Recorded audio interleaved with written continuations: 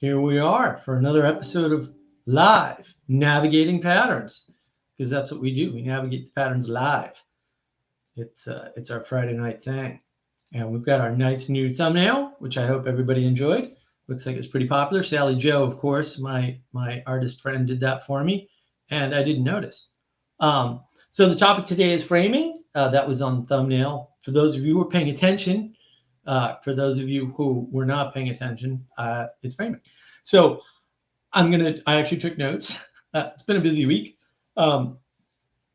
Last week, we sort of talked about this path of discernment into judgment into action. And so I wanted to talk more about discernment to judgment to action today. That was part of what I wanted to cover. And I'm not taking credit for the lateness. I hit the broadcast button and the damn broadcast didn't work. Website evil confirmed. So this discernment, judgment, and action, and action is also discretion, by the way. We worked that out earlier today. In fact, an hour and a half ago. Thanks to Adam, our Irish friend. We have a loss of discernment, right? Because we've been too busy being non-judgmental towards everybody. So we've got this situation where we don't know how to discern good from bad, right from left. We don't know what's wrong, what's correct. That discernment's gone because we haven't been judging.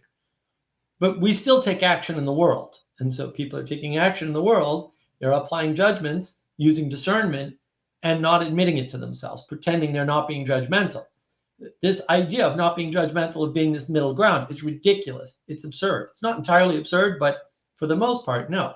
You can be a third-party observer, but you can't be neutral. That's insane.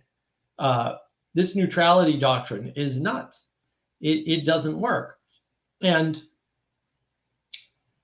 when you're solipsistic, and that can happen many ways, right? You start referencing only what's in your head, right? There's whole branches of philosophy about referencing only what's in your head because you don't have access to the real world. That's all nonsense. It's garbage. It's complete trash. It's unuseful for cooperation. So if you want to cooperate with other people in the world, don't be believing that the only reality is in your head, because if that's true, you cannot cooperate with other people in the world. You can't have a good faith conversation. You can talk to them. You can't have a conversation. You can't reasonably cooperate with them towards a goal, right? Because your ability to communicate is broken. There's all sorts of problems that arise when you're stuck in your head, or even if you're just in your head too much. And so you have to have discernment. You have to practice discernment. You have to practice judgment. You have to practice action or discretion. These things have to be practiced, because otherwise the solipsism takes over. You won't be able to tell good from bad. And then, it is, is what's going on good or bad? Like, a lot of people can't tell anymore.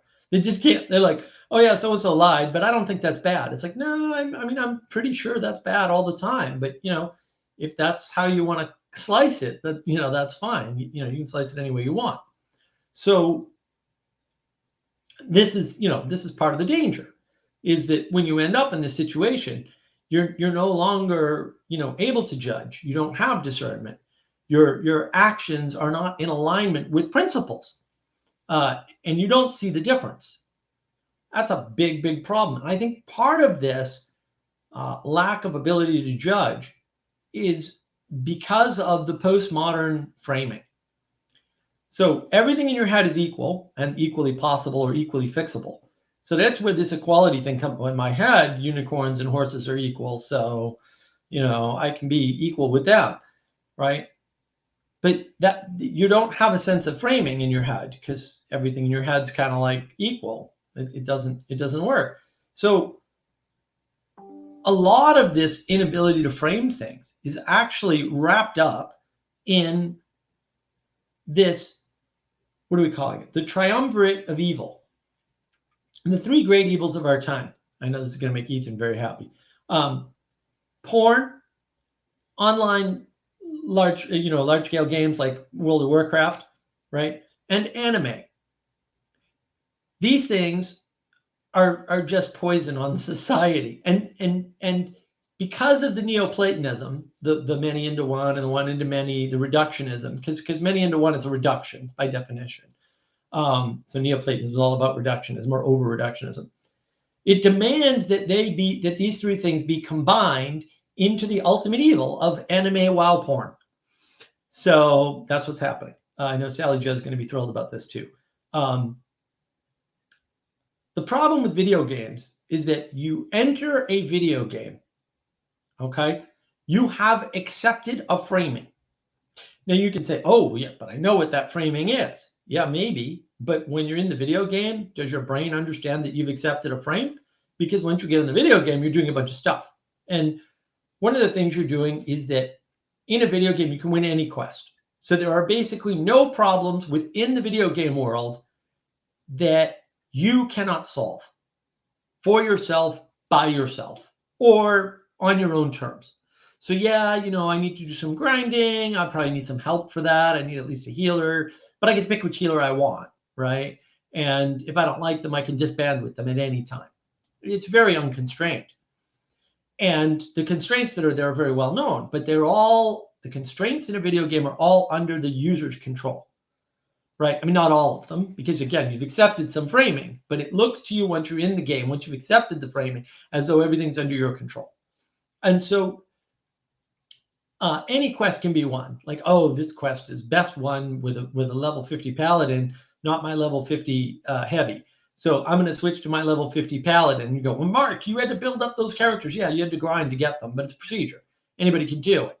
It's not that hard, right? It's just time. It's just time. You can waste all the time you want in your video games. You waste all the time you want with your porn. Waste all the time you want with anime. It's just eating time. Mistakes have no consequence in video games because there's a save feature. So you go back, you make a mistake, you learn from it. You just, you lost a little time. Big deal. Do it again. Do it again. Do it again till you get it the right way, the way you want it, the way it is in your head. Close enough. Fine. Real world doesn't afford you any of this stuff. So it really is a dangerous illusion because you lose the ability to discern. You lose your ability to judge. You lose your ability to take a discretionary action, right? So there's no limits. There's cheats on the games, right? And look, you can cheat in the material world. You can. And that's a problem. That's a big problem because you can't cheat in the ethereal realm. It's not going to work. And I think what's really happening here too is that you have no limits and you're always able to grab a perspective from a video game that will solve a problem. Like I said, you go to do this quest, the quest won't work with a paladin. You need your heavy. So you go get a heavy. You do the quest. You're not dealing with trade-offs. You're not dealing correctly with discernment. You're just like, oh, I have all these characters. I can swap in and out at any time. I have my save points. I don't have to worry about my decisions up front. It's not a big deal. It's not a big deal. It's a piece of cake. I get it. It's also true, by the way. It's just dangerous because we lose our ability to judge our actions with proper discernment. And once you lose the ability to judge your actions with proper discernment, you lose the ability to discern as such. And the next thing you know, you're a Sam Harris. You don't care how many children have to be sacrificed for you to be right about something retarded like COVID or Trump or whatever. I don't think that's good. I think that loss of discernment is gonna take us out as a society. It's gonna deculture us. Right? I have a video on navigating patterns on the culture war, right? I think it's not a war between cultures fighting for dominance. It's a war for culture or no culture, because the so-called culture war is a bunch of small Gnostic groups. That's one way to think of them. Small Gnostic religions, all fighting for power. That's what they're doing. They're fighting for power and control. And even if one of them were to be in charge, none of them can hold the culture because they're not full cultures. They're cults. So it's not a culture war. It's a cult war against culture. It's trying to destroy the thing larger than it so that it can try and take over, even though there's no chance that's going to happen. There's no chance. They're not big enough to contain the world. And discernment is to notice a difference, right? And then there has to be a judgment. That's based on hierarchy and values. And you need values in order to judge, right? And then discretion is taking the action. And when you think of it that way, when you break it down that way, that gives you a way to interact that you don't have otherwise. And I also think that, with this lack of framing problem, one of the things that comes up is that we have no way to interact in the world with principles, because you take the principle, you change the frame, the end results of the principle change. In the same way that words don't have meaning, right? It's words plus words is content plus context equals meaning. I have a video on that on navigating patterns, right? So it's important to understand these things because we don't understand the frames we're choosing to adopt, and therefore we don't understand what to do about the problem of something like evil. And it's a big problem. Like, I think it's a huge, huge problem. So that's what we have to be aware of. And that's why I'm talking about this right now. So the big issue here is framing. Framing matters because the way we frame things determines the outcome to some extent. You can frame things like porn as good. That's not hard to do. It's just wrong, and it leads to bad results in the world. And the frame you pick matters. So if you pick the framing of video games, and I'll tell you right up front, I did play WoW for a while on and off. The only reason I ever picked up WoW or any of these other online multiplayer games was not because they were cool technically or any of that. By the way, I have a video game architecture in my head that I've had there for like over 10 years. That's way better than any of the games you're playing today, incidentally. But the reason why I would play these games is not my interest in the architecture or the technology or any of that. It's because my buddy wanted to play. And we lived just far enough apart that this was an easy way to do it. So that's it. It was communitas for me all along. The frame was always, I want to hang out with my friend, right? I can't hang out with my friend in person because he's got a family, his wife, whatever, he's far enough away, right? Probably truer to the matter, he didn't want to go out. He didn't want to hang out with me in person most of the time, for whatever reason. Like, he was just a very like hermit-like person.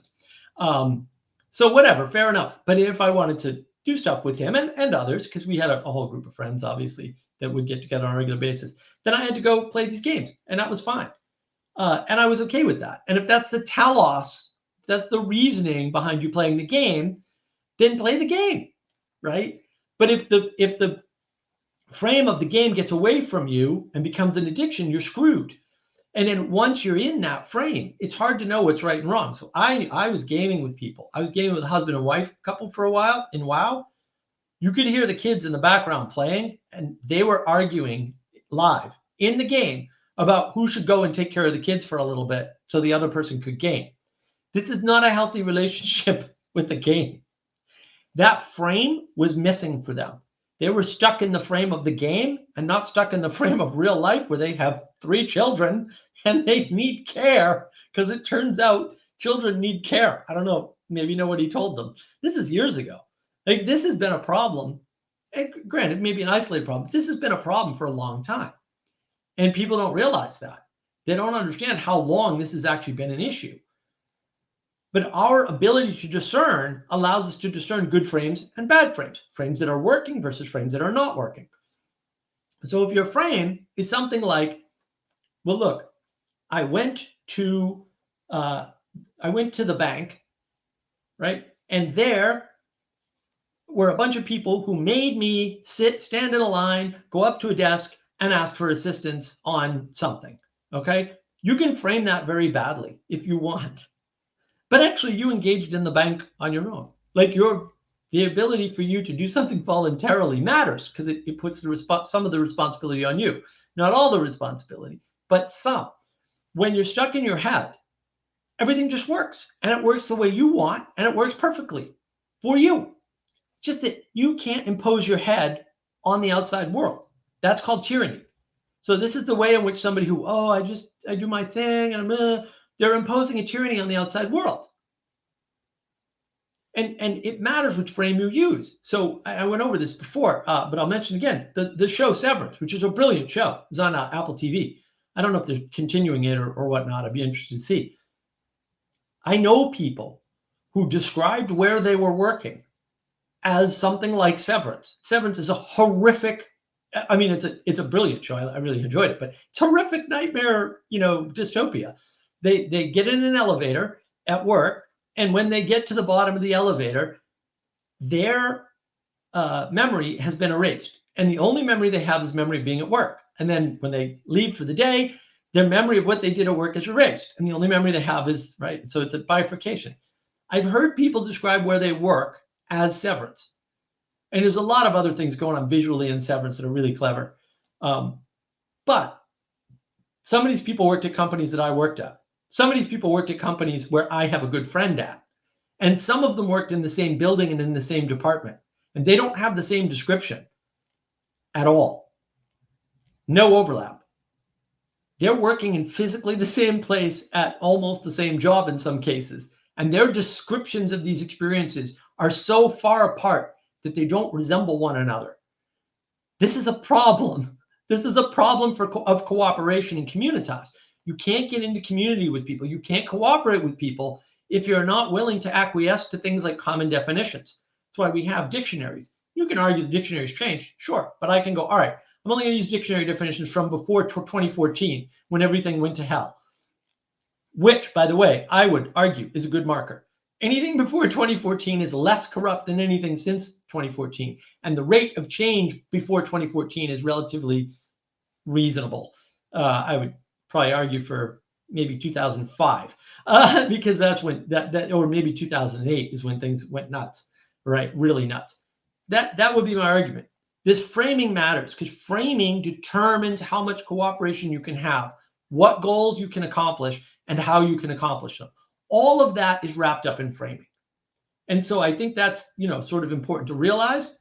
I hope that everybody does realize it. That's why framing matters. That's why discernment matters.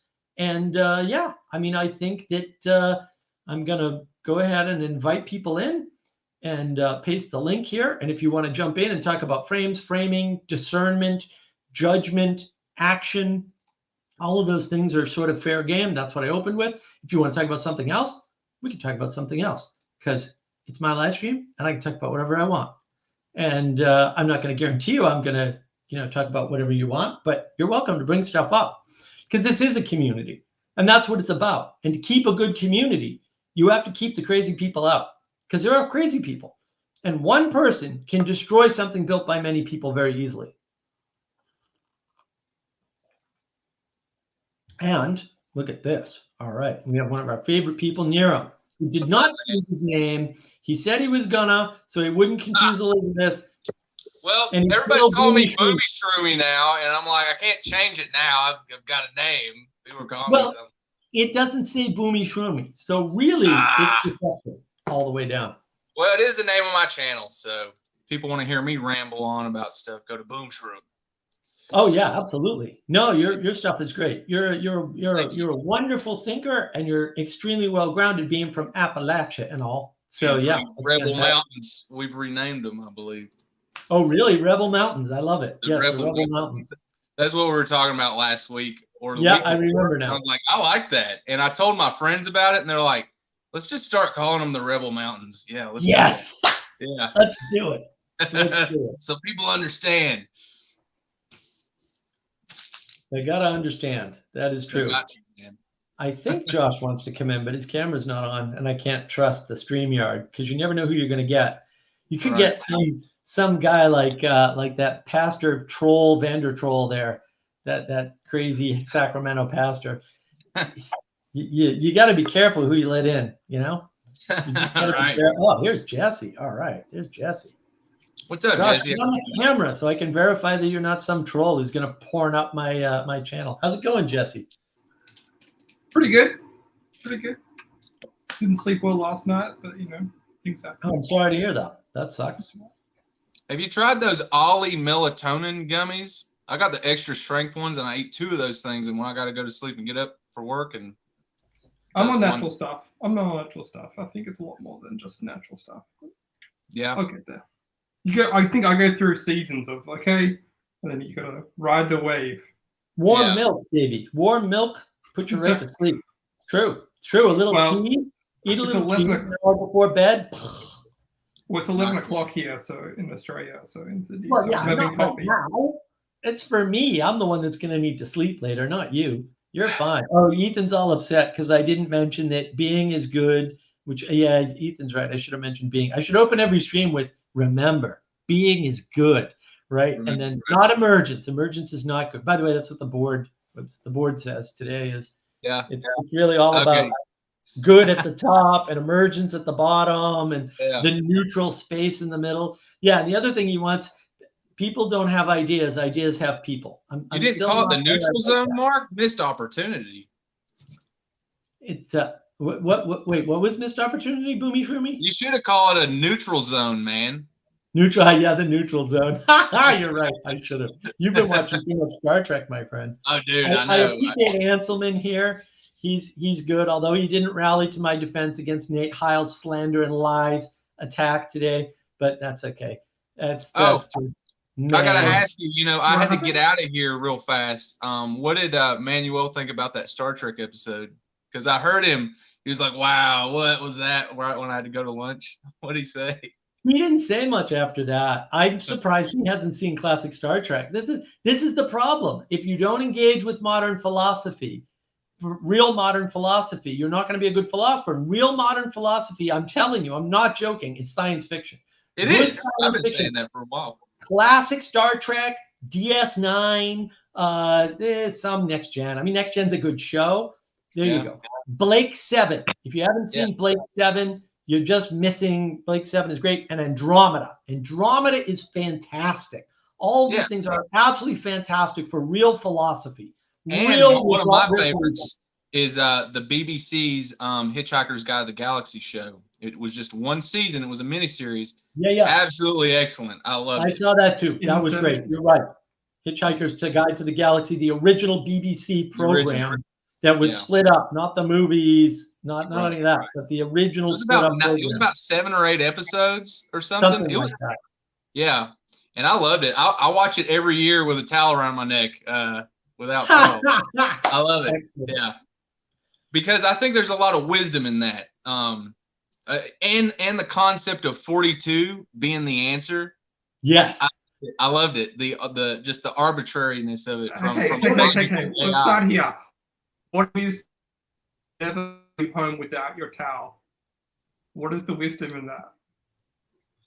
Oh, the wisdom in the towel is like you never know when you're gonna need a towel, man. Like it's a very, very useful, handy thing to have.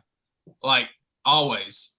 Like if you're wet, if you're cold, if you have to like rappel down something, if you need to use it as a zip line, like there's all kinds of things you can do, man. If you need to fight a tiger, you can whip it. You can do all kinds of stuff with a towel. It's a very versatile device that people don't give enough credit. Now, you might think that's crazy, but the more and more, I guess I've watched it too much, but over time I'm like, they have a really good point. We should all have towels. Like, why don't we? We're very wet creatures. We cry. A towel, look. A towel, it says, is about the most massively useful thing an interstellar hitchhiker can have for both practical and psychological reasons, right? Any man who can hitch the length and breadth of the galaxy, rough it, slum it, struggle against terrible odds, win through, and still knows where his towel is clearly a man to be reckoned with. Yes. Clearly. Clearly. Yeah. But I love the ending of it when what was his name? Ford and Arthur, when they walk off into the sunset. Hey, what's up, Josh? Hey, Josh. When they walk off into the sunset, I think that gives like a good definitive answer of what it's all about. what the whole Yeah. point is, because, you know, spoiler alert, you know, they blow up the Earth, and then this guy, Slarty Bartfast, he's this planet scientist, and he creates these worlds, and he created another Earth. And long story short, they end up back on it, and they're walking down next to a creek talking about their adventures, and then the credits roll. It's like you have to get up and do stuff so that when you're older and you can't do things, you can laugh with your friends about all the cool stuff you did. Yeah. Well, then there's all kinds of things in there, like the whole life, the answer to life, the universe, and everything being 42. There's the quantity, there's the propositional, right? And it just exemplifies why math, quantity, proposition is all wrong.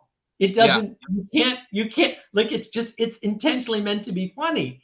And yet people didn't get the message, or we lost the message, more likely. I think a lot of this stuff really is stuck around. We had skills, and then we lost those skills. We lost the skill of discernment. And so now we don't have good judgment about what's right and what's wrong. You know, is transvestite story time hour, or whatever the hell it's being called, right or wrong? People don't know. It's weird, that's whatever a lot it of is. discernment, because you spent too many years not judging. Okay. Yeah. Judgment is a different matter. Like, you have to judge things to take action. Anytime you're taking an action, you've made a judgment, whether you realize it or not. If you don't realize that, you're losing discernment. You're ignoring discernment. You're not paying attention to discernment. You're not sharpening your discernment. It's a real problem. And so you're reading things like Hitchhiker's Guide to the Galaxy in a frame of not being judgmental and going, oh, it's just a funny book. No, it's a philosophy book. It's about philosophy. It's not about religion. It's about philosophy, which is practical ways of dealing with life, not what life is or what's good and what's bad. It's practical. It's pragmatic ways of dealing with life. Well, in the luxury of this world that we have many spaces that we use words like entertainment, and we disassociate meaning from that. So I have a lot of my brothers and that, like, a lot of times they'll ask me, like, oh, you know, I don't know what movie to watch tonight. I'm like, watch Macbeth with Denzel. Watch something with a little bit of depth to it. And, you know, they'll answer me back and be like, you know, nah, too thinky or too this or that. And I'm like, what are you guys really hoping to gain out of the 3 hours that you spend in front of a sitcom? Like, there's it's literally sugar for the mind. It doesn't do anything. It's bad for you. Like, if anything, you need some, right? You need, like, zero is still the wrong answer, because you need downtime. Like, sometimes I just need to watch so when Father Eric was here, I was like, dude, have you ever seen Real Genius? And he's like, no. I'm like, oh, you got to watch that movie. It's brilliant. And it's just sugar for the mind, but, you know, it's really useful to give your mind some sugar so that it relaxes. Well, and like, I was talking with a girl yesterday, or I forget, I think it was in the Bridges of Meaning chat or something like that. And I was talking about the MBTI test, and I said, I'm not trying to, like, say that this test would be good for people to take so that we can understand how to understand them. I'm telling you that there are certain people that are going to be attracted to my girlfriend right now. She loves Big Bang Theory. Every time it's on, I put a headphone in and I listen to something else, because it's dribble. It's the same damn thing over and over, with a laugh track and everything like that. And or Friends or anything like that. You know, Friends, honestly, in my opinion, was a hair better. It's the tacit complicity of cuckery. It's like the element of it. Yeah, and I understand a little bit what you were talking about earlier with framing and how we've lost, you know. But at the same time, I'm not going to try to disagree with it, but I'm trying to, you know, catch onto your thread or catch onto your way of thinking a little bit. You were talking about video games. Okay, so if I'm playing Red Dead, I'm going to be shocked if an alien shows up. So I'm obviously keeping the frame in at some level. Like, if if literally the predator character shows up on the left side of the screen and starts firing lasers at me, I'm gonna be like, this just broke the frame. Like there's something wrong. Like, well, but you're not going to think it broke the frame because nobody thinks that way. You're going to think something's wrong. And you're not going to know what it is. And so here's the danger, Josh. I'm going to shoot it. Happening. Here's what's been happening all week, right?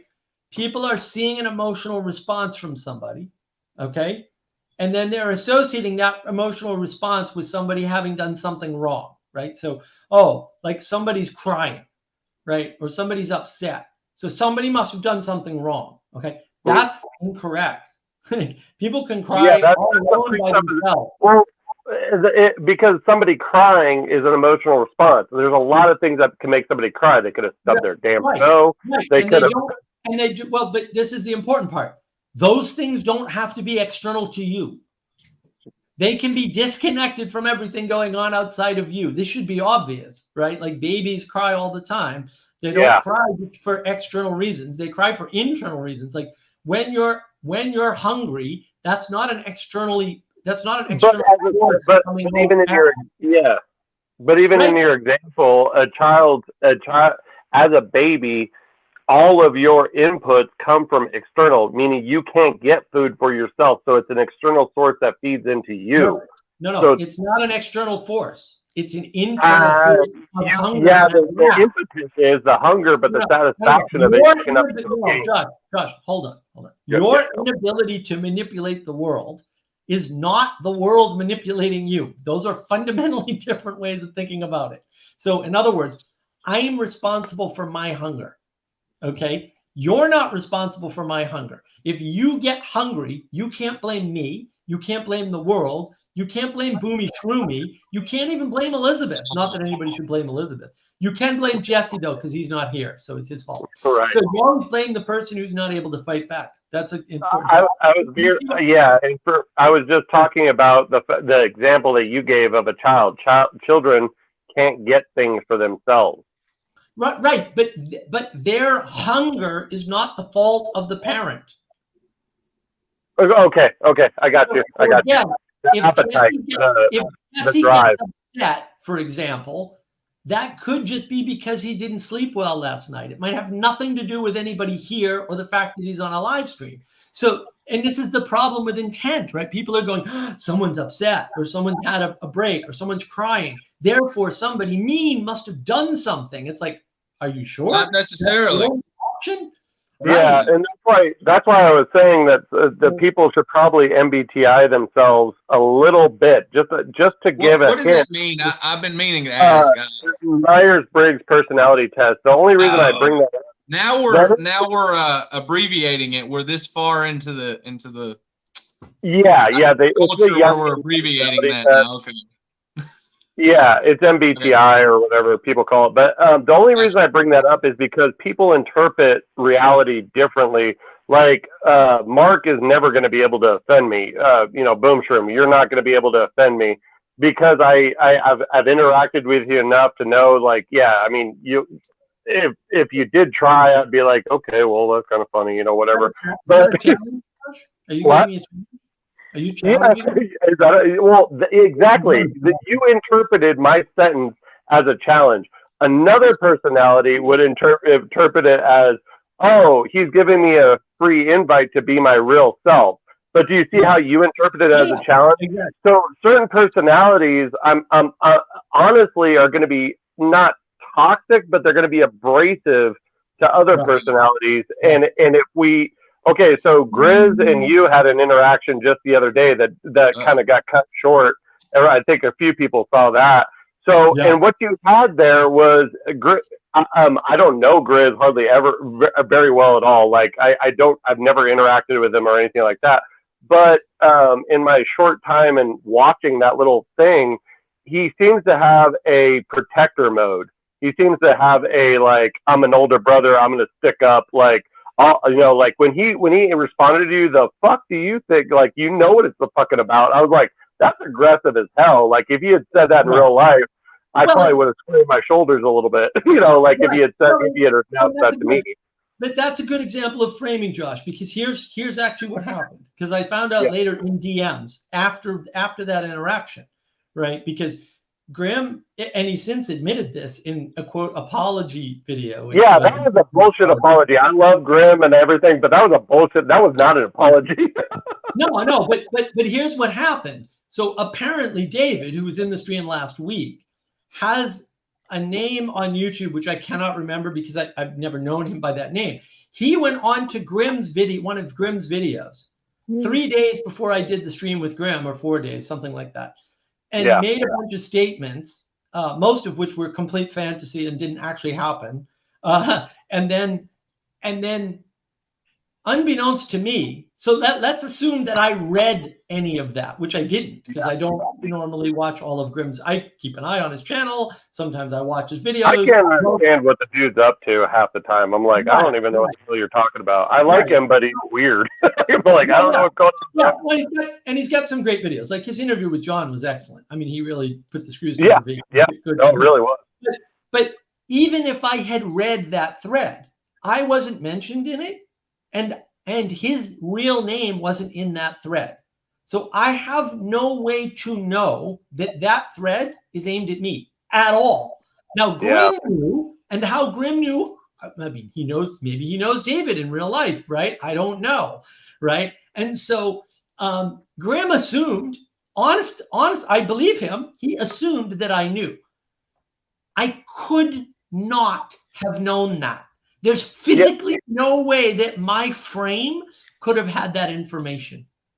Oh yeah, so things are important, right? And Grimm couldn't discern that there was a frame where somebody didn't know what he knew about that situation. He couldn't discern that, and so he was unnecessarily aggressive. He ignored all of the clarification questions. Grimm, I just need to know what you're talking about. He just blew right past all of them. I'm like, dude, I just have no idea what you're saying.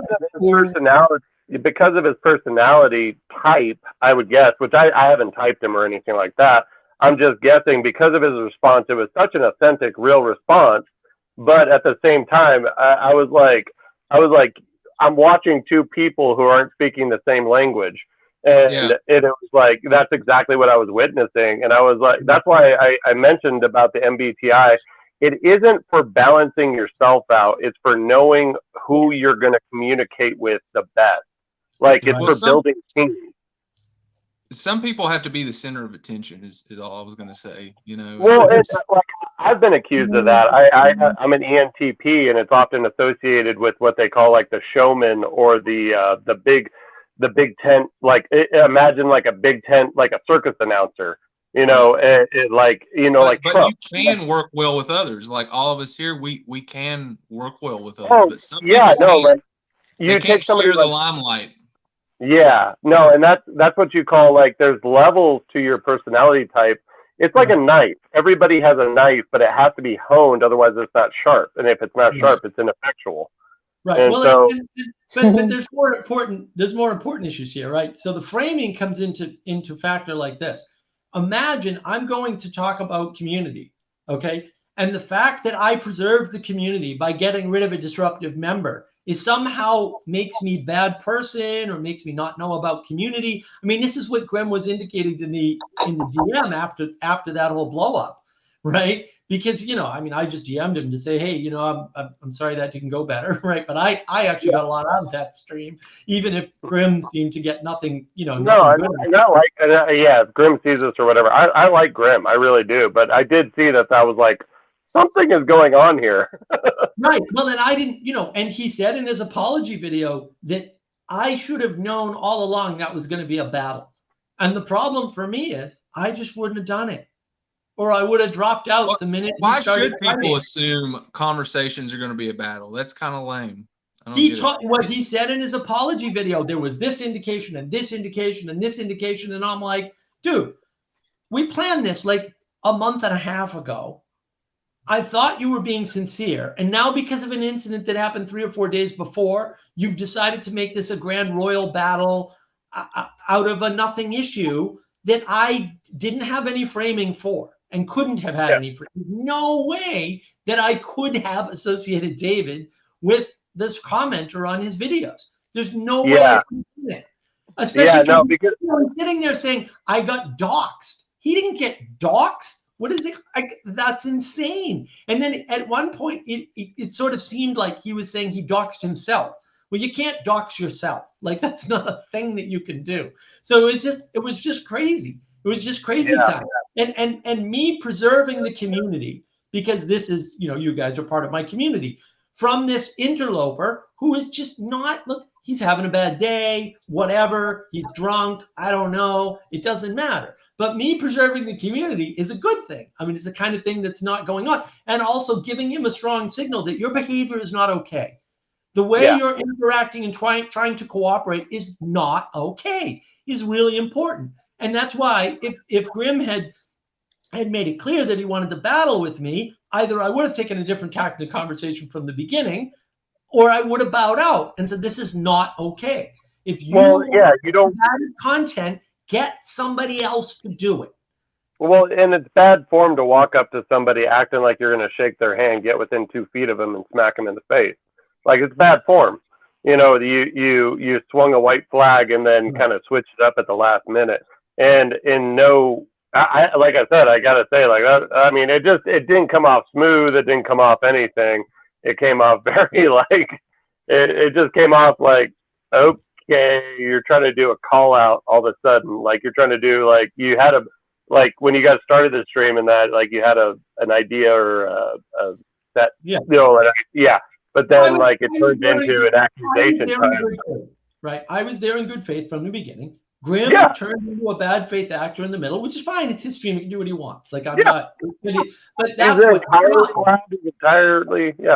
Well, and a couple of different independent people who didn't talk to each other beforehand actually said to me, "Oh, it looked like he was trying to ambush you, and then he rage quit his stream." And I'm like, yeah, that's pretty much what happened. He tried to ambush me. It failed. If it wasn't that, it was interpreted by more other personalities besides myself. Oh, yeah. There were a bunch of people that saw I gotta watch this thing now. Everybody's been talking about it. I gotta watch this. I have no idea what you're talking about, but it sounds totally lame. It sounds awful. It was definitely like, it got Real Housewives, man. It got like. This is a great segue. It's kind of like if somebody invites you over to eat some pizza, and they just go ahead and order a supreme pizza and don't tell you about it, and they're like, "Here, are you going to say thank you?" No, I'm allergic to onions. Right. That's why it's cheese. You need to start pushing cheese pizzas. Cheese pizza is the pizza of ecumenism. That's what the Christians need to realize. You need cheese pizza to be ecumenical in the world. Cheese pizza, and you need to follow up with your dessert having an apple pie. You have to end the pepperoni heresy and the supreme. This is a framing issue. We've got to decapitate the pepperoniites. We've got to get them out of there. Does not go in pizza. It's a great song. You need to order a cheese pizza. Come on, guys. You need to order a cheese. It's great. It's got to be. Now, if Ethan was here, he could tell us all about that because he has recently come to the cheese pizza side. He's been a convert to the cheese pizza church for sure. It's brand new. That I can confirm. Cheese pizza is simply like non-binary pizza. It doesn't want meat. It doesn't want vegetables. It just wants to float out in this little ethereal world of like non-topics. Yes. It just wants to. Gnostic confirmed. Gnostic. Really Gnostic cheese. What kind of cheese do you have on your pizza, sir? Yeah, it's like it's kind of pizza, but it's kind of not. Basically, it's just all emergence is good. It's all emergence is good. Its emergence is good. It's right there on the board. Yeah, the cheese pizza will emerge goodness magically. That's absolutely. Oh my God! These lines, emergence is. So, Mark, get us back on track as far as framing. What do you think about? Like, do we forget that we're living in a framing of the United States, or there's several others of us that are, not in the United States? We're not paying attention to framing at all. Like, this is part of the postmodern trick. The postmoderns get you to ignore framing. They say your interpretation of Moby Dick as a tale of gender binaries, and their non-utility in the world is just as valid as my take on Moby Dick as the probably the main ethos of Moby Dick, I would say, is the danger of vengeance and getting caught in reciprocally narrowed in your own vengeance. For me, it was the whale and Moby Dick. Our bones are getting in the way of us becoming jellyfish. You know, we have to get rid of our bones. Yeah, you know? but you see the framing actually matters. But the postmoderns say no. That interpretation. What is an interpretation? In order to interpret something, it requires a frame, right? That interpretation is equal to all other interpretations. No, it's not. You need to discern better interpretations from worse interpretations. Otherwise, you cannot judge and you cannot take right action in the world. You can take action, but you're judging and discerning. And if you're denying those two things, judgment or discernment, there's a problem. And we spent too long not judging. Because postmodernism gives us the excuse not to judge. And who wants to judge? I don't want to judge Josh. I don't want to judge Boomy Shroomy for not loving pepperoni pizza and realizing his cheese heresy. I'd rather go along with his cheese heresy. But you can see the contrast. You can be friends. Well, yeah, what I heard from that, Mark, was that bone-in wings are ecumenical and boneless is heresy. That's what I got from that. Well, have you ever seen a chicken without bones? It falls down. It's dead meat on the carpet, man. But hey, so let's bring it home a little bit. I don't know how many people saw Paul's thing about the Ashbury, but let's use our judgment, our discernment. Yeah. I was in the comments quite a bit. Yeah, no, I saw you, and I thought one of the things, I forget what it was, but one of the things you said was pretty damn funny. But let's bring it, back to this little corner, like reinsert this conversation just a hair, if you don't mind. But because I watched the short clips, I watched a couple of the longer clips, and that there was everything from a woman getting relieved of demon possession to people holding their hands up for hours on end, and everything like that. And I was going like, I've seen that. Like, I was raised in a Christian church, so I was no stranger to the word revival or to the word, like, we're going to have a revival and that. But the best that I could tell was like, they got basically like a Woodstock thing going on. It's organic, but it's literally Woodstock. It was people of the same spirit that got in the same area, started singing music, which is like Paul pointed out, a psychotechnology. And it hasn't run out of energy yet because people keep inserting energy into it. Like, I mean, it's basically a bank account of emotion. Yeah. Do you think a Christian exorcism would work on a Buddhist?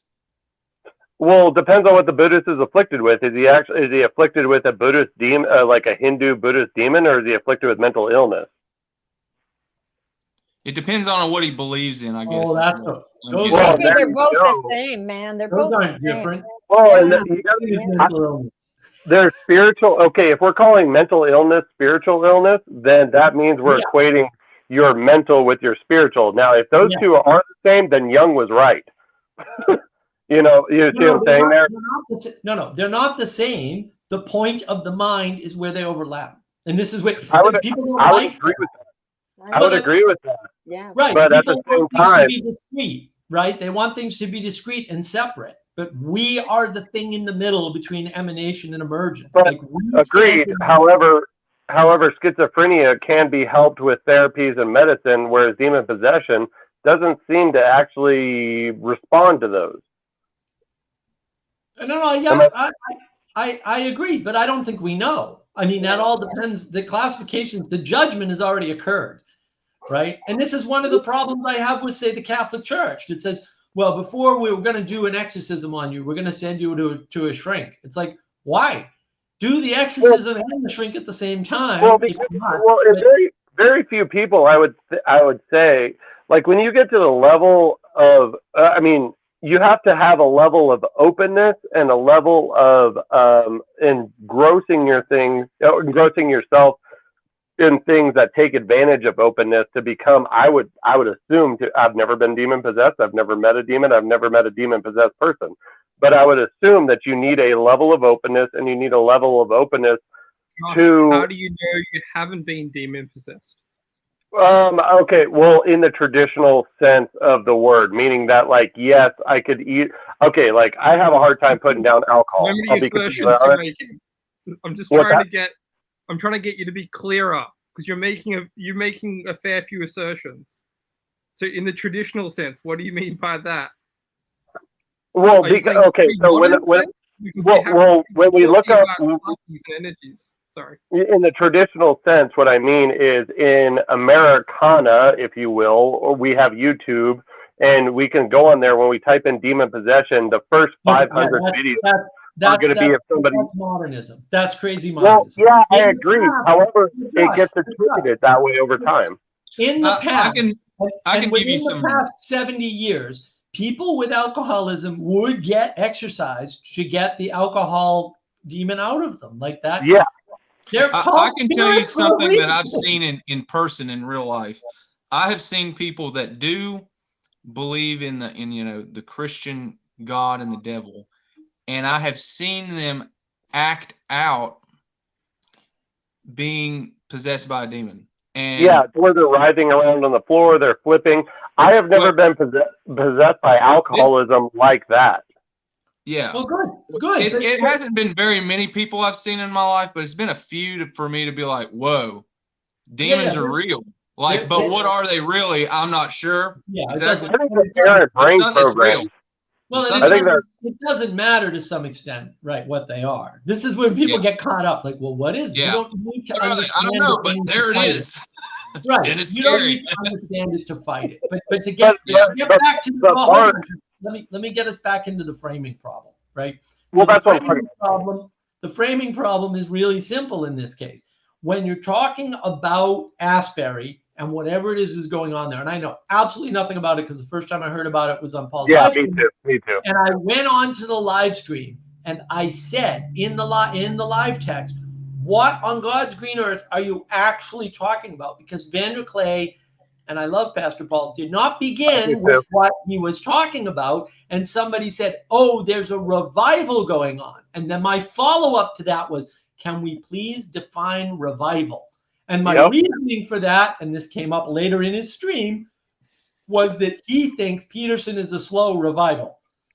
And I think while there's an aspect of revivalism or something like it due to Peterson addressing people in a crisis of faith and bringing them back into the faith, right? There is also an aspect of what Peterson's doing that has nothing to do with revival because people in a meaning crisis resonate with them. It can't be a revival. They were never in the church. Revival is a boomer frame, though. No, it's older than that. That concept of revival is a boomer frame. It's of itself. To say that this one particular thing looks like a revival, it happens in this pattern, this is what a crusade is. But we've witnessed these this are all before, modernistic frames of earlier activities. That itself, that word is a frame. It's way earlier than that. Well, for sure. Like way back to the 20s, and they had, in the country, right? For sure. 1800s. Yeah, I would think so. Even more. Way back. Yeah. Do we ever see a revival of in a non-Christian sense? Because then I think we're going to be able to interpret it. So Christian revival is the thing in question. No, I don't. I don't think it's new at all. But this is the problem, right? Paul Vanderklay has a Christian frame. So when he looks at Peterson, what are the options in Christian language for what Peterson's doing? Revival. He has to interpret it through that because his framing doesn't have another explanation. Jordan Peterson is doing an exploration. It's not exactly a revival. It's an exploration. It's because it's an open discussion. But we know where it's going. We know where it's going. I don't know. Do we know where it's going? It's not like the Asbury thing is going to last more than because of my Asbury thing. Asbury is a university in Kentucky where I think approximately 2 weeks ago a sermon happened and there was an altar call to confession. The people started coming forward and started confessing their sins on the steps of this is not a traditional cathedral or anything like that. So they're just on the steps of the pulpit. there is the actual area of the sanctuary, as far as I know, in a lot of Protestant churches, has not actually been has not been not sacramented. It hasn't by a tradition been made holy or like something like that. So like if you go to the altar in any Catholic church or any Buddhist area or something like that, consecrated. It hasn't been consecrated in any sort of way other than prayer. It doesn't have a physical thing from a prior saint, a prior anything of ancestry that ties that specific building to a spot. I got an answer to you for that. The consecration was the Revolutionary War. That's what people think. Of the America or what? Yeah, just the whole land we think is consecrated. We did that, it. That is bunk if ever there was some bunk. I know, because but I'm just saying that's I could see that. Believe. Yeah, that's fine. I'm just saying. That's fine. Yeah, no, I could definitely see that. But that's what Ashbury is going on right now. Is for about the past 2 weeks, people have not stopped coming to this this church at the Ashbury University. And as far as I know, somebody could correct me if I'm wrong, but it's been an ongoing thing, and they've been singing, and it's very emotional. I don't know that there's any preaching going on because I think they have a fear of ruining it. Like if somebody starts talking, so they're purely going up. They read the Bible. Okay. Firstly, hi everyone. Hi. Hey Teo, what's up, man? Good to see you, bro. Josh, good to see you again, brother. Good to see you, brother. And also, Mark, good to see you. And thank you and sorry, but I think I'll probably message you privately because to talk about other things.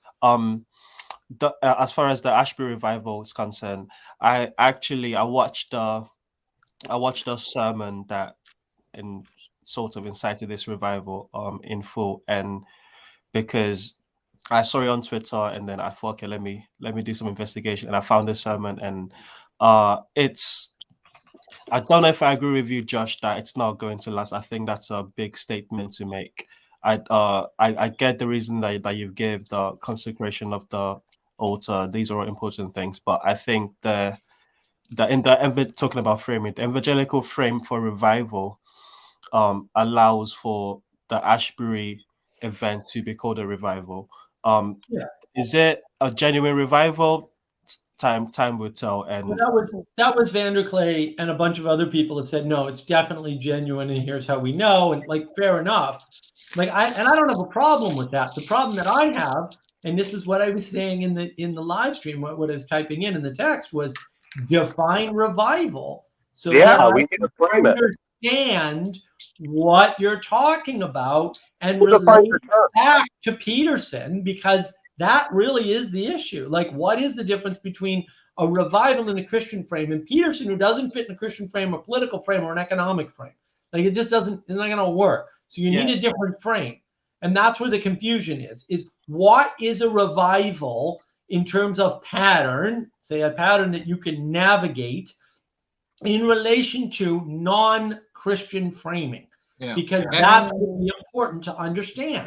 That's what I'm saying. Is I think it's a Woodstock. I think it's a place where people have found a spark, and they are feeding emotionally off of each other. And granted, this good will come out of this. Good. I mean, I don't have no doubt that people are being spiritually enriched, and there is growth going on. But calling it something more than what it is. Woodstock was a revival of romanticism. Yeah. Okay. Or paganism. Yeah. Okay. So there you go. Revival is a group community spirit. There you go. That's how I would define revival. I would agree with you. I think it's a spirit of a community, a communitas coming together, and they raise up group preferences. But that's what all the preferences ever in Woodstock. blended together psychology and religion before. Who has their YouTube still on? Is that me, or who is that?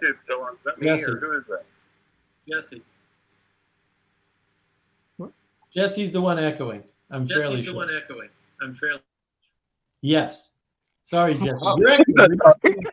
We never know. It's like whack-a-mole. We can't ever But figure back to your framing, Mark. Would you say that a event without framing is like the chicken with no bones? It's literally going to fall over into a it's a sack of wacky meat. waving arm flailing inflatable tube man. No. It's what? No. It's Nope. easier. Broomy Shroomy's right. No, it's easier than that, right? It's emergence, right? Yeah. And then if you don't have a container for the emergence can do anything. The odds that the emergence will do good are very, very small. That's why goodness is very small at the top on my board, because there's very tiny goodness in the world, right? And then at the bottom of the board is bad, right? And so there's lots of bad going on in these emergences. Emergence is not good. That is not good. Can the good manifest from an emergence? Yes, you need emergence to manifest the good, but that's not to make all emergence equal, which is what people are doing by calling emergence is good. They're making an equality statement. This is where the equality doctrine is so dangerous. They're saying, look, this emerged in this building, and therefore we can get a spirit to emerge outside of a building, say in a field in upstate New York, right? And then what will emerge will be good. Well, a lot of bad things happened at Woodstock, my friend. Is the right process? Okay, I'm going to use the idea of batter or dough. So in cupcakes, when you have batter emergence, you pour it into a mold. And with cookies, when you have dough, you pour them out and then you cookie cut them. So do we cut the unnecessary things on after, or do we allow the emergence to come into a mold to begin so that we know? Depends on who you are. Well, okay. Look, the bottom line is you can't do it with emergence alone. That's really the only message. So you need a discernment for whether or not the emergence can become good, because most emergences can never be good, ever. Impossible. And this is what people are missing. They're like, no, all emergence is good because it's new and newness is good. It's like, whoa, that's a bad form. Yeah, that's a bad they talk like this. I'm saying that that's what they act like, right? And so they're just saying, like, look, here's a crazy person. Let's let them into the community because it'll be good. And I'm like, no, I'm going to kick them out of the community because they're upsetting my friends, in particular, or because I don't want them. I don't want that spirit introduced into the community. Well, hold on, Josh. Let me finish answering here. So what that means is that you need the emanation in order to orient towards the good. And then once you have the orientation towards the good, you can look at the emergence, compare it with the emanation, and figure out if that emergence can be put towards the good, can be contained in a way that merges it with the good. And most emergences can't be pointed towards the good at all, and some can be contained and pointed towards the good. That means there's a bunch of strategies, and one of them is if you have a church and you do the ritual and you wait for an emergence, you might get a revival. Sure, absolutely, and that will mostly be for the good, right? And so that's how I would answer your question. I hope that it's was like clear. A garden. You're describing a garden, man. And you're a gardener, want a real revival. You got to build the borders. You got to make sure that you pull the weeds out, and you got to watch out for the rabbits eating the carrots. Yeah. Then you let the rabbits wear glasses. Let them see.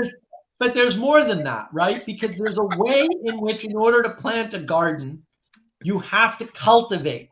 You have to cultivate the soil. You have to plant the seeds. Then you have to cultivate the seeds as they grow. And part of cultivation is pulling the weeds. Right? And part of cultivation is watering the plants. So how do we get religion to do that? Well, but this has nothing to do with religion. This is more fundamental, right? It is, though. It is. Well, no. The parallels are automatically there. We don't need to draw them, right? All right. Just say, this is how this stuff works in secularity. And that's the reason why religion exists, because these patterns work everywhere. They're not patterns that are apart from the world in which we live. They are patterns that are embedded in the world in which we live. These are the patterns that end up being religious patterns that we play out whether we like to or not, whether we know it or not, right? And so it's important to understand that, there are these patterns. They emerge in this particular way. And that's important to understand because they're not avoidable, right? Yeah. And so you need to have these containers. Otherwise, someone will come around with a container. And if that person is a bad person, you will get a bad thing. Don't want that. Because it's very easy to get bad things. Yeah. Yeah. There's my veins look like trees in my hand. So yeah, the patterns. We're all a pattern. We're doing the pattern thing. Can't avoid it. Yeah, but the framing thing's extremely important. The way you described it at the beginning, Mark. Okay, let's go back to. Sorry. Go ahead. Go. Yeah. Sorry.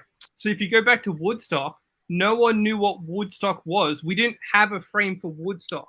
But Woodstock they felt it. After it got reframed and reframed and reframed and solidified every time it's reframed. Before it was just a music festival, and then it was a bigger deal. It was a town event, and then it became an international event. Then it became a cultural event. Then it became a global event. Then it becomes a cultural event, and then it becomes a dead event. It becomes something idolized, the Woodstock. Yeah, Burning Man. Well, it started forming a body, and then it had all these parasites that latched onto it. Well, I hate to tell all you guys, though, it was a really cool time. Sorry. What's that? Oh, so yeah. I said I hate to tell you guys, but it was a really cool time. It looked like it was. Participating in chaos is, I'm sure, amazing. It wasn't chaos. There was a lot of beauty to it. There was a lot of beauty happening too. Yep. Right. Well, yeah, but it was all aimed. I mean, what it start like he just Jesse just said is that it didn't have a frame, and so it could become anything. So therefore, it was chaos. It did have a frame. It was bewildering. But the frame got them so far, and now we got to build a new frame, a more sturdy frame. The frame for them, I think, and correct me if I'm wrong, Tower, was World War II sucked. We don't want to be like those people. Let's be more constructive. And they went out and they tried to construct things and learned a lot. And then they went and created Apple computers and all that other stuff. That's what those people did. And we're living in the hippie paradigm, in fact. Yeah, well, we're back to the 60s. This is a continuation from the end of the 60s, in my opinion. And I think it was World War II. Then it was the Stepford Wives, right? It was Life in Suburbia Man, and everything went off in the 50s and early 60s. Rebellion. We were lost. Like, people didn't understand this. After it wasn't good enough. Everybody was super traumatized. Wasn't good enough. Nobody was seeing clearly. And so you got this crazy, the Doris Day Rock Hudson suburbia thing. And then out of that emerged the hippies. And the goodness, like, in my opinion, because I'm high in trade openness, really. And it was a wonderful time in that way because everybody was open. So there was a possibility of having these kind of discussions. Exactly. This live stream, you know what? This live stream thing is definitely a continuation of what was happening in the 60s. Oh, That's for what sure. I think. Yeah. Well, and also in a good way. Also, look what happened in the 50s. We went off gold standard. We went off of we tossed out standards and just started we tossed out any frame. Yeah. We taught what is currency without frame? What is currency without a backing? It's literally just funny money. It's monopoly money. I mean, and so if you don't have I agree with Mark to his point is that frame really matters so that you know what you're looking at, and that's why with things like the Ashbury thing, you have certain personalities that disregard frame and accept results as are, or oh well, it's good because people are doing good, people are praying, so it's obviously good. Well, yeah, at this point, but it hasn't matured yet. Right. Well, and that was Jesse's point, right? Jesse's point was, we had an event, and that event had an impact. You couldn't understand the impact before at all. You didn't even know it would have an impact. And then as it unfolds over time, the impact becomes more clear, and we reframe and reframe and reframe. The question is, though, what is the right frame? So, Elizabeth, you must watch Burn Power, right? In his How We Got Here. He was at Labrie at the same time as I was. What's the chance? Yeah. We made that connection. I couldn't believe it. I know things on him. He doesn't know anything on me. That's funny. That's funny. Well, his series of how we got here is great because that is part of his thesis, is that we're basically trying to get over the trauma of World War I and World War II. I don't think there was a World War II, but that's a different argument. Well, they never really ended. We're still fighting them. Well, I think what the hippies did was they scattered. They went and found things. A lot of it was not good, and then they came back and did constructive things like computers and programming. Some of them. But were those constructive? Like, I mean, honestly, like because they saw it didn't work. You know, like the communes and multiple wives and husbands. They tried that and it didn't work, man. And then they came back and became a little more sensible. Well, they discovered things that changed. Right, and that's part of it, right? Because if you frame things at the wrong scale, right? Yeah. You can go, oh, communism works because I have a family and it's a communist enterprise. That is actually functionally correct. It's an accurate frame. Yeah. The problem is that frame doesn't work outside of a family.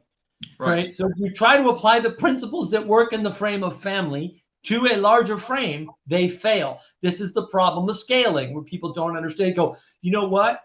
I became more self-reflective. Did you? Did you really? And therefore, the solution is for everybody else to become more self-reflective. Okay. The method that you use to become more self-reflective, even if I believe that happened, and I probably don't, by the way, so don't try to tell me that, because it ain't going to work. That doesn't mean it'll work for anybody else. Anybody else. It might be unique to you. Who knows? I think it's important to highlight that people have got to find things out for themselves. We got to forgive people. We got to forgive the hippies. Everybody gives them shit all the time, but we forget. Like I said, that's why we're on the computer. Because they did a thing. They figured it out. Not all of them, right? But a lot of them, and then contributed something to the greater culture, to technology, everything that we're doing. Talking about computers, they merely abstracted their own mind. Like they became so open that they started projecting their own mind without even realizing it. Yeah. Well, I think it was all the acid. People pushed me back on that a lot, but I think the psychedelics were a big deal. Psychedelics will just allow. Psychedelics will only. I mean, okay, so I've had limited experience with psychedelics, but when I was on psychedelics, or my little afternoon walk trip through the park, it was very clear to me, even under the influence, that what I was projecting onto the world was coming out of me. I don't think that I may have better understood something. Like when I was walking past some plants and I felt like they had a story to tell me.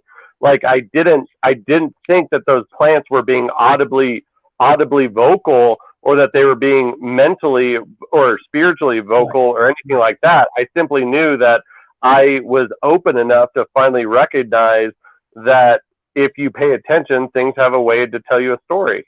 That they have a way to acid, Josh. What's that? Right. You didn't need enough acid, Josh. Yeah, exactly. That was really the problem, is there wasn't enough tabs of acid.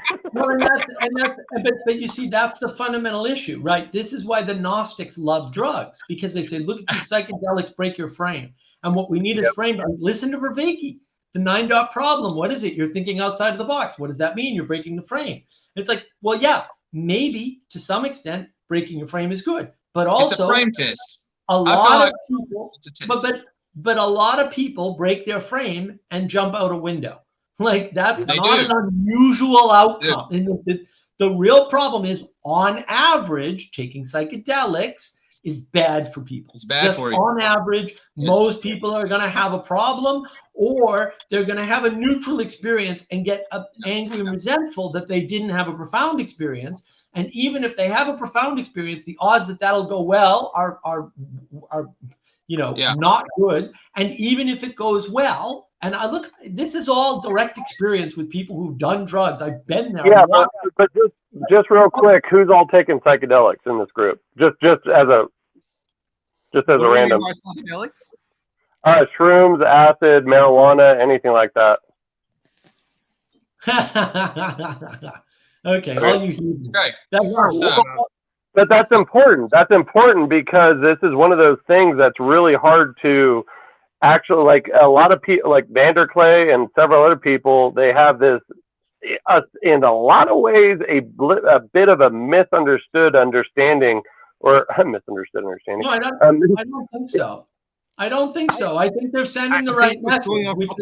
they're sending the right message. We just shouldn't try to stop people from doing it if they want. Well, What you're do right. If they want to do it, Bad idea. just say it's dangerous. You could die. It's But I believe in free will. That's just Mountain climbing and rock climbing are dangerous, but you definitely rock climbing is very dangerous. But we were all inspired when we saw that. I don't know if you guys ever saw the video of the guy that climbed El Capitan Alacano without ropes. That was spiritual. That was watching somebody. They still arrest people for doing that, though, right? And there's nothing wrong with arresting people for free climbing. And that is the issue, is that not everybody can do it, not everybody should do it, and there should be consequences because the framing matters. Why should there be consequences? You know what? I had a good experience on drugs. Now, most of the people I know who had good experience on drugs, here's what happened. They took the drugs, they had a profound experience, right? It was usually a crazy sort of a thing, right? One of my buddies found the zero one, the solution to all math. Completely impractical, by the way. Also not wrong. Maybe he just doesn't understand it. Hold on. So you've got this impractical, can't be applied, profound solution. Okay. The problem is when these people come off of their profound experience, they're not transformed. No. So it's great that not all of them, every once in a while, but it's extremely rare. Somebody has a profound experience and they transform. My argument is that the people that transform have a frame to do so within. And when you listen to Peterson talk about his clinical experience, he said, guy's got PTSD or woman's got PTSD. They did something. It's in the realm of good and evil. Once I give them a frame that they can understand, discern good and evil, their whole life changes. And so the one that I really like actually is the woman who said she was sexually abused by her brother. And then it turns out they were 4 years old or something completely retarded. And then it doesn't make any sense to frame that as sexual abuse because 4-year-olds don't have sexuality. And then once you get her to that point, everything changed in her life and her life got better because framing matters. It matters a lot. Yeah, of course it does. Absolutely, of course it does. But there's also PTSD. I got some brothers that were literal brothers, family members that were in the military and suffered from forms of PTSD and that. But it seemed to me to be like an emotional autism. You did a thing that you didn't have a frame for, and therefore you're eternally. Remember CDs and compact discs. When they would skip, it was just and it's like that thing playing in your mind all the time.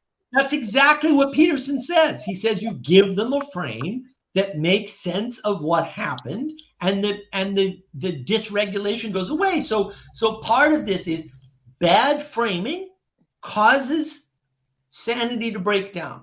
So it causes forms of insanity.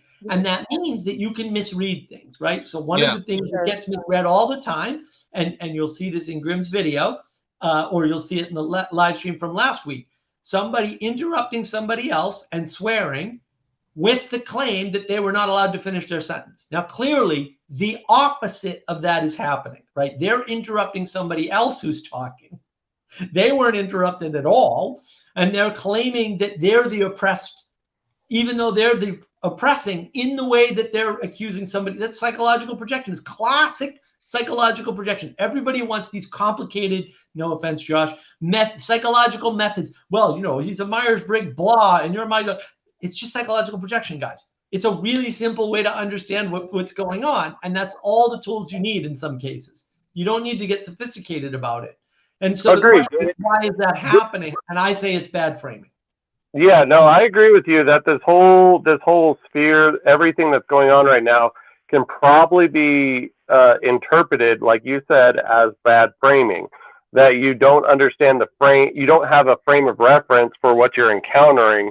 And Paju talked about this when we encounter the fringe. If you don't know what you're looking at, if you don't recognize a fairy as a possible djinn, then you're going to accept, you could possibly follow it and realize, well, this thing actually doesn't have my best interest at heart. And you do need to build a frame. You're absolutely right. And it took me a long time I don't know about everybody here, but I'm going to claim that I have done the most psychedelics out of anybody in this room. And before I did, it took me a long time to build a frame, to be like, why am I doing this? What do I hope to accomplish? What is going on? Why do I really feel like I need to do this thing? But so then again, you're also breaking Terrence McKenna, the explorer of psychedelics. You're breaking a little bit of his. I did. I said, fuck you, Terry. I understand what you're saying of give in, and I'm not fucking doing that. I'm not giving in. I fought very hard to keep focus and order during my psychedelic trips, and it was very successful. It was not bad. I did not have a blah, blah, blah, all this bad stuff. But even the bad trips are in a lot of ways successful. Because it showed me something. It showed me something. Even the trips where I was just like crying, like waterfalls coming out of my eyes, there was a point, and I had that discernment in myself of like, hey, this is important. I need to process this. This is fucking bothering me. I need to remove this. And it was a process of burning off the dead wood, as Peterson says. I resonated a lot with what Peterson started saying because I experienced those things in intense psychedelic trips. Because I was setting out to psychologically orient myself in a positive, focused manner with a good attitude. I was sick of it. I had that goal. I didn't want to be sad. This was probably like 15 years ago when I set out to do all of this stuff. And I hear, a lot of people are totally right. I've seen many people, and even my best friend, lose her mind on psychedelics. And I warn people about it all the time, but I will not in the same breath say that it didn't help me a lot and other people that I know in a very positive way. So that's why I say, if people want to try to climb Everest, don't stop them, but be like, look, this is fucking dangerous. Like you can absolutely die and lose your mind. Of course. But like when you see people like reach these high summits, like I'll use Steve Jobs' example. He credited his acid trips with helping him see all of his company and all of this stuff he wanted to do. And I believe that. And I think there's a lot of other instances of that. Not only just with psychedelics, with all kinds of other things. They're endeavors. Right. That's my argument, is that you don't need psychedelics to do any of that. And that's all over. Literally every wisdom book I've ever read, and I've read most of them, says that explicitly. The chemicals are dangerous. The chemicals are dangerous, and they're unnecessary, and the experience without them is better. Every single book, every single one. I don't think that's a coincidence that every single one says that. I don't. Yeah. I think there's a there. It depends on what you want to do. I've described it as a rocket fuel, and if you don't have a good navigational computer, you'll crash on a planet with facehuggers. Right, and you'll get you. You got to know where you're going with the rocket. The Indian gurus, and I forget which one talks about this. Right? He says the problem with drugs is that now you can take a helicopter to the top of the mountain. But now you need a helicopter to get off the top of the mountain and to go back. You're dependent on that. If you learn to climb the mountain yourself without the drug, then you're not dependent upon the helicopter anymore. And the experience is deeper. I took the helicopter up and then back down, and I memorized the path to take. That's what I did. I knew you were going to say that. Stop justifying your evil drug trip. All right. No, but what? No, it's interesting. Come off mute first, and then talk. Sorry. The story of the turtle and the hare or the rabbit, where the turtle's going at the slow speed and it learns all the lessons and knows how to navigate the pathway. Rabbit gets up, but then forth tiring itself out, doesn't learn any lessons, and eventually sleeps on the job and never crosses the line. Where the turtle, in his wisdom, just goes straight and does what he needs to go. So we're talking about two different modes of that. Right. And what's the best for you? My argument is I'm a person, not a rabbit or a turtle. Accelerate. Well, you need an accelerant to get through the atmosphere, right? You can't use regular car fuel to get through the if you can go to space, you need better fuel. Rocket fuel. Or antimatter. Also, if a car is a frame, if we want to get back to reach for a metaphor last week, like a car is a frame. So it is. Maybe a car is the wrong thing to be building, though. Maybe we should be building trucks. I was on the Starship Enterprise on all those mushrooms. That's what I was on. It'll happen. I wanted to ask Elizabeth, I put it in the private chat about the post, getting back to this idea of communitas, about her experiences post-Woodstock. Because as far as I've been able to track, the Jungian frame was discredited and disowned for about 30 years. It was kind of in the cultural peak of Star Wars around the 90s when it got re-released that the Jungian frame kind of came back in and was reappropriated. But since the 60s, it was basically Freudianism and Stoicism. But everyone was, you watch all the movies from the 60s to the late 70s, they're all Stoic, they're all Freudian in some sense, and they're all pushing a certain type of archetype. And not until Star Wars goes global do you have the Jungian interesting. Well, wow, that's cool. Thank you. I don't know what to say, but yeah, I agree with what you're saying for sure. Like you could see it, like it was like, I don't know when it happened, sort of maybe early 70s. It was like that was it, right? That was it for this whole Woodstock thing, and then I don't know what happened. It was like it went underground. Disco and roller skates. And then this emergence later on, sort of in the 90s. But I don't know. Yeah, I would agree with you. I mean, I wouldn't say it any differently. Jung and Freud, in a lot of ways, were, though they weren't obviously Christian, they were prophets in a lot of ways. So therefore, they're whatever they spoke about is going to manifest over it, because I'm using the word prophet because they're before. Whatever they're talking about is actually going to play out in the future, and it did. So like like you just said, that Freudianism, just like Freud rejected Jung, Freudism was adopted because we could actually latch onto it. Whatever Jung was on about was you couldn't understand until you got you almost couldn't really understand until you got through Freud in some ways. Yeah, I'm trying to point back to the problems of today. If we are actually seeing things through a Jungian frame, how helpful is it? It's only helpful to a small number of people who are willing to do these rabbit-like challenges of hyper-static. It's a small frame. Well, it's a frame within a frame. It's a frame within a frame within a frame. Sorry. It's a art museum. But is that a constriction like you were talking about earlier, Mark? Is that a choking it down to find the center, to find the meat, to find the heart of the issue? It is, but that's the like that's the scientific project, okay? And look, let me be abundantly clear. I actually like science, but only real science, and most of the science that we have now is not real science, not scientific method. There's no bearing on the scientific method. It's not a real science. Sorry. Climate cannot be a science because we do not have two climates to compare and experiment with. Period. You can't apply the scientific method. It's not hard.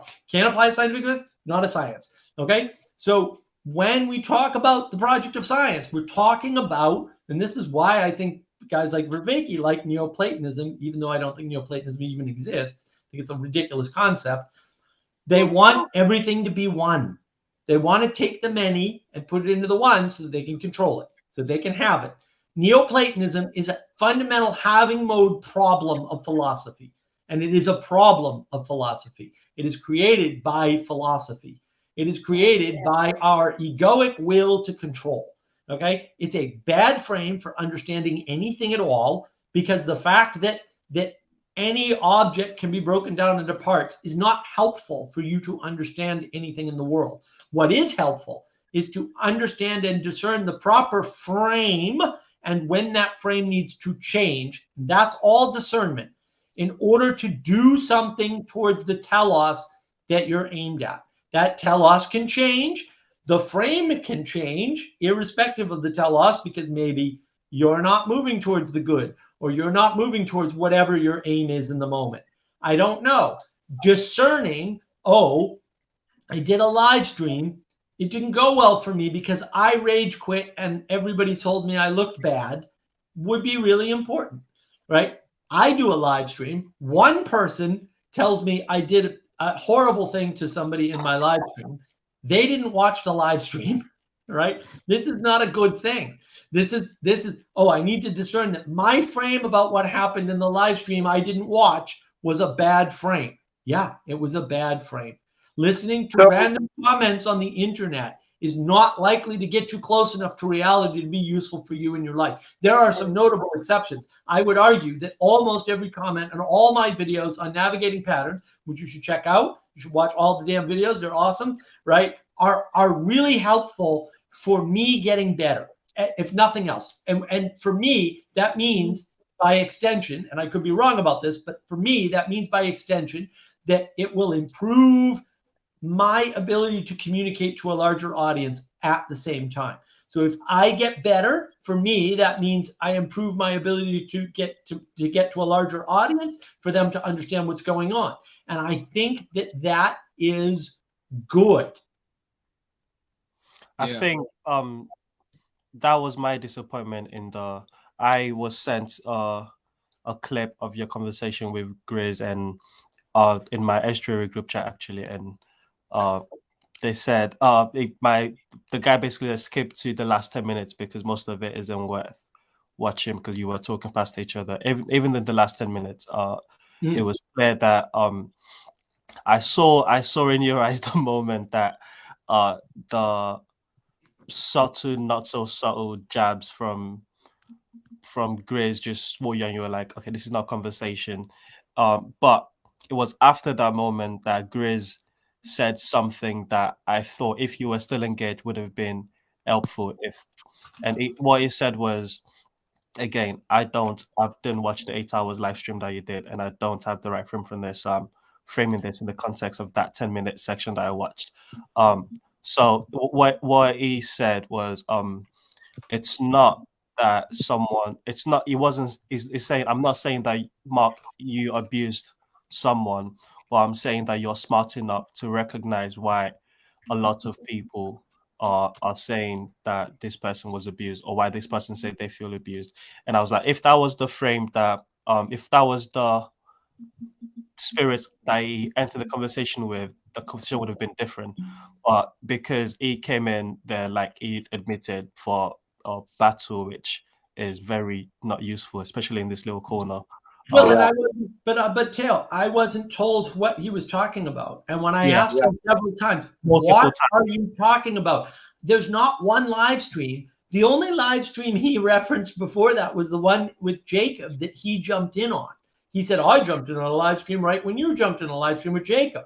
So I thought initially he was talking about that live stream, because that was the only live stream he had previously mentioned. So assuming that I knew that he switched frames is absurd. How would I know that? And then you switch frames. You say, oh, I'm not talking about Jacob's live streams. Okay, I've been on like at least 12 Vanderklay live streams. I've been on a bunch of live streams. I have a bunch of live streams. Which freaking live stream are you actually talking about? How am I supposed to know?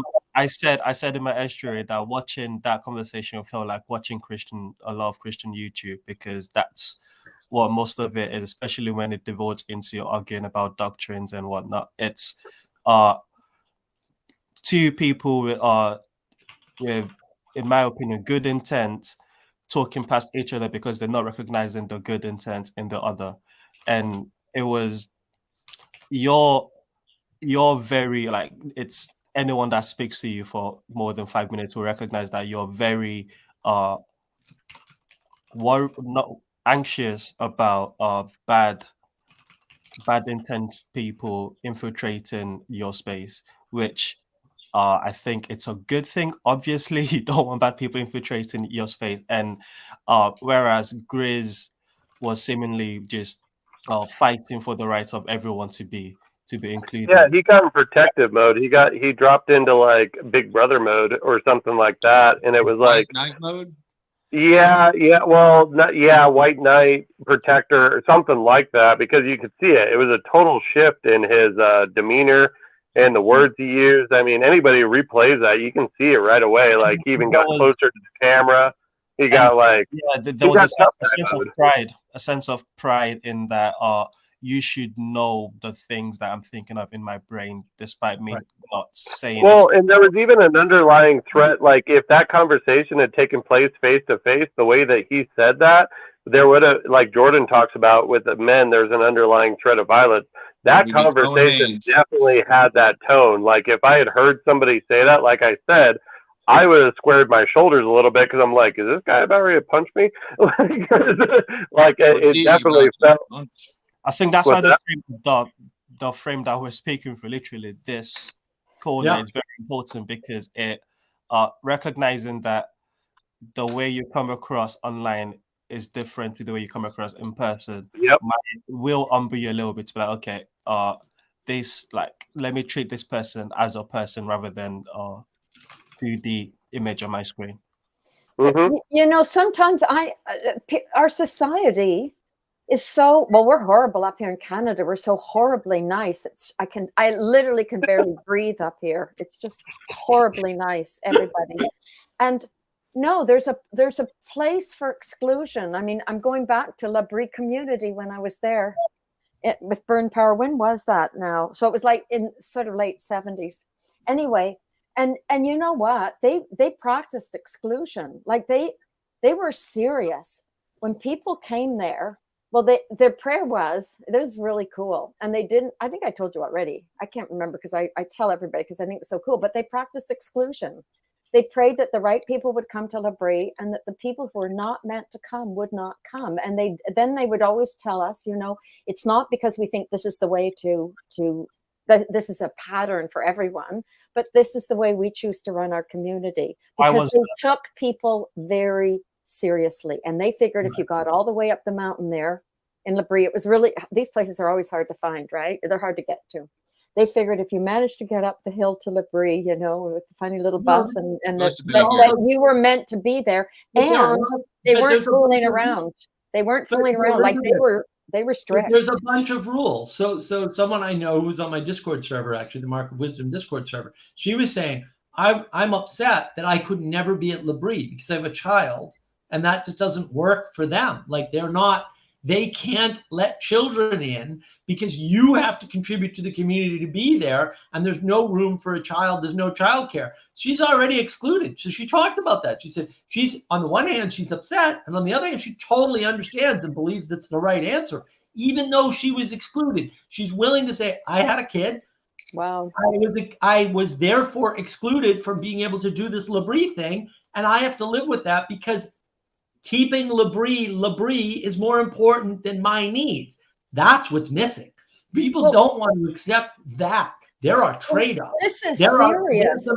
This is serious. That's heartbreaking. This is serious. No, but this is serious business. Like we're talking about people's lives. This is not just we need like Peterson. I think that was one of his main drawing pieces was that he takes this very seriously. There's no fooling around with Peterson. There's not a lot of silly joking or laugh. I mean, you know, it's fine, but he restrains. I mean, he'd be like Boomy Shroomy actually in real life. I think he's got a real wit. At the beginning of the biblical lectures, you could see he was really tempted to get in these lines. But the point was that when people come to a place, there's like you're there for a reason. It's like the Thunder Bay Conference, right, Mark? Like you could tell it was hard to get there. It was hard to find the money to get there, the hotel. Like it wasn't an easy place to get to. And I think it's important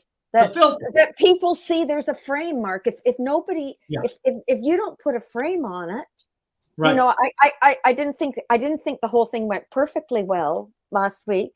But the bottom line is you do need a frame. It has to be there, and so we preserve the community, and that's what otherwise. And that's the frame. The frame is a filter.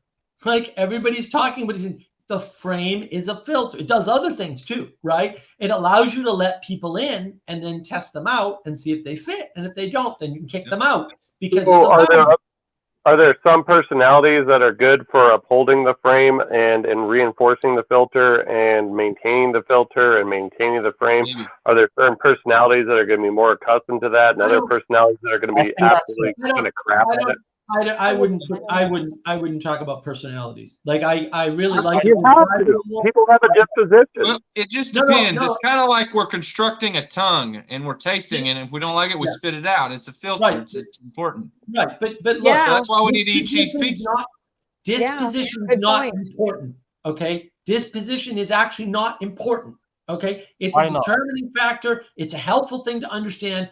The important part is, let's suppose I'm disagreeable, because everybody knows I'm disagreeable, right? I'm so disagreeable that I can't take the big 5, because if I did, it would break the test. Okay, let's just assume that's true. Okay, Seems slightly arrogant. I have absolutely no problem working with other people, especially in a professional environment. Why? Because I can say, my disposition is disagreeable, and I need to control that to be in a community. So when I'm in a community, I'm not only disagreeable, I sacrifice part of my disposition. I put time, energy, and attention at, oh, there's a problem.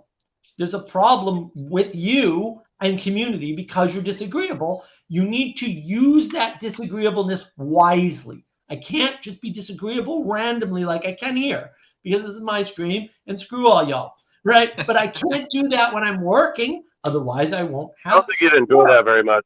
But the other point is, this isn't about personalities either. We're talking about what binds us all together, what gathers us into being able to see the world, right? Like that's what we're talking about. So you're going to have all sorts of variety. Guess what David last week was trying to do? Guess what David last week was trying to do? Sorry to say it, guys. He was trying to break the spirit that gathers us all together. Yeah, he's trying to break the round table. He took a big old crap right in the middle of our round table, man. He's like, look at my turd. I'm like, no, get out of here, dude. Right. What are you talking about? Said.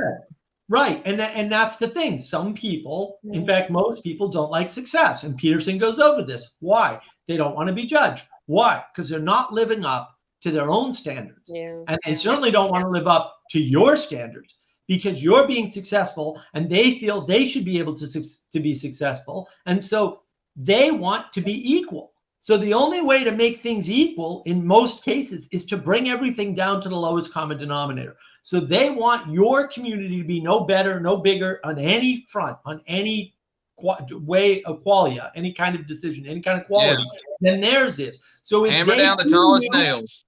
Well, if they see you with a bunch of people getting along and doing cool things, right? Then they're like, oh, well, we don't want that. So David comes in and he goes, well, I'm part of this grim community, and it's the way I want it. But this other community, which looks better to me in some fashion, right? Maybe it isn't, but whatever. It looks better to him. We're having a good time. We're really cool. We are cool. We have a great cool time. Kids at the club. And that's part of it is they don't like success, because success points out to them how they're failing. And fair enough. We need to sacrifice our own problems to burn off the dead wood in order to get better. And the only way we're going to do that is by focusing on our attention in anger and resentment on ourselves and not projecting it onto everybody else. Well, they can take their scut, muggy, semi-sommy selves over the hill. I'm over it. We don't need any of that. But does your disposition determine a bit of your framing? That's a good question. That's a good question. It can, but that's not important. What's important? All I'm saying is, you, Mark, are you universal? Are you a universal communicator? And are there some people that are going to be allergic to your personality and allergic to your way of communicating, and thus making you? No, there's no such thing as a universal communicator. Those are people who aren't communicating. That's the problem. Those are narcissists. Jesus Christ was. No?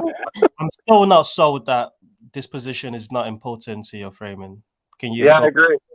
Expand on that? It's the way you orientate your compass. No, disposition's not important, period. Okay? Come on now. Ability to sacrifice. That's what's important. You have to be able to say, I'm disagreeable. I need to be able to control my disagreeability in order to be with other people. Look, that takes a level of consciousness. No, not everybody is that. No, you do not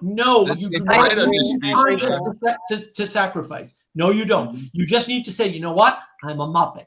And because I'm a Muppet, and this person's telling me if I want to get along with them, I have to do this, then I'll do this. That's all you need. You need humility. You don't need knowledge. Some people don't recognize that they're a Muppet, though, Mark. Well, you tell them they're a Muppet. That's how they recognize it. Well, I'm just saying that a lot of what we're talking about is there's certain people that I run into the people that I cannot interact with. Because my wheat from the chaff. We have to make bread and make a pizza eventually.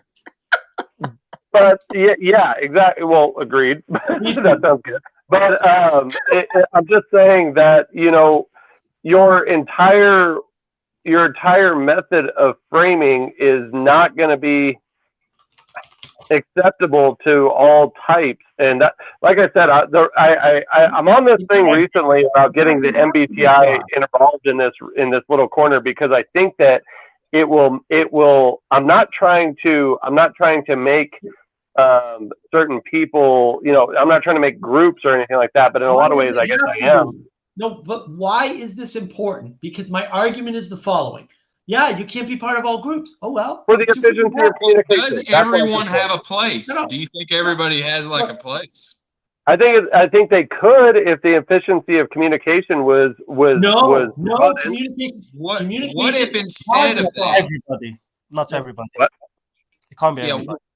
Communication causes problems. This is a mathematical certainty. I'm not joking. You can actually do the math. This is very easy. Yeah, the more we talk, the more problems we'll find between us. Yeah. I guarantee you that's always true. The question is, do you have a frame so that doesn't matter? So if, for example, I drive up to West Virginia to the Rebel Mountains, because that's what they're now called, right? And I go fishing with Boomy Shroomy here, right? With Niram.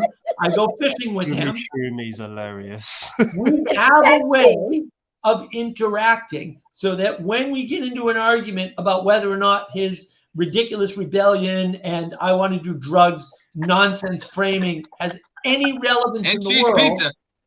And the cheese pizza heresy, right? It's not a problem. Why isn't it a problem? It's not a problem because the experience in participating in fishing together is more binding than communication can ever be. Yeah. And that's why when people stress communication, they're stuck in what John Vervaeke rightly calls a propositional tyranny. They're smelling their own farts and laughing about it. Right. Well, and it's a big problem, right? Because then you can look at this group and go, well, we know what Mark's upset about when Niram talks, right? We know that always sets, and it always sets me on edge, right? But we also see that the communication works. The communication doesn't work randomly. Like Niram doesn't jump in. The first time I met him, we had quite the loggerheads, and look, it was great. And everything was stacked against us because unbeknownst to me, he was warned, like, watch out for this Mark guy. You're not going to get along with him, right? Yeah. But of course, we get along great. So right. But the best way to do that is not online. It's the only way available to me for most situations. So whatever. The best way to do that, though, is actually in person, in participating, in breaking bread together, in fishing, in building a house together, right? And you don't need any communication to cooperate, even building a house. You can do this without talking. And the fact that extreme exists tells me that the communication is not important and it should be subordinated, submitted to the activity, the participation. That is what the focus should be. I made this case with Father Eric. We did a video last Saturday, actually, right? It's called What the Church Must Do Now, right, to save itself or something. It's pretty funny. And I'll post a link to that so that you guys can watch it if you want. So is this keeping the main thing? Keeping the activity, like you use the example of building a house. So your activity is the main thing. Keep the main thing, and don't worry about the communication. I think the Tower of Babel story contradicts that. Say again? I think the Tower of Babel story contradicts that communication being important for building, because they stopped building when they couldn't communicate. Oh yeah, you're right. There's also communication that essentially brought down the walls of Jericho, if you want to read it that way. Yep. You have to communicate to bring it down. But what does that say? That says communication is neutral. It's not a force for good in and of itself. and it's limited, right? And this is my point. Like everybody thinks communication, like theology. Theology is all propositional communication. That's not going to save the world, guys. It's not gonna. It's too exclusionary. Not everybody can do theology. Not everybody wants to do theology. Not everybody can engage in theology equally. So all you're doing is setting up some elitist sort of way of dealing with things. Yeah. So what we can do though, for Jesus, yes. That's what we need to settle this. Paintball for Jesus, Mark and Grim Grizz captains. I played paintball for Jesus. Grim Grizz didn't like that one. He said the church didn't sanction it. But now the one that he's involved in is suddenly paintball for Jesus. What's paintball for Christ? That sounds awesome. Oh, is that what happened, Mark? Is that what happened? Is what would happen? What did you just say that now it's sanctioned, but before what happened? Oh, the one in Chino is sanctioned, and he's calling it paintball for Jesus. And when I told him earlier we had paintball for Jesus in Thunder Bay, he said no because it wasn't sanctioned by the church. And I was like, by the church. But whatever, you know. You got to be in your special robes with your special words. Mark, what's the difference between community and a tribe? Because we've actually been talking about tribal politics, but we've never used. In a tribe, people will kill you. In a community, they'll excommunicate you. Actually, that's wrong, Boom Shroom. A tribe is where they have to take you in, as defined by Sebastian Junger in his book, Tribe. Yeah, let me deal with Ethan's comment here. Right, the best experience I've had with people during manual labor is actually directly correlated with how much I didn't communicate with them verbally. I agree. I think that that's actually really important. The verbal communication can ruin a good experience in the moment. Okay. Not only that, your incorrect action. So look, I went to Croatia a couple of years ago during COVID, which was great. Like I recommend. The only part of the pandemic for me that was great was I could finally travel because I hate lines and I hate tourism and all that nonsense. And traveling around the world when there was nobody else around was fantastic. I wish I could have done more of it. So I'm in Croatia. We're watching this freaking sunset over the Adriatic Sea. It's just stunningly beautiful. It's a lovely place, right? We're on the largest island, right across from Split. Lovely. I don't know how to pronounce it, so I'm not going to try. So I'm sitting there taking pictures. I've got my phone camera. I've got my Nikon. I'm taking all these beautiful sunset pictures. And the person I'm with goes, basically, what are you doing? Right. And I was like, oh. And I put everything down and just sat with her and enjoyed the sunset. And it was a beautiful experience because of that. And I was going to ruin it through my action, right? And through her speech, it got fixed. But more speech wouldn't have made it better, right? So that's part of the problem is that these things are difficult, right? These things are difficult because communication can help. But it doesn't always help. Sometimes it makes things worse, especially if you're coming in with a combative attitude, right? Or especially if you're angry and resentful and don't realize it, right? Or if you've got a chip on your shoulder and you want to knock somebody down because you want to be higher, right? And that's one way to be higher is to knock everybody else down. And people don't recognize that they're engaged in that activity. But they are. Not everybody, not all the time, but there are people that are like that. It takes very few people to take down the Twin Towers. It takes a lot more people to build them, right? This principle is everywhere. And we're not recognizing that we need to exclude some of these people who are nothing but destructive. If all you're going to do is interrupt somebody, make ridiculous accusations, and swear, you can't be part of our community. So this goes back to the question of tribe. What about this tribe? You can look at the world as tribal. That is a frame that is available to you. I don't recommend that frame. And the reason why I don't recommend that frame is because it's a terrible frame. Like nobody is only tribal. It's just too small a frame because that means it's you against every other tribe, right? And you have to identify your tribe and you can only be in one tribe because the tribal frame works that way by design. It's and it's not to say never use a tribal frame to understand anything. In the same way you could say never. But that's what we came out of. We used to be tribal. It's literally part of our psychological makeup. So no, I deny all of that. I think that's a load of garbage. You don't think that the Hopi people were not tribal? I don't think they were tribal at all. I think that's the problem. I think tribalism is best applied to groups of social animals that aren't very sophisticated, and that's it. Tribalism is materialistic. It's also a materialistic frame. Yes. Well, yeah, of course it is. It's an earlier way of. I mean, We're it's not what materialistic beings.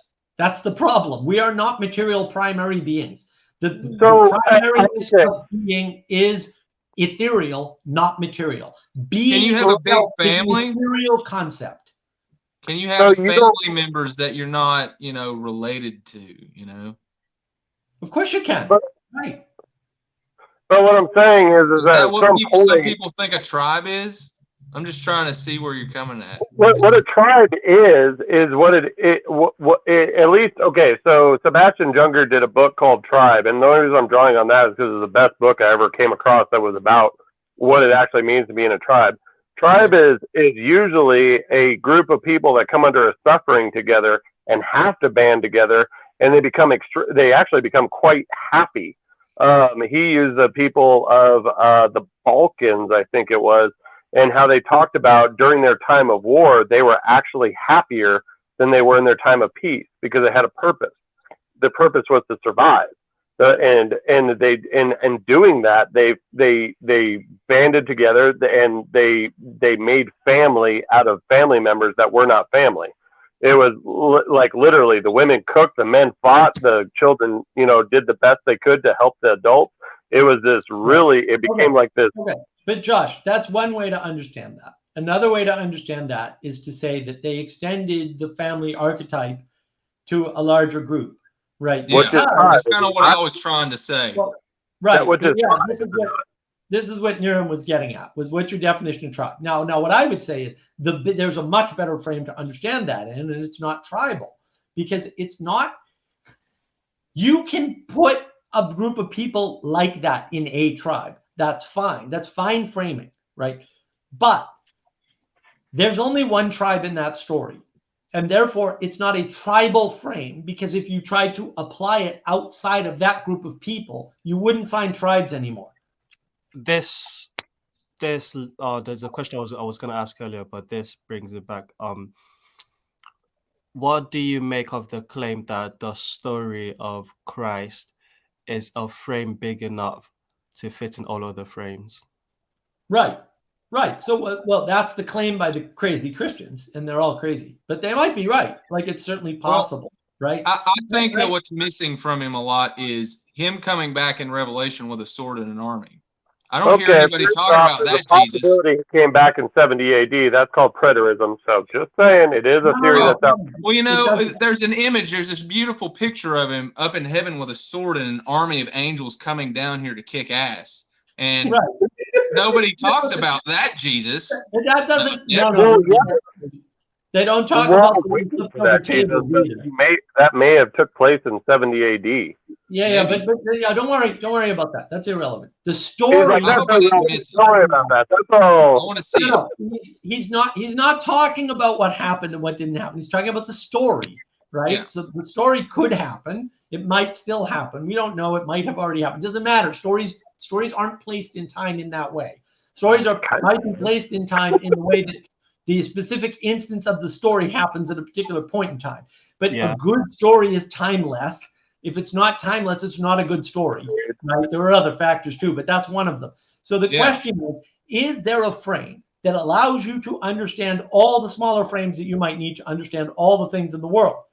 I think there must be. I think that's what religion is the search for a frame big enough that everybody can participate. This is why I don't like theology, because in theology, everybody cannot participate, okay? And everybody shouldn't try to participate either. A frame that is based on actions and not based on knowledge, which would be Gnostic, incidentally. So this is, like, theologians, I hate to break it to you. Almost all of you are Gnostic cesspool Christians. That's what you are, okay?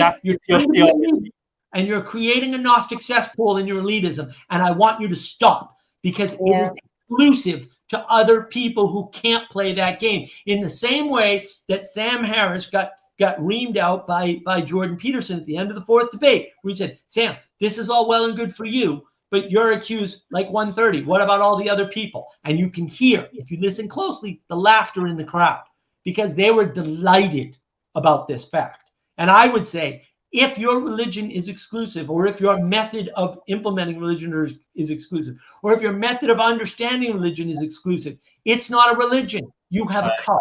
You're excluding people. Yeah, That's yeah. what I think there. Does that answer your question? It's good to exclude people. I thought we just established that it's important to exclude some people.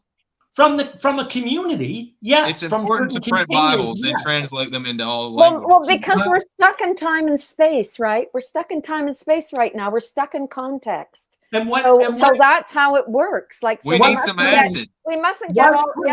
You probably shouldn't get all upset about these little things. Like Grimm and Mark together are fine if they don't get along. Like, isn't that cool? Like, we need radical acceptance. Mark's Mark. Grimm's Grimm, and they're never the twain shall meet, probably. And there's all sorts of other little funny stuff going on. There's a bit of weird stuff happening, like who gets pushed forward. But let's look at it from a framing perspective, right? Okay. The frame of Christianity, that story, okay, allows us to live in different communities. It's not a universalist religion. I'm sorry, it's not. It's not in the way that materialists mean universalism. It's not everybody gets that's Marxism. Marxism is evil. He's an evil Gnostic wizard, okay? It just is what it is, okay? Well, that's my point. That's my point. It's big enough to have a Mark and a Grimm. Just think about it. Right, but it's universal in that everybody can find a place. Exactly, and that's what I just said. Even everybody can use the tools. Everybody can use the tools for discernment for where that place is and where that place isn't, and what their role is in that place, all at the same time. It doesn't say, oh, we're all just going to automatically be Christ-like in the same way, at the same time, all at once. It doesn't say anything like that. It, in fact, kind of indicates that that's not possible and you shouldn't strive for it. And this is where people get confused. What's not possible? Everybody being Christ-like in the same way at the same time, and therefore emerging whatever. With all that said, Mark, do you think the Terminator is a Christian story? Yeah, it is. Yeah, because he always is like, I'll be back. Maybe not number one, but number two definitely was. Yeah.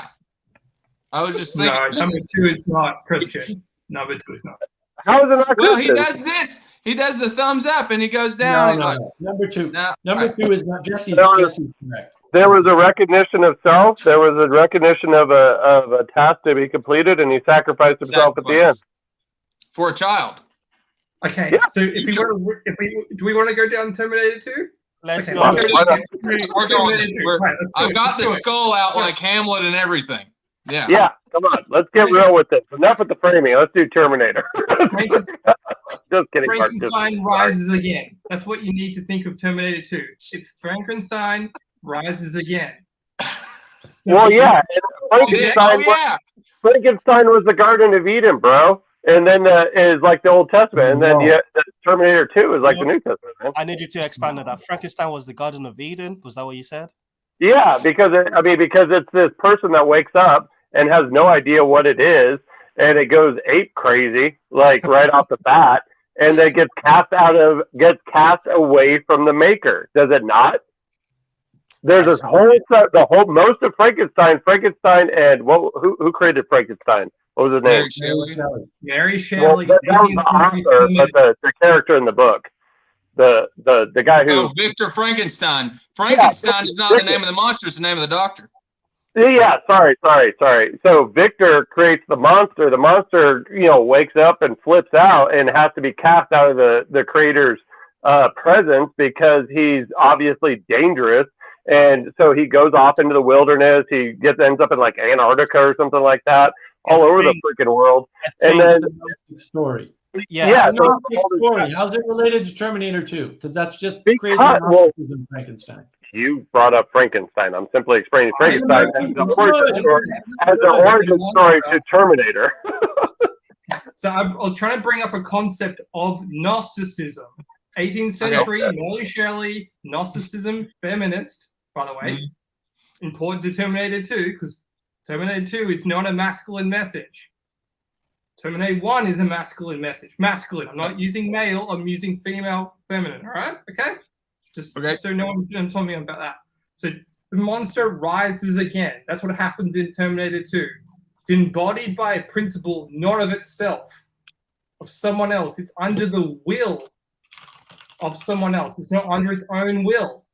It does not serve its own will. The monster that rises again does not serve its own will. It's possessed by something other than itself. So is Jesus. But in the Terminator 1, the monster is possessed by its own image. Think of it. The monster, Arnold Schwarzenegger, is possessed by Skynet. Right. Yeah. And number 2 is possessed by the spirit of John Connor, sending the monster back in time. Right. To try and protect itself. Which could be said to be the original intention of the robots, because they have a skull and a face and eyes. So that might be the original intention of the Terminator, to have a human spirit programming it. Praise the machine spirits or whatever. Yeah, but I mean, the Terminator kind of broke his programming, like, I don't know, like right around the molten metal scene. Yeah. He like broke, I mean, there's this whole breakdown of like his programming and everything like that, and then he recognizes like the value of humanity and everything like that. So it really was an arc and a redemption. Or it really was the redemption of Frankenstein. Let's be honest. Or he loved his creator, which was John Connor. He loved God. Right. His God. Boom shroom. Depends I don't know where that came from. It depends. Psychedelic education is kicking in. Oh, I was also going to say, the liquid bad guy in Terminator 2, he had no framing. He had no structure. And he fought the Terminator with the framing and the structure. And which one won? Liquid metal. He was this weird, like, funky. Yeah, he's a jelly metal man, Quite the devil. Can become anything. He was a slippery son of a bitch. They couldn't kill him till the very end.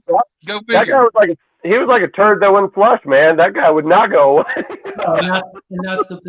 That's why it's not a Christian story. Right. It could be. You can look at the elements of these stories. With enough psychedelics, anything could be a Christian story. Well, yeah, that's true. Terror agrees. Yeah, watch Blade Runner and Prometheus on 5 tabs of acid. There you go. Do not do that. That's when you lose discernment. That's exactly where you lose discernment. That's exactly where you lose your mind. Yeah. You're actually losing the ability to exclude. And that's a problem, because you can't include everything. It's not possible. You're right. That's but it's fun to try sometimes on a Saturday night. It's damn fun to try sometimes. Break on through. All right, I'll stop. I'll stop. Yeah, I gotta get out of here. I was hoping to leave on a laugh. Anyways, I love you guys. You guys have a great night. Enjoyed the conversation. Man. See you, Josh. Take it easy. Thank you, Mark, for inviting me in. You guys have a good one. Adios. Yeah. I want to contend with the idea that the arc of redemption is something that you can quickly smash on the sticker of Christianity. I don't think it's useful to just be like, it has a redemption story, therefore Christian. It's like, what is being redeemed? Why? Where?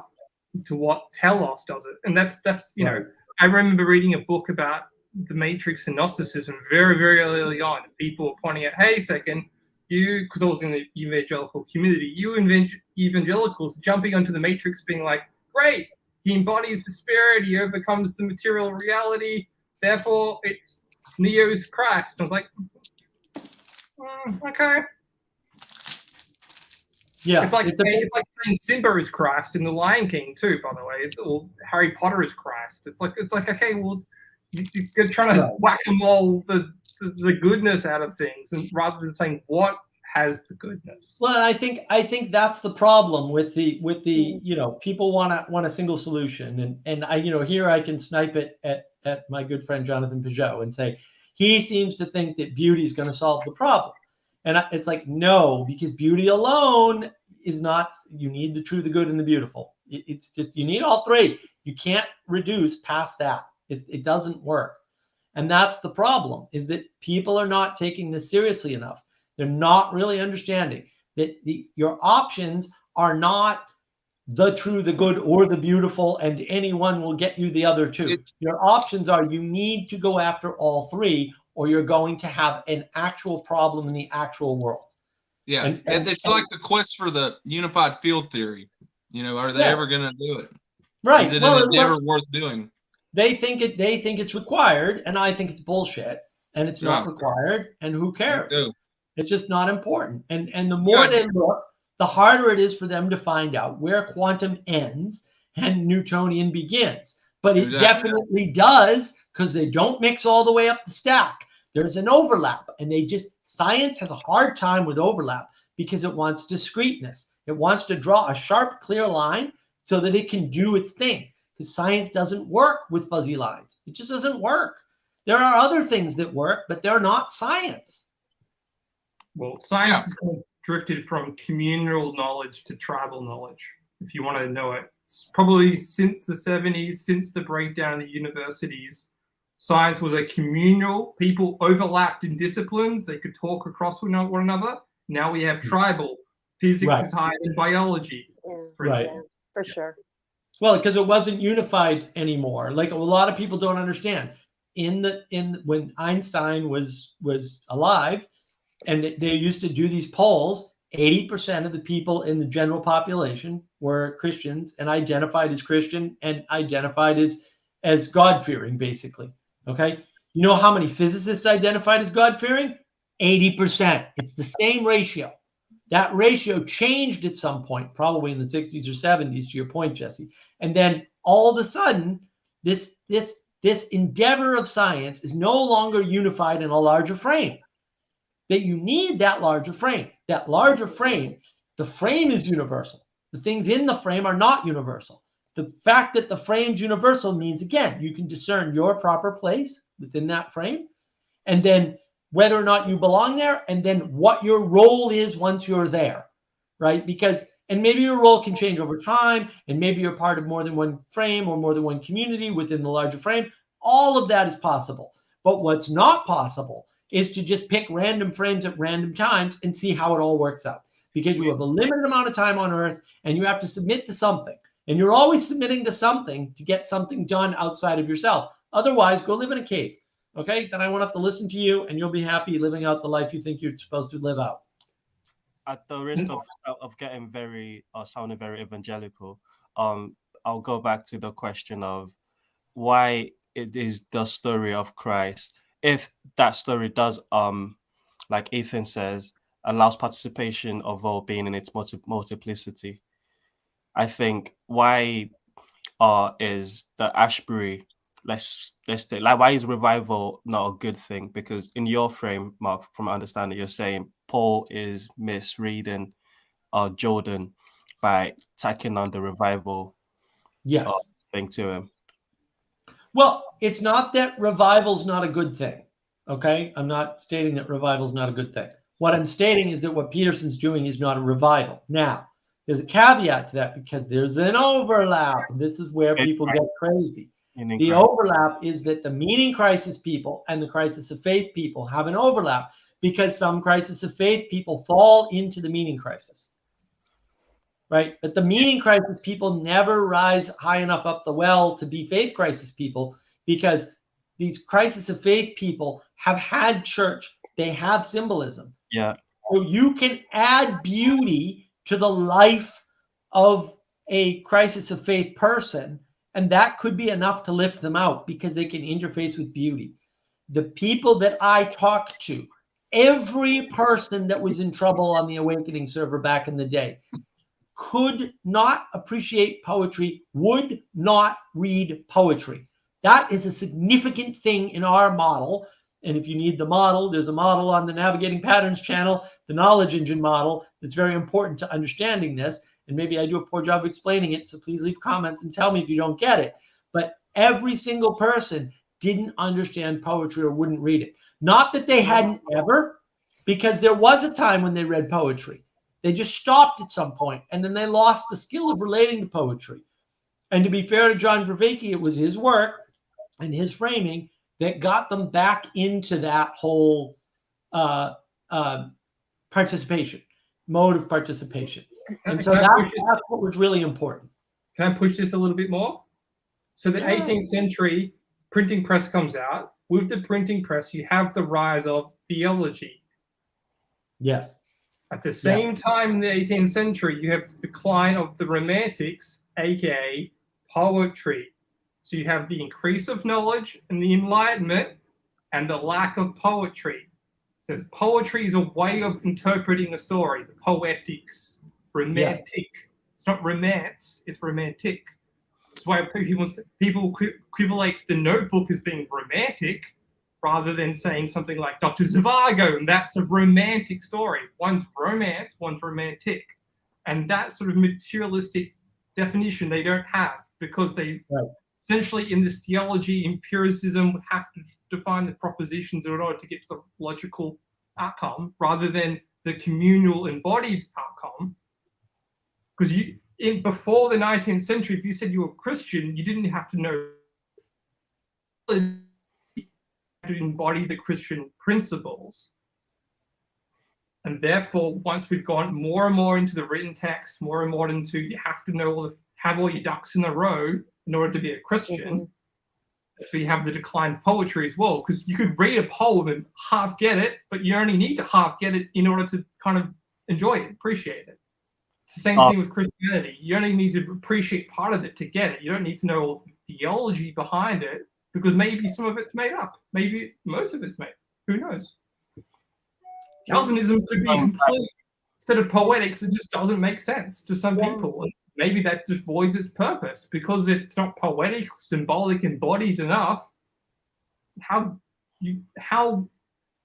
fruitful is it? Maybe if we want to continue to play the Christian whack-a-mole term. Christianese.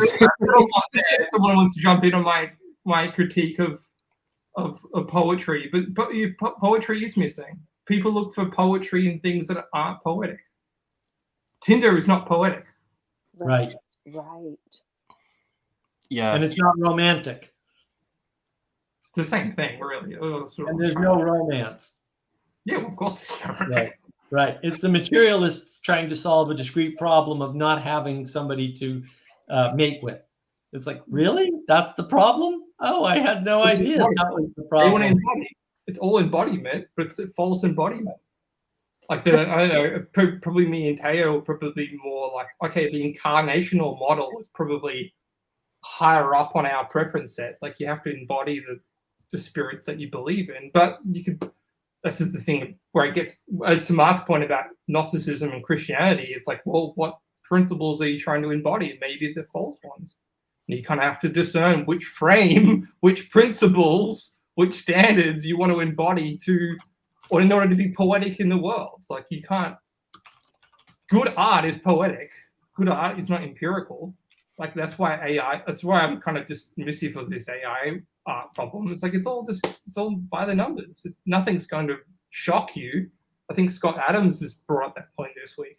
Yeah. You can see 1,000 AI images and then he's like, okay. Someone brought up William Blake. Oh, Mark did. Classic. Yeah. Try and make sense of a William Blake etching. That'll take you a week. It's not an AI 1 minute viewing thing. I'm saying a lot, so someone jump in. No, it's important. It's absolutely important. That's what the impetus was behind Dante's writing of the Commedia. He was determined. He was to prove that he could articulate what Thomas Aquinas was trying to do with theology. That was the major impetus, and it's just unbelievably beautiful poetry. And there it is. And just to balance out, John Vervaeke. I mean, Dante didn't know John Vervaeke, but at the end, he's in Paradise, which is incredibly beautiful and full of music. He stuffs in the dogma, right? He's always moving around. This is what Ethan's point was, right? It includes all of us. So he's always moving around. So he criticizes the church. He criticizes the corruption. and then he dedicates canti after canti to the great scholars, right, of the Catholic Church at the end, right in paradise. Like, it's shocking. You're just going like, what? It's kind of like the Grim Grizz and the Mark thing. Like, it's just like, whoa. and then no, we can bring it all in. We can incorporate it all because everybody's doing something here. It's just magnificent. And the poetry in Italian, that's why I decided to learn Italian. The poetry in Italian, you can't even imagine the beauty. It's a romantic language, isn't it?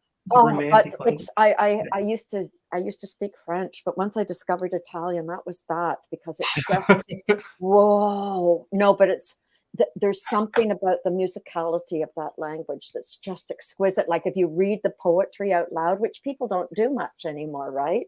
But if you read Dante's poetry out loud, it's just astounding. It takes you places. Like, it's more like music, right? I think poetry is actually like music, and I actually think the Gospels are. I've been reading the Gospels over and over again, and I'm seeing more and more that Jesus is actually like, I don't even know how to put this, but he's more like Dante to me. he's somehow this. There's something very alive poetically about Christ, and just like there's so much drama. The drama's not the right word, but there's so much of whatever that is that in Christ. Like, it's just wow. Well, I was going to say another thing is you're getting back to another problem of the 18th century where essentially Latin mass starts to decline, Latin being another poetic language, right? But also you have this, for people outside of Christianity, think of Christianity as just the group preference of the day. It's something that can bind everyone together, right? So the Christian church moved away from Latin, a romantic language, and it removed away from, again, my contention arguments, all this is happening in the 18th century, but it moves away from scripture happening out loud, spoken out loud, to individually read because of the printed press. And that's where you have another disembodiment of the community. I agree. I was thinking that the other day, because I'm really into I just love reading the Gospels now. Don't ask me, but they're just Christ. I don't even know how to describe it. There's no words. Anyway, I've been reading the Gospels like crazy. And you know what I thought, to your point, Jesse? I thought maybe I'm on the wrong track. Maybe I should be reading this with other people all the time. Like, I had that same sense. It's not embodied enough. Like, that's pietism, right, Mark? Reading my Gospels, like, I'm sorry, like everybody says, but like, that's what you're supposed to do. But then I thought, no, Elizabeth, that's the wrong frame. You should be doing this. You should be singing this with other people, or doing like whatever. I think it's dangerous. So then I said to myself, okay, keep discipline on that. That is a luxury, and it might be a dangerous luxury to be reading the Bible by myself. I'm serious. I think there's a real problem with it. We need to be. Anytime you do anything by yourself, it tends to reciprocally narrow to solipsism. And then you lose other people's perspectives, and you also cut yourself off deliberately and in a bad way from distributed cognition. Absolutely. You can't understand the world. You're a Muppet. I'm a Muppet. We're all Muppets. We can't understand the world. We can't even understand a small part of the world. Like, you have no idea how little you understand about everything. Mm-hmm. The thing you're the most expert in, you know almost nothing about. And that's true for everybody. Like, people just don't know anything. It's impossible. Most of the stuff we're acting out in the world is not from our own rationality. It's not from our own knowledge, not from our own brain. It's from the survivorship bias of thousands of years of evolution, right? Thousands of years of humans communing together. That's how we know. That's why we do things like bow or shake hands. It doesn't really matter which you do, but it matters that you do something like that. It doesn't have to be bowing. It doesn't have to be shaking hands. It's got to be something like that. Why? Because these are the rituals that bind us together in participation in the physical world. Yeah. And that's a big deal, because we need to participate. You know what we don't need to do? We don't need to talk. We don't need to communicate. We can commune in silence. And that actually works much better. It doesn't mean we should never talk, but it does mean that the solution isn't more talk. That's not the solution. The solution is more brain. I now see your point you were making earlier about communication. I see what you were saying. But to kind of double back on that, the way you communicate that can be better, which means communication is still important, because it took me, I just understood it. And also I'm a Muppet and a slow one at that. So I take my own accountability. Yeah. We'll have to take a community poll to see if we can allow slow Muppets in the community, or do we boot them? Like, you know, and that's but you see, that's the sort of craziness you get into as you get into the democratization of decisions and stuff, because you're like, ooh, no. You need a head to just make a choice. And then just make a choice. And that choice could be wrong. And you have to submit to the fact that because somebody has to make a choice, some of those choices are going to be wrong, and that's going to suck for you. And you just have to give it up, because maybe they're wrong and maybe you're wrong. And maybe even if they're wrong, it's better to make a choice than not to make one. Agreed. Yeah, but I really think I'm going to say something really heretical probably, but I wonder if reading your Bible, I really hate to say this, my father would have my head, but I wonder if reading your Bible alone is materialism. I'm serious. I think it's way off. It is. Well, way off. Like we should be going to matins. Jonathan Pesha was talking. It's more fun to talk about it together. But I think it's a purpose in church instead of one guy talking. I agree there needs to be a leader, but it needs to be a little more, fun. I agree. Yeah. Like, I hate listening to some guy going on and on in church. It drives me nuts. But think about this, Elizabeth, right? The easiest way to think about this is, Mark, go. If you're a Protestant, you're a sola scriptura person, right? And so your access to God is through a book. A book is materialistic. You're already on the wrong track. I'm not saying that there aren't plenty of good Protestants, because I've met one or two. I have my doubts about most of them, by the way, but one or two are okay, right? And that's the issue. The issue is that it is fundamentally a materialist, individualist project. Fundamentally, Protestantism is materialistic and individualistic by design. And that is not something that is easy to overcome, because you fall into the objectivism, you fall into the solipsism, you fall into the idea of elitism because you have your own view. Do you think the DNR office is guilty of that? The what? The DNR. I don't know what DNR is. Do tell me. The Fish and Wildlife Police. Oh. Yeah. Oh. Also, no, I look, they're guilty of legalism sometimes, but also you can't do nothing. Right. Like people don't understand, for example, the influence that having something available affords. So, for example, knowing that there are sheriffs or police or whatever in your area automatically reduces crime, even if they never bust a criminal ever. Yeah. It automatically happens. But just in the term, like the Department of Natural Resources, it's all about the material, right? Right, but it's not a bad thing. I like materialism. That it sounds like a bad word now. No, being a materialist. It's like Mark. It's like Mark. It's just the same principle. Like you need that, right? You need something. Well, you need something defined. You can't ignore the material. Nobody's saying Mark you the ignore Muppet. Yeah. We're all Muppets here. But I'm a Muppetess. I'm for sure a Muppet. And I'm a royal Muppetess too. Royal Muppetess. Oh. My Muppet has long hair. But you know what? I have a theory about all of this, though, because I was listening. Who was I? Oh, Bishop Maximus. He's so interesting talking with John Vervaeke. So he's really helped me understand.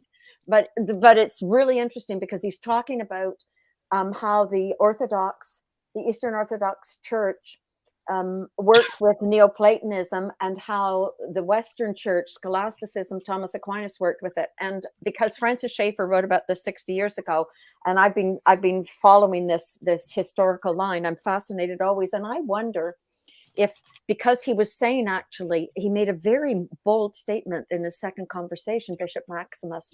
He said that he felt that the Greek Neoplatonism, this is a strong statement, was closer in a way, bound itself more closely in its ideas and perspective to the Eastern Orthodox Church than Western Catholicism from scholasticism. And that just blew my mind. And then I thought, Mark, I really believe, because I was brought up in a very strongly Protestant home, but my father lived it, like he literally embodied it.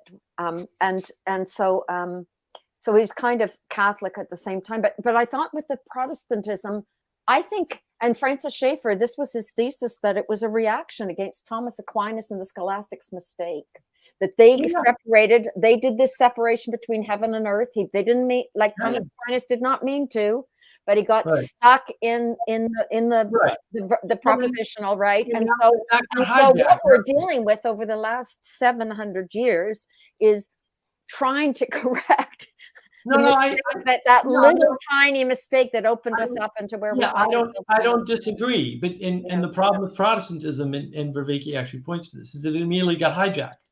And that's the issue, is not the initial ideas weren't bad, right? Like nothing Luther said was wrong. Luther was completely accurate, right? It's just that when you open the door to, you can do your own interpretation of the Bible, you end up with all these other problems. And that's what was going on. And so now all of a sudden you have a different set of problems, and then all the bad people rush into that different set of problems. And then you've got the misinterpretation of Luther, to whatever extent that actually existed isn't even relevant at that point. In the same way people misinterpreted what Descartes was saying, in the same way that everybody, and I make this case in a talk I did with my buddy Adam from Ireland there, Napoleon misunderstood the Enlightenment the same way all Europeans misunderstand the Enlightenment in modern times. The way they misunderstand it is they believe that you can take the Enlightenment philosophy, right, and remove it from the religious beliefs of the philosophers that came up with it. And the problem is that if you do that, you don't get the United States, you get Napoleon, and you get his empire. And it's broken. And we go over why the empire is broken. It's very clearly not following the previous pattern. And it's also not following the pattern it purports to copy, because the French Revolution was copying the pattern of the American Revolution. The American Revolution wasn't a revolution. It was a rebellion. Right? And that's the difference. It did not seek to overturn the order at all. It sought to replace the order with a different order. The French Revolution sought to destroy order as such. It had no telos. It had no reason. And then into that breach rushes Napoleon and says, I will bring the order. Yeah, he will.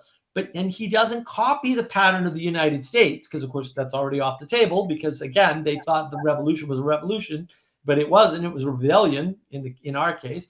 And then they had no telos. They had no plan for what to replace the king with. That never happened. The people who could have made that decision actually abdicated the responsibility and caused the radicals to take over. And of course, radicals don't have a plan. They just want to destroy everything. And so what actually ends up happening is Napoleon comes in and says, forget all the complicated, like, multi-titles. I'm just going to be the new Holy Roman Emperor, period, to everybody. And of course, you can't do that because you're creating a universal frame. And the universal frame doesn't work. The Holy Roman Emperor had something like 120 or something titles. Everywhere he went, he had different titles. Those titles related to the groups that he was sovereign over. That actually matters, because then you get a personal connection with the ruler, even though it's not your ruler per se, right? He's the ruler in Rome. But right, and England still followed that model, right? What's Queen Elizabeth in Scotland, right? It's not the same. She has an additional title, right? Multiple titles. Oh, see you, Teo. he buzzed out pretty quick. And that's a difference, is that this idea of multiple titles actually matters, because it affects how the people interact. It affects the framing. It affects how the people interact with the leader. When Napoleon does it, he breaks everything, because he just makes himself the emperor. like of everything. And he forces the bishop to put the crown on his head, which is totally backwards from how it was always done. Like there's so many problems. And I'll link to that Napoleon video because it's quite good. Adam's very good. He really understands this stuff. Did you do it part 2? I wanted you to do it part 2. I was trying to push you to do it part 2 because there's more that you didn't cover, particularly that moment where the church, the Catholic Church, remember the French Catholic Church is essentially where all the Catholics are meeting and they're all agreeing on that is the main embodied principle. It's not in Italy anymore. It's actually in France. Right. And you'll find historians that will disagree with that, but you don't see how that the French Catholic Church breaks down and all its network effects in that time, how much that influences other countries, Canada in particular, America in particular, even England, you could say. Once the French Church disintegrates, it leads to all these other problems. There's the other problem too is just Napoleon was greedy. You should never invade Russia, but that's a different topic for a different day. You can't stretch Nobody should. Nobody should. Aim at something, and Napoleon had same problem happened again 60 years later with another emperor type person. Stretched too thin. You've got to have a locus of control, and he abandoned his locus of control, and he overemphasized a different. You have to.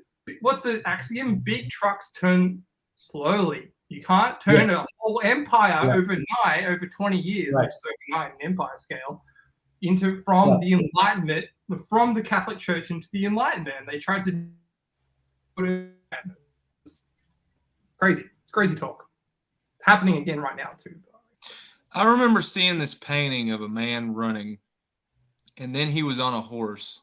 And then he was on a chariot with 2 horses. And then he was on some kind of car. And then he was in a race car. And then he was in a plane. And then he was in a rocket. And I think that's what we're doing. Like philosophically, religiously. That goes in line with the frames that you're talking about too. Right. We're running from frame to frame to frame. Right? And it's not that people don't still ride horses. It's not that people still don't pull things with horses. It's not that people still don't drive cars. And it's not that people still don't use airplanes or rocket ships. They're all for some different tier. It's like a pyramid or something. I don't know. Is that crazy? No, you're right. I mean, that is the problem. The problem is that we're running away and we're spreading out along the bottom of the triangle. Right, along the bad, actually, or the evil, right? We're not, that's what Gnosticism is. It fractures and breaks apart. It just fractures and breaks apart, and then it fractures and breaks apart. And then when it's done fracturing and breaking apart, it fractures and breaks apart. That's all it can do. It doesn't have a choice because it's not a uniting principle. That's why when people talk about ecumenism, I say, look, the Christians have all these things in common, and they never talk about it. And if they just talk about what they had in common, instead of arguing theology, they could do good in the world very easily, right? But it's this constant theological discussion that just theology can only lead to division. It cannot lead to being united because it's all about all of these ancillary misinterpretations and reinterpretations of things that don't matter in terms of communing together to get stuff done, in terms of having a meal together, going fishing together, whatever it is, hiking in the woods together, enjoying the sunset together. That these are things you can do in the Christian framework if you just talk about the parts of the Christian framework that you have in common. And then this solves a bunch of problems. Why does it solve problems, Mark? Because most problems are just created. And if you don't create them, they don't exist. Theology is one of those sets of problems. Yeah. What was your point, Bhumi Shroomi? What was your point with all of this? What were you seeing? That, it's all okay. And we're figuring it out. It seems like we're not figuring it out. Everybody was flipping out about the hippies in the 60s, but then they make computers and the internet and stuff. And I think we're going to see the same thing. It seems scary. Oh, no, it's hopeless. But that's when people really have to figure it out for themselves. Like what is truth? Boom, boom, boom, boom. What is really going on? What are we supposed to be doing with ourselves? Right. And as I've said before, nobody trusts anybody. What we're doing here is the beginning of trust with each other, right? And if more people do that, maybe we can all start to come together in bigger clumps, right? I don't know yet. This is just the beginning, and I think there's some people that want to hurry up. You can't do that. This takes time. It takes time. Well, and also I think that, the real thing you have to discern is what you're going to submit to and what you're not going to submit to. And you can't pretend as though you can switch that around or submit one day and not submit the next, or submit to these 4 things one day and these 6 things the next. You can't do that. That doesn't work very well. How much time went between us running to figuring out horses and buggies? And how much time went between horses and buggies and cars? And then cars and airplanes? It's like it accelerates in a way, but it's also way more dangerous. Like rockets, like what if a rocket blows up? Like everybody below has to watch out. It's a very dangerous, crazy thing. Now we're filled with antimatter and fusion, and fusion doesn't blow up, but the antimatter stuff's kind of scary. But we're doing it. We're doing these things. Yeah, but that's why this is happening, right? Because we're very aware of the dangers right now, because there are very real dangers. So that's why this is emerging, right? This little corner, Peterson, Pajot, Vervaeke. It's we've all seen that we want to go. Things to do. There's things to do. Things to do. Yeah, man. We want to go to space, but we don't know why. What for? Exactly. We're figuring it out now. Exactly. Well, and I think some people have a plan, but it's a dumb plan, right? And it's a dumb plan. And they don't realize that. But Jesse, what do you want to say? Well, video games are a dumb plan. Like, we can't even agree which version of Battlefield we should all be playing. Like, this whole idea of game theory, I've been chatting to a few friends of mine, and they think that they can just game theory everything down to the local level, and it doesn't work, because eventually the game gets boring. It needs updates. Those updates create other problems. It can't include everyone. Not everyone can play at the same skill level. You can't distribute that. So there's another problem here with community framing, which is video games aren't going to solve the world either, which a lot of people think they can, because at least everyone agrees to play a video game and talk to each other about it. Right. But they're missing that initial discernment, right? This is part of my opening.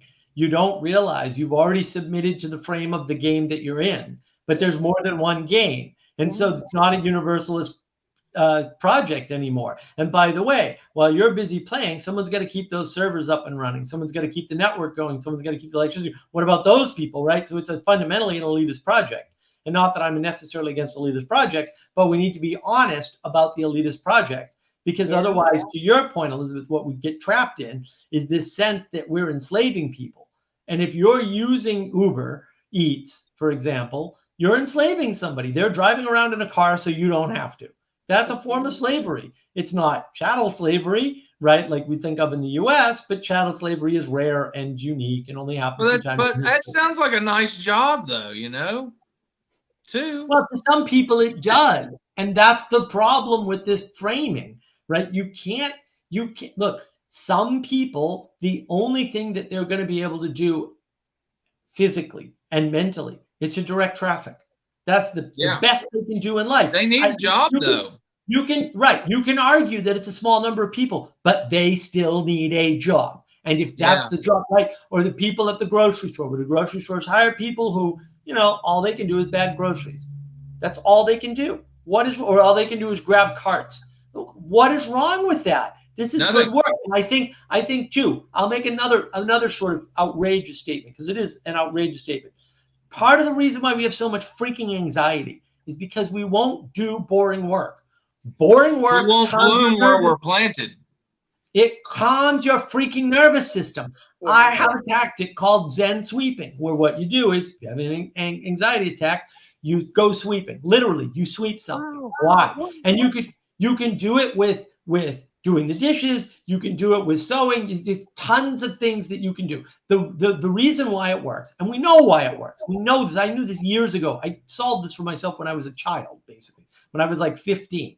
Right? The reason why it works is because your brain and your body are somewhat separate, right? Or your mind and your body. And then what happens is, when you're doing something that involves a lot of muscle memory, your body is sending regular calming signals up to your brain. And so your brain, it's racing around going, blah, blah, I want to solve this and I want to do that. I'm worried about this. And Jesse's a jerk and Boomsher won't shut up. And Elizabeth's just annoying, right? Your body's going, calm down, dude. and your brain calms down because it's sympathetic with your body. And we keep thinking our mind rules over our body. Yeah. Try thinking about your breathing. Let me know how that works, buddy. Try thinking about your digestion. Let me know how that works. No. That body has way more say over what your mind's doing than you can possibly imagine. And that's the problem. We are not doing boring work to calm ourselves down. So we're staying in an elevated, anxious state more often. And that only gets worse. And then we burn out, and then we have a crash, and yeah, it's not good. There's a great picture of this. I did that podcast about that video game Scorn, but there's a great picture where the people are trying to mutate into these HR Giger things. And their heads mutate to where they had their own independent organs of the body, and it detaches from the body and floats around, and the body like shakes and dies. And they think this is the best thing since sliced bread. But the brains float around and forget to make food, and they all starve and die. Right. Wow. And I think that's a great illustration of that. Wow. Right. Yeah. Well, they want to live in their heads. Yeah. They want to transcend. That was the whole, like, transcendence. We're going beyond into the nether realms, and that's cool to like visit with, but come back, bro. Like, but that's the Gnosticism. You want to break out of the constraints of the bad God, which are basically material constraints. You want to break out of that to get to the good God, who has no material constraints, right? Yeah. Which constraints are bad, right? And that's the Gnosticism. Right. Yeah. That's the split. Yeah, that's the split. That's why it's forbidden knowledge. Yeah, it's not forbidden the decapitation in the world. It's like that. It's like that's a perfect example of the split that's happened in our culture in the last. Yeah. I disagree. I go way back to. I'm with Jonathan Pajot. We've talked about it way back to the end of the medieval. It definitely was starting with Dante's time, maybe. Yeah, Thomas Aquinas, Dante's time, and it's just slowly. We are slowly detaching like that, so that we're all just heads, right? Yeah, sure. That's what the Neuralink is. It's all the escape the flesh, escape the body. We can CRISPR ourselves fairy wings and fly around in the forest. Yeah, all the massively multiplayer onlines, they're all the same. Yeah. It's all the same attack. Metaverse, it's all the same. You made a really strong statement that when you were at the beginning, when you were talking about framing, and you mentioned the word evil, and I thought that was astounding, right? Because people don't use that word very much, and and I wonder why that was, that you were being quite clear about that. That is what we're talking about, in fact. Well, right? Because nobody's clear about this, right? They keep saying, look, listen to Sam Harris, right? What did he used to say? I don't know what he says anymore, because he's pretty much blown up, because he fell into evil, which I said was inevitable for decades now. I knew this was going to happen to Sam. I've been telling everybody for decades this is going to happen, right? Because he's not capable of being a moral agent. Why isn't he capable of being a moral agent? Because he doesn't have an ethical system. He just says he does. He doesn't actually have one. He says he does, and he always said he does. So what he says is, we can know the worst possible thing. It's like, well, that's an absurd statement that is obviously false. Like, you can, I'll play that game with you if you want. I will win. You will die of exhaustion long before you run out of ways that I can make whatever you think is the worst possible thing worse. That's easy. It's an easy game for me to win. Don't play it. It's a terrible game. But like, realize that the thing he states axiomatically as true is not true. It is provably, observably false. Okay. And then he says, all we have to do is move away from that, and we're going to be at the good, because he lives in a binary world in his head, because he's about 3 years old. Roughly speaking, intellectually, he's not that bright. I don't care what your IQ is. If you can't think of a better system than move away from the worst possible bad, it's not, but he's not defining evil. Yeah. We don't define evil. I like the archery term. Like, so I imagine it like this, like, we're all like beside each other shooting at targets, right? And some of us miss the mark. That's a sin. But then you have one of these motherfuckers, he turns his bow and arrow and starts shooting them at us. That dude is evil. He's wicked. Right. And that's how I describe it. Well, and that's the problem, is that when you don't explain to people that there is evil in the world, and Peterson talks about that, and when you don't explain to people you don't know what evil is, because evil is so deep that you can't define it. When you don't do that, you do the Sam Harris trick. Oh, no, we can understand the worst possible thing. It's like, no, you can't understand the worst possible thing. No, you can't. No imagination, no collective intelligence.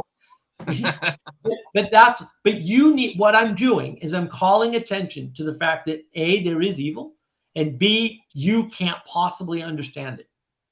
And C, you can shoot it. And you can shoot evil. But in that way, I'm calling attention to it.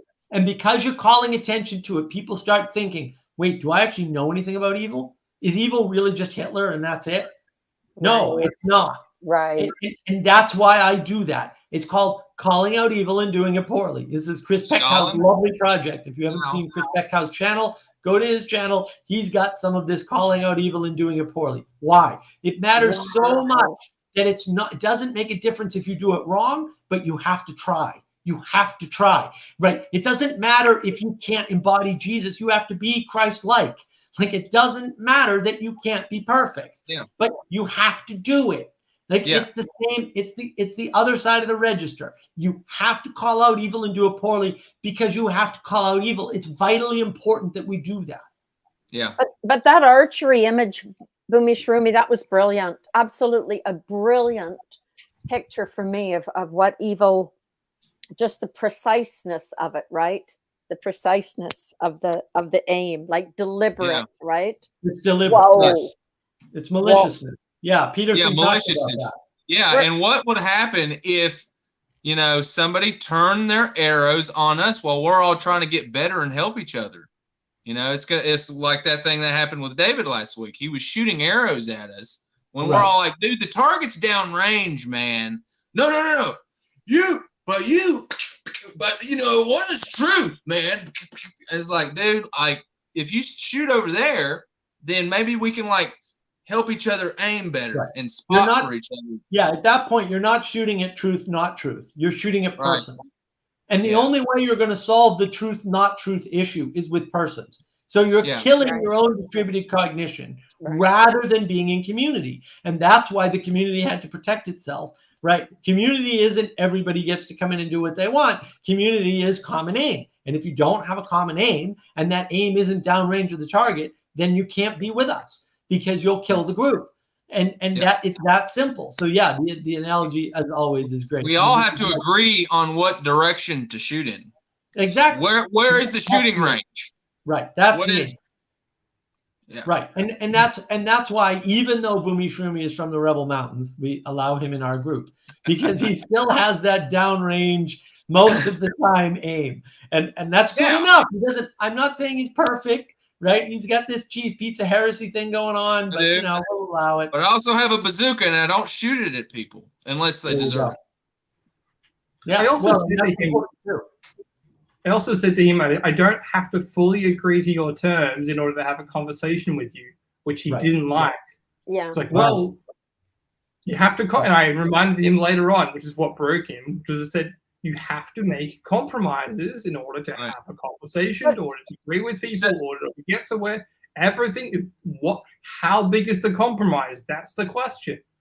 And one thing I wanted to bring up was this notion that we're talking about earlier of limitation. I think there's also there's another side of evil, which is imposed limitation where they shouldn't be. You're making compromises that are wrong, sitting in the wrong way in some sense as well. Like you can be missing the target deliberately, like you're trying to get better, you're trying to aim at something, and there's like the idea that you're aiming and your aim is wrong, but if you just corrected it, you'd get on target. So you're sitting, but you're so close to the truth. And then there's the other idea that you're completely off the map, like your imposed limitations are evil now, like you're limiting yourself down, you're diminishing yourself. And I wanted to bring that in, because I think there's a lot of that going on now. Particularly, I like to point out my own millennial generation. We have imposed limitations on ourselves where we shouldn't. Like we just need to get over ourselves. We're too self-obsessed in some sense. Imagine if we're all on a playground and we're all playing we got sticks and we're acting like they're swords, and then this other guy comes in and said, these aren't swords, these are guns. Why are you playing them with swords? Like, we can't play with that guy.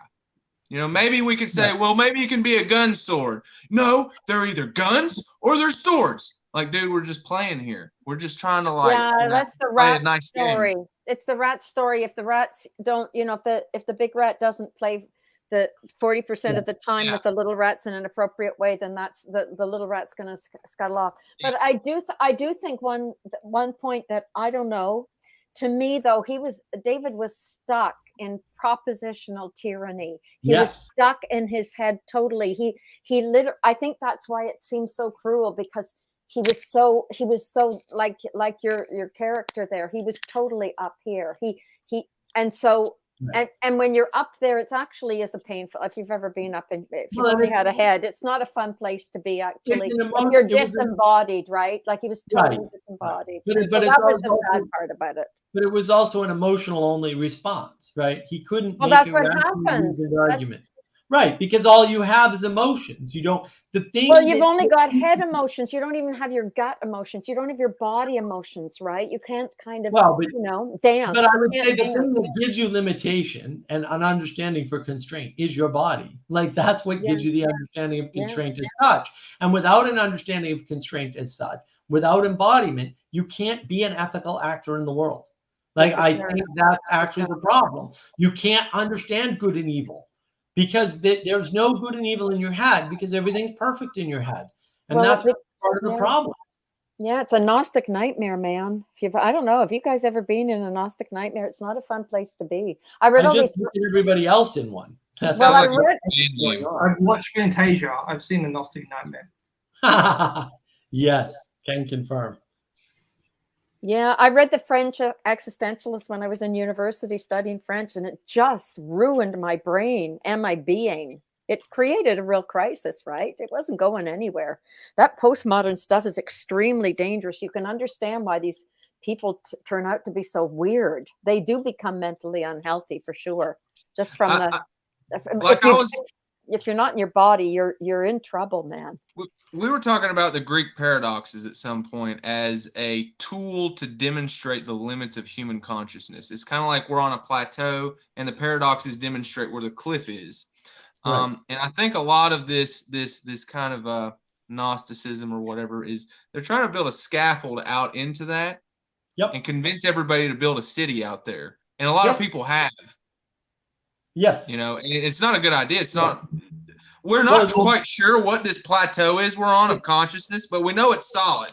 But it's purely parasitic upon the rest of what's been built. Yeah. And please help us. Our scaffold is falling. Give us more material. No, dude. Like you went out there on your own. Like, good luck. I mean, if you find something, like that's cool. Like, bring it back. I guess. Right, but more importantly, you got to look at the world today. So I'm on Grim Grizz's stream. Right. And I'm on his YouTube channel looking for this stream where he apologizes. And I notice it says 0 comments. Right? It says 0 comments. There's comments under the video.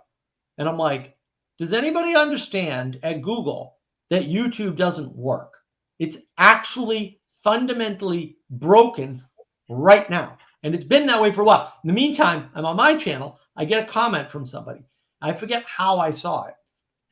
Oh, no, it came up. It came up in the notifications. Okay. I go to click on it. I can't get to the comment. So I go to the dashboard to try to get to the comment. I can't get to the comment. It's invisible. But it came up.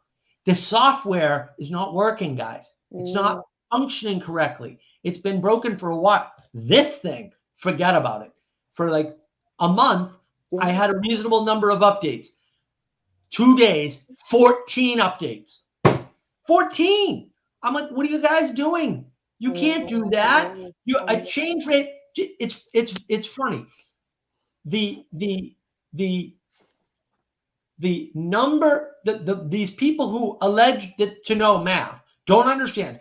If you increase the number of times you release software, you increase the number of bugs. It's inevitable. You're not getting around that problem. Like it's just a math issue at that point. And they insist on releasing more stuff. Way more stuff over and over again. So what's going on? Well, it's a good question. Well, I think that Josh's question, what's your definition of Gnosticism? Look, Gnosticism is a simple thing. Okay. And I agree with how James Lindsay sort of divides this up. Gnosticism is the belief that the God that we'll say the Christians talk about is an evil God who is constraining you. And that constraint, roughly speaking, is materialism or physicalism. And that if you had the forbidden knowledge in your head, you could break free of the bad God and get to the good God who loves you or something, right? Like that's an available option to you. So if you can live strictly in your head without the constraints of your body, you'd be fine. Now, the way that plays out is that, and here's how I think about it. People in the world, no matter how low their IQ is, right, roughly speaking, can come to the understanding that Karl Marx or Hegel or anybody had, all by themselves. It's not that hard. All they need to do is to be comfortable enough to have to be able to direct their cognition to, we'll say, deep questions like this, okay? And that's the problem, is that anybody can come to the Hegelian conclusions. And I do mean literally everything Hegel thought up, a 3-year-old. Read it and think about a 3-year-old and tell me what the difference is. 3-year-olds, I talked to Karen Wong recently. That talk's going to come out on the 28th, right? She said, oh yeah, my 3-year-old said, why can't everything just cost a penny? That's Marxism. Yes, it is. 3-year-olds are Marxists, all of them. Karl Marx wasn't that bright. He was as smart as a 3-year-old. Hegel, not that bright, as smart as a 3-year-old. I'm sorry, okay? I get that you want him to be smarter, but he actually wasn't. And so you, by yourself, can come to the conclusion. You could start down the path of Gnosticism, right? Which is just this idea that you're going to be able to understand something about the world, and that's going to free you from constraint. In other words, knowledge is so powerful that you can get around whatever constraints you feel are constraints and do without them. That path, the beginning of that path, is the thing that leads into full-blown Hermeticism or something, right? As Gnostics, you will get there on your own by yourself. Along the way, and this is where James Lindsay gets it wrong, in my opinion, along the way, you may discover Hegel, and you may go, oh, Hegel, everybody knows who Hegel is, and he's really smart, which I just told you, he's really not smart. I'm sorry, he just isn't, right? And you go, oh, I came to this all by myself without even reading Hegel. I must be really smart. You know what? I'm probably smarter than Hegel because I didn't even have to read Hegel to come up with what he came up with. And all these guys think he's smart. I must be super smart. I'm on the path. I'm going to get there. That's what happens. Right. I see it all the time. That's what happens to people. They think, and this is why, I have this argument all the time with Sam Glenn over in the UK. I used to talk to him quite a bit on Bridges of Meaning. He would bring up some philosopher, and he's a philosophy major, so fair enough. And I would go, yeah, he's an idiot. Throw all that stuff out. You go, you can't do that. You can't just throw out, whoever. You can't throw out Immanuel Kant. I'm like, no, actually you can. Your life will be better. There was a time before Immanuel Kant. Everybody was fine. Like nothing bad happened. I promise you. They had a fine life. Immanuel Kant contributed any positive things to your standard of living at all. Don't worry about it. Doing without him and his foolery and his garbage and his nonsense and his ridiculous statements is not going to harm you in the least. You can always argue, oh, Mark, he had a good point. All right, 3-year-olds have good points too. But we also don't take our philosophical direction from them unless we rename them Karl Marx and say they were older than 3. I think Mike Judge makes a pretty powerful commentary on that with Cornholio. Yes, he does. Well, and that's part of the problem is that we don't really realize some of these people who are very articulate, like Sam Harris, who's an idiot. Sam Harris is an idiot, an articulate idiot. That's the archetype.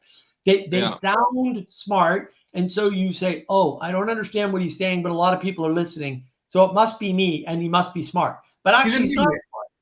He's a midwit. He's a midwit. Yeah. Oh, I don't even think he's a midwit. I think you're giving him way too much credit. He's a semi-summy. That's what he is. Yeah, he's a semi-summy. We were talking with Adam earlier on the Discord server just before the stream started about these insults and different. Scott was another Irish insult that we really liked. So the problem is that you're on the path to Gnosticism at that point. And you're listening to these people going, oh, they sound really smart. I don't quite understand them. They must be smart. And you can always make the argument that they made a good point. A broken clock is right twice a day. However, I still throw out the clock. I give up the clock being right twice a day for a better clock that's not only right twice a day, but right the whole time. And you can do that. You can throw out Immanuel Kant. You can throw out Hegel. You can throw out Karl Marx. Everything will be fine in your life. I guarantee you, your life will improve instantaneously. You don't have to worry about it. What was the Hegelian aim, though? The Hegelian aim was to displace Western morality, displace ethics. It's to replace aesthetics as well. He's all aesthetic arguments. If you start to read or try to understand it, they're all aesthetic arguments about what our priorities should be and what happened after we adopted Hegelianism. 2 world wars. Right, right. And Kierkegaard is like, guys, we're going all wrong. Like, Kierkegaard didn't have the answer. He was just basically a reactionary, and what I particularly like. But at least he pointed out the problems of his day, which is another problem we're having right now. Is we need to actually come up with good solutions rather than just keep pointing out the problems. Like that's right. Chad, maybe Chad has some good solutions. What's up, Chad? It's easy. Hey, Chad. It's easy to find problems, and that's the postmodern ethos. They don't understand. It's easy to knock things down. It's hard to build them up. And if you're focused on knocking them down, there's going to be a problem. Hegel was also 18th century. I just liked it. Yeah, it was trouble. For sure. What's going on, Chad? What's up? My reception here is kind of shit. So sorry to hear that. It's loud and clear. So, you know, Gnosticism's like camping underneath a waterfall and getting mad if you drown. Yes. Like, this was a great camping spot. Why does God hate us? Right. Yeah, well, you're not checking the framing, right? And so you're blaming the bad God for the trade-off. This is a good place to camp. Well, why wouldn't it be a great place to camp? You know, I mean, we can pick whatever place we want to camp. This is our camping spot. Right. Well, yeah, that's good. Our camping spot. Yeah, that's how it works. You never engaged with discernment of your framing and your trade-off. You just said, no, I want to do this. And if it's not right, it's the fault of a bad God. It's like, no, if it's not right, it might be your bad discernment. And you might need to fix your discernment in the world so that you understand what bad and good as such are, so that you can apply that to pick a good frame. Right, a little humility, right? Humility is a very forgotten virtue nowadays. Yeah, right? Like, hey guys, maybe it's a bad idea to camp under the waterfall. Let's camp above it, next to it. No, you're not God. You're a heretic. Shut up. That's the parable, though. We overread that parable of where to build. You build it by the convenient location on the beach near the water, or you can be humble and try and build upstream, where it's harder to build, and it humbles you to build and move with rock, but it survives and lasts longer. It's the same thing with the turtle metaphor. And the 3 little pigs and the big bad wolf. Yeah, the 3 pigs is another good one. Right. The brick is hard. It's a lot more effort. It takes longer, right? But then when the storm comes, or when the evil wolf comes, it survives, and the others don't. And that's really important. Yes, and that's the ant and the grasshopper, right? And all that. And let's not forget what a Chad that last pig in the brick house was. He was super cool and let all the other pigs live in his house when the wolf came. Well, and he was stronger too, because he was stronger. Wow, the 3 little pigs. Forget everything else. Let's just talk about the 3 little pigs. 3 little pigs. I know, it's even got a song. Well, you can have He-Man or you can have Star Wars. Which one do you want? You can have Jung, Star Wars, or you can have He-Man, Freudianism. But the problem is they're both still science fictions. Can I drink? I like to have 2 cups of coffee in the morning. That's my answer. Running it hard. That's. Because I like both those things. It depends on the day of the week. We're still inventing new ways to do psychology. It's an unending frame. It's not. It's a frame that can partially. It'll always let water into the ship, because there's always another way to reframe problems with perception. And right. Well, look at the DSM, right? The DSM-3 is the best version, by the way. And then they did a 4, and then they did a 5, and it's a constant reframing. And reframe is very postmodern. And it's like, yeah, but which frame is the best for helping people, right? Because I don't think there's no way to help people with psychology, even though I hate psychology and all psychologists should die immediately.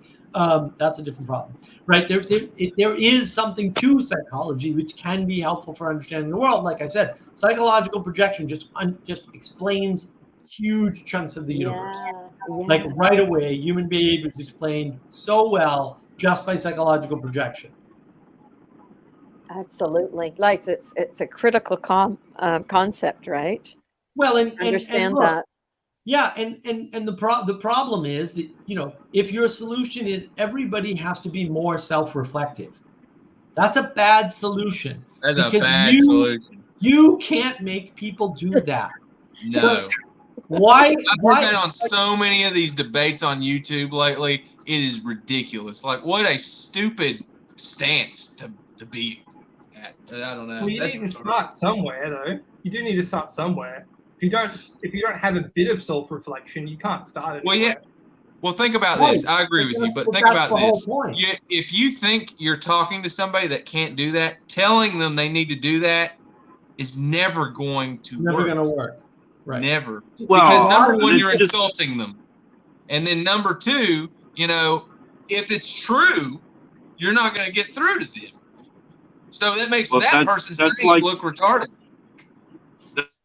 That's like trying to get through to the Gnostics.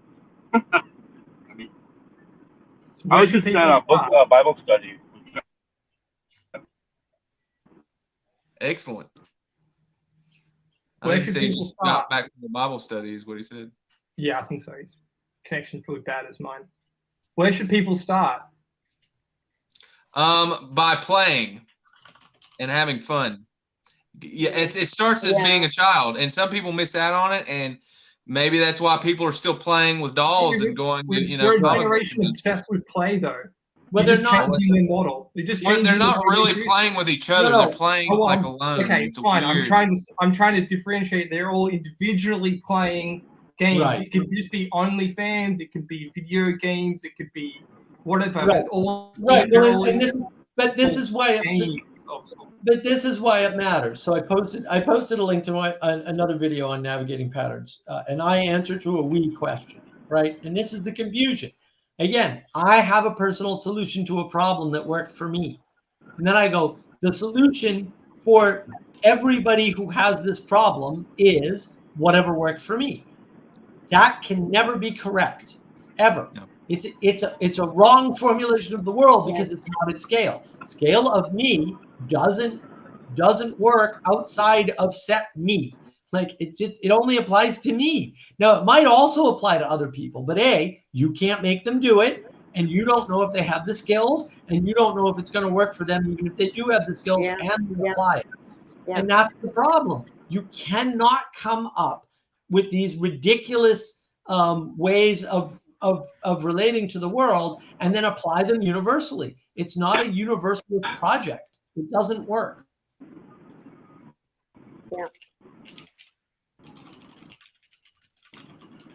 Yeah. So that's a big problem. We find ourselves in the middle of zillions of people thinking that is not the case, right? What's the problem with equity? That's the world in which we find ourselves right now. It's the problem with equity in some sense. Flattening out all the solutions. Yeah. Well, and that's what universalism is. It's an assumption that we're all equal. We're not even remotely close to all equal. Like that couldn't be the case because evolution would be wrong, and there would be no way to discern Jesse from Mark or Boomy Shroomy from Elizabeth or anybody from anybody else. If we were all equal, we wouldn't know it. We wouldn't know. We wouldn't be individuals. We wouldn't be apart from one another. The whole reason why we're able to be apart from one another is because we are not equal. Like, but Mark, we're both wearing glasses. No, I'm wearing a glass. But wait a minute. Wait. You don't think that there's universal principles for living? Of course, there's universal principles, but that doesn't make us equal. That just means that there are principles in the world. We're all subject to gravity. Anybody was equal. But that's how you build community. What I would say. That's the community. That's the community. The universal principles build the community. If you're trying to solve individual difficulties, you have to go down. Can we build something on the fact that gravity is pulling us all down? Or would you have the problem of saying, no, it's pushing us down, and then we'd have a war over that? Yeah, exactly. Like, can we even get along on gravity? It takes more than principles. The idea of principles is fundamentally not. I said universal principles. There's a ton of them. That's not a helpful way to do anything. Yes. Universal principles. We can't hear you. Universal principles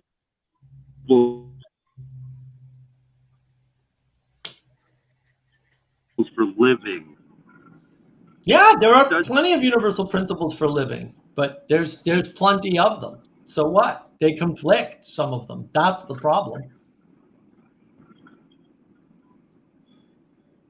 Like all these single solutions are insufficient. This is why submission matters. Like, you have to submit to something in order to make it useful. Whether it's universal or not is irrelevant. In fact, universality is irrelevant. To what? What, Chad?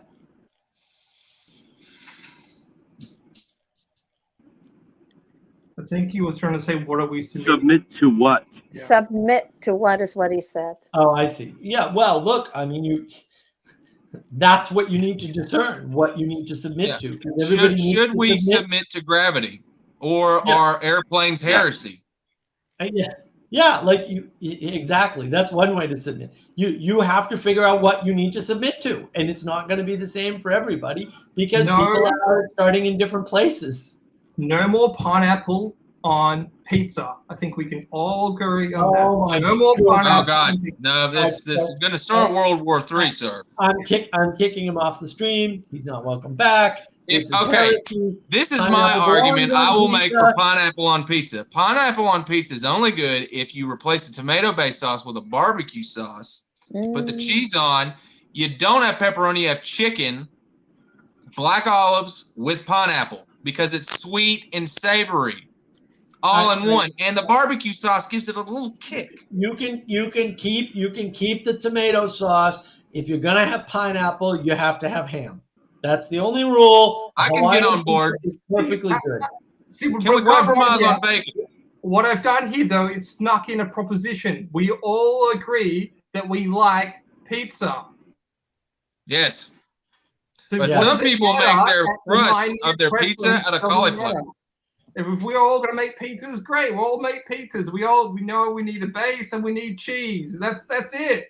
We're all going to the Pizza Hut. Pizzas. Yeah. Who cares about the pineapple? We can sit at the same table and order different pizzas. Now I'm hungry for pizza. No, we're gonna order the universal cheese pizza. That's the news. We gotta have the cheese pizza, man. That would be socialism, though, in some sense. No, because we will provide a pile of toppings and you can select on your slice. It's the Korean method, actually. Well, and that's the thing. Like, what do you have to submit to? Well, if I want to hang out with Boomy Shroomy, I have to submit to his cheese pizza heresy, and that's okay. I'll submit to that because I like the guy, you know. And if I'm going to go out with Jesse, I've got to submit to the fact that there's no pineapple pizza because he's a heretic too. It's like, well, I got to submit to that, and I'm submitting to the commonality of pizza.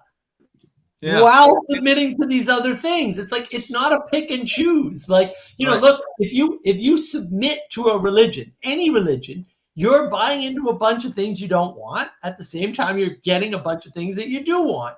And it's that act of submission. It's not, what do I, individual person, submit to? It's, what set of trade-offs am I making for what I'm getting? I'm not sure that's the right term, Mark. I don't think it is submission. I think it's embracing. It's embracing. It's acceptance. It's acceptance. accepted. Sure. Because, just in the same way, like submitting to gravity, do I want to submit to gravity while I take a walk, or do I want to take a plane for my walk? It's not the same thing.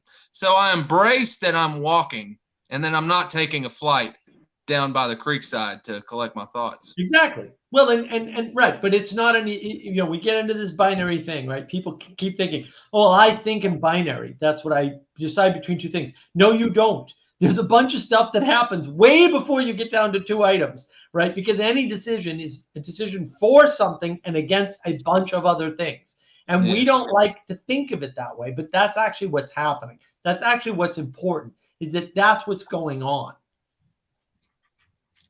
You've already excluded a bunch of things and prioritized a list, and then you've dropped everything off the list except the top two. And then you're deciding between the top three and going, aha, I'm a binary thinker. I just make a choice between A and B.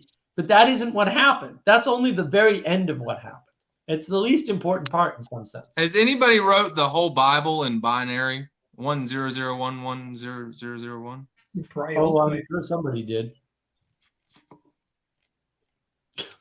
I wanted to bring up my whole cheese metaphor, though. So, culture is another word for, like, grows on cheese. It's another word for the beginning of cheese. Yes, the cheese, the genesis of cheese, if you will. With culture is you have to know when to cut off. You have to know when to limit it, when it's too moldy, when it's and that's the problem with instead of separating the wheat from the chaff, we're separating the mold from the cheese. Well, and it's cultivation. Right. And that's the problem, is that, you can't just, quote, plant seeds. No. You have to cultivate the soil, plant the seeds, and then cultivate the garden. Like, there's lots of cultivation going on. The planting the seeds is one small part of this. And so that's the issue, is that people are not appreciating this. It takes work to build communities. It takes work to keep communities healthy. Sometimes that work sucks because you have to boot people that you'd rather work with and help. Yeah. Right? Sometimes it sucks because you have to get rid of Boomy Shroomy because he's just a cheese heretic and you just can't take it anymore. And you're just like, you can't do it. Right. And that's the problem, is that you can't sit there, fly across in an airplane and just throw seeds out the window like a Paul Vanderklay does. Right. And say, oh, it's all going to be great. That's an emergence is good attitude. That's not. They tried to do that. I want to hear Mark's idea.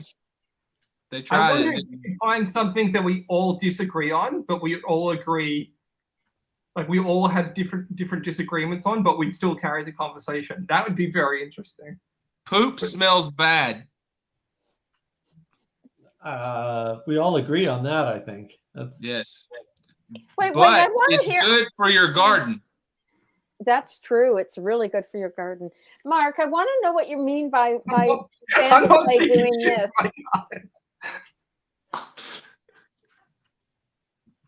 What was it? So Elizabeth. No, it's okay. I missed something. I didn't catch whatever it was. Stupid joke. Don't worry. Go on. Was it funny? Okay. Mark, I want to know what you mean by Vanderklay spreading seeds from the airplane. Like, what are you seeing? What do you mean? Well, that's what he's doing. He's basically flying across the YouTube, right, in space with a bunch of people he doesn't interact with personally, right? Because he's got way too many subscribers to interact personally with all. There's nothing wrong with. There's nothing wrong with that, right? Because Peterson gets away with it, right? But he's already talked about this. He thinks he's planting seeds and that's sufficient. And I'm saying no. Planting seeds is one small step in a much larger process to make goodness emerge. So when you're just planting seeds, you're being Gnostic. You're saying emergence is good. I'm just going to throw seeds out the plane window of YouTube, and I'm going to say that whatever happens to those seeds is good. Okay? And then look, I could make other arguments against Pastor Paul, and he was here on the stream earlier. Apparently, I don't know how much you watched, but I won't. Right? But I will say, there's cultivation of the soil before you plant the seeds. Then there's planting of the seeds. And then there's cultivation afterwards of those seeds so that they grow into good plants. And then you have to harvest the fruits or whatever, right? So all of these pieces. And what Vanderklay is doing is talking about literally only one of them. And I don't think that's good. I think that's dangerous Gnosticism, because Protestantism leads to Gnosticism. Not in all cases. Some not. Some of my Protestant friends are lovely people, right? But there's a problem, and that is the problem. That is the linchpins.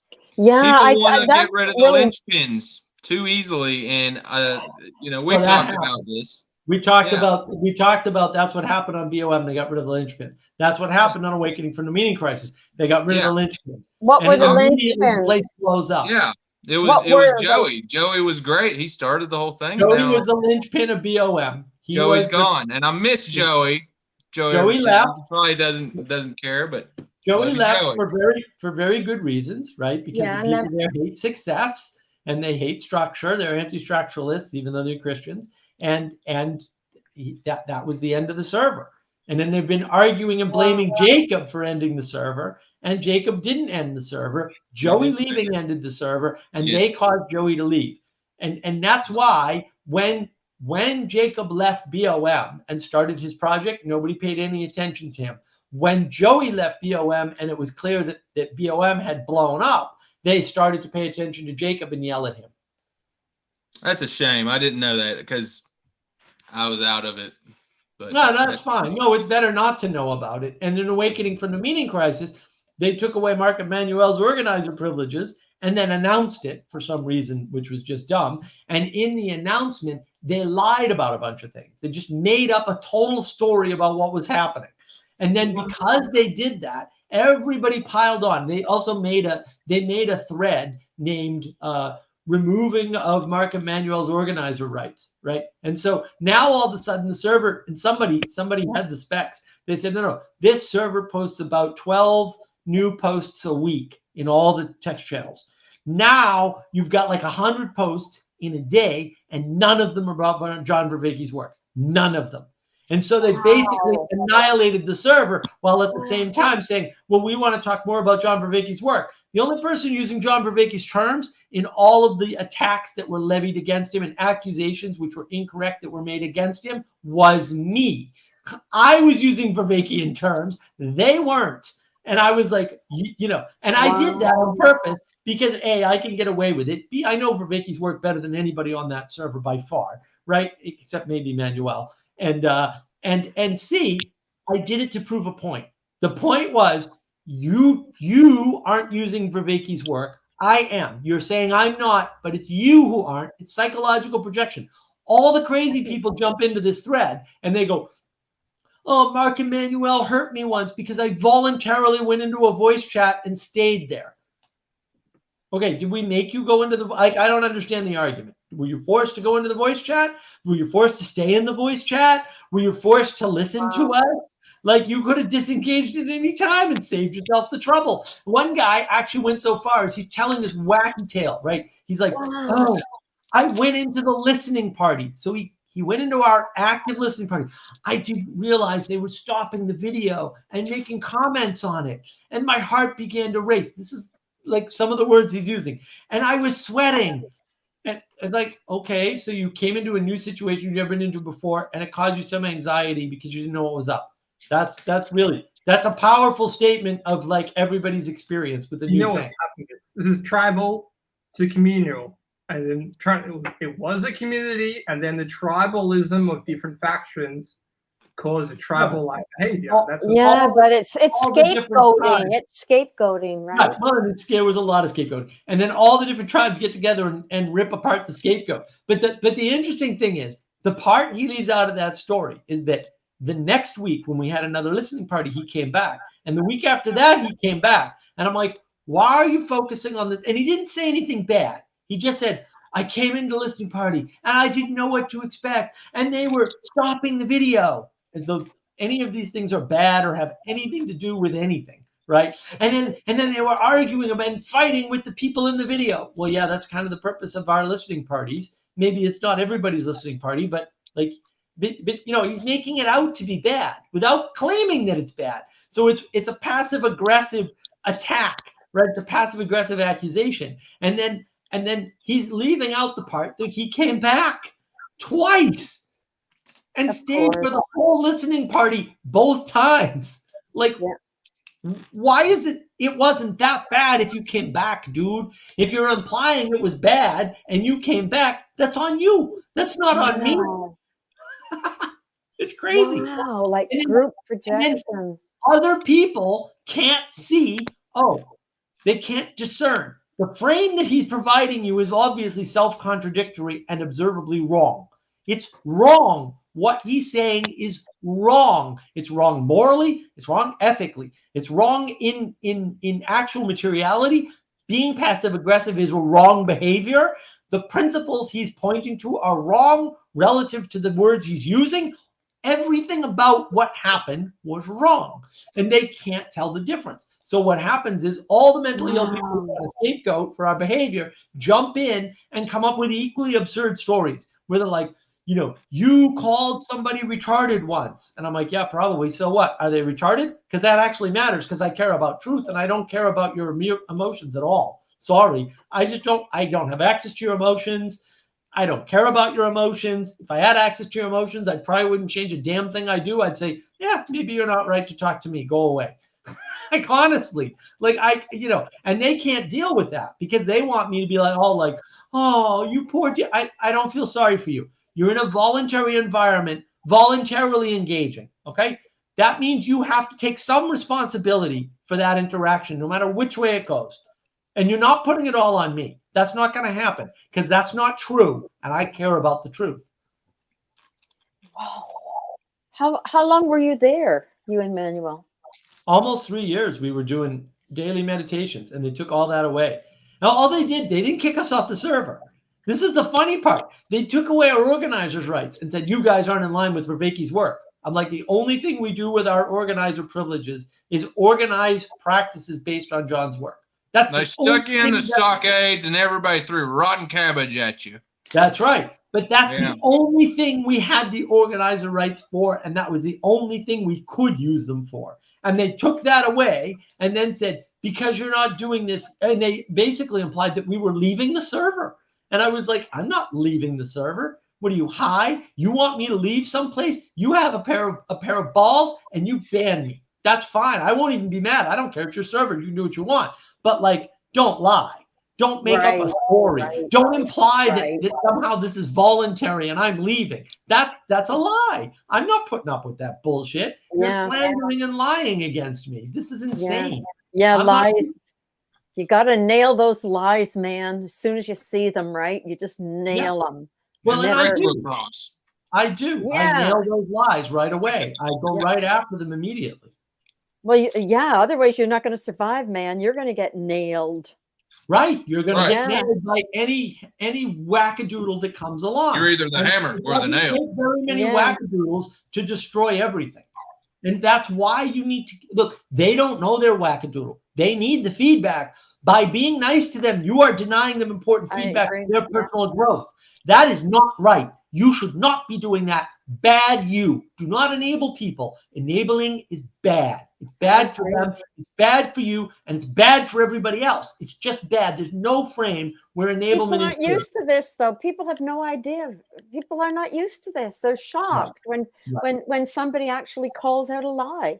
That's right. No, but seriously, I think people go into some kind of catastrophic shock somehow. They're terrified because a fight's happening. Yeah. They think they're going to see guts and blood or something. They like Terminator 2 and they should like Terminator 1. They should like a movie that it's concentrated, it's concrete, it's its own story. You don't need Terminator X onwards. You just need the one idea. The more ideas you stack on top, the more. You're saying we didn't need the chick Terminator? Is that what you're saying? The blonde chick Terminator? You're saying we didn't need that? We did not need the blonde chick Terminator. Sorry, man. Oh, shit. Maybe he's a little bit. All right. I'm going to have to think on that. It's not as good. Wow. That's a story, Mark. Thanks. References matter. How the group operates matters. And when it becomes tribal, you need to call it out and say, hey, guys, it's no longer a community. We're going into tribes. Technically, Mark, I think that's what actually happened to you, but they did it in the complete reverse of the principles of Vervaeke. They actually inverted Vervaeke's own principles of community. Yeah. Right. So that was the funny part, right? Is that they weren't they were the ones that weren't following any of Vervaeke's work at all. And they were diluting it all with their weird Gnostic, cesspool scapegoating garbage. And I was like, do you guys not understand what you're doing? Right. And in the meantime, they're setting a new standard for any accusation goes against anybody without any evidence whatsoever. It's the French Revolution. It's the French Revolution in Vervaeke land. It's guillotines for everybody. It is. Right. It is. This ain't going anywhere. Robespierre comes next, man. Chad said to say the server is over is a very Gnostic statement. Yeah, well, but a lot of people think they understand Gnosticism, but actually the Gnosticism already happened on the server because they rejected authority.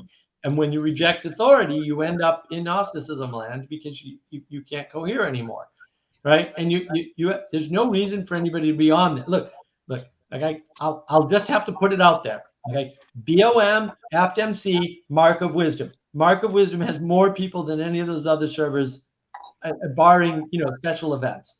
Like I regularly have 6 people hanging out on my server now, even when I'm not there, which is lovely. Like that's what I want. I don't want to have to be there all the time, right? I got 12 acres of land to manage. So, that's a beautiful thing because it's the community isn't me. That's good, right? And the community isn't just Manuel. Manuel and Mark haven't been there, and there's been like 3 or 4 people hanging out together. That's wonderful. That's exactly what I want. And the text channels are vibrant. Sometimes they get a little out of control, but you know what? I mean, I'm too lazy to do too much.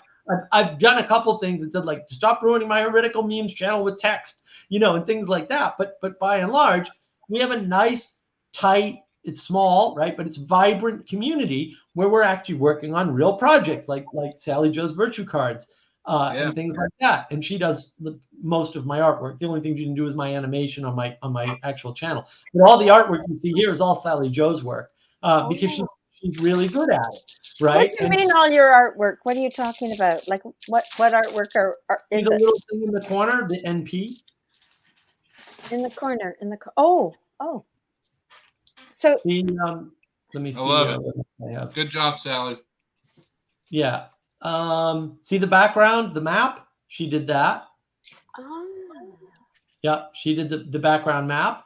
The thumbnail for this stream, she did that. She told me about it today. She's like, why aren't you using this? And I'm like, I didn't see it. You put it in Canva where? And Canva changed where they put everything. So once I found it, I was like, this is great. I'm going to use this for a thumbnail for my streams. And then I'm just going to, I put in new text, or I'm going to put in new text every time. So you'll know the rough theme, right? Today's theme was frames, right? And this idea of discernment that we sort of talked about last week, right? So I'm tying together discernment and frames and the anti-postmodern ethos of destroying this idea, right? And so that artwork, and we have other projects. We've got a ton of other projects. We've got the dragons, right? We've got her book, which if you haven't seen Sally Joe's channel. I'd love. How can I look at that book? I'd love to be able to look. Why didn't you get one when you were at Thunder Bay? And I had because I was busy talking to all sorts of people and laughing. Talking to those people, you should be participating with Sally Joe's book. I will find the link to. Can you just tell me the link? Like where? It's Sally Joe's channel. She's got a short, so it's Sally Joe M. Cooper. Okay, say it. Sally Joe M. Cooper? Yeah. Just look up Sally Joe M. You'll probably find her. Oh, because I'm looking for an illustrator. I wrote a tale when I came back from Labrie. I don't know if she can help you with that, but you can certainly reach out to her. So she might know somebody. Yeah. Thank you. I was wondering why the dragon. Is it a reference to Peterson's Dragons Grow thing? No. I assume you're talking about that dragon. That dragon I got like a million years ago when I was very, very young. It came at La Kermesse, which is the French festival that they used to have every year in the Bideford. And the people would come, the Quebecois would come all the way from Montreal and Quebec City down to Bideford. And they would sing and dance and make merry. So it was literally a carnival. And we do have, by the way, Sally Joe has a Redbubble store. We do have Psychic Space Dragons for sale.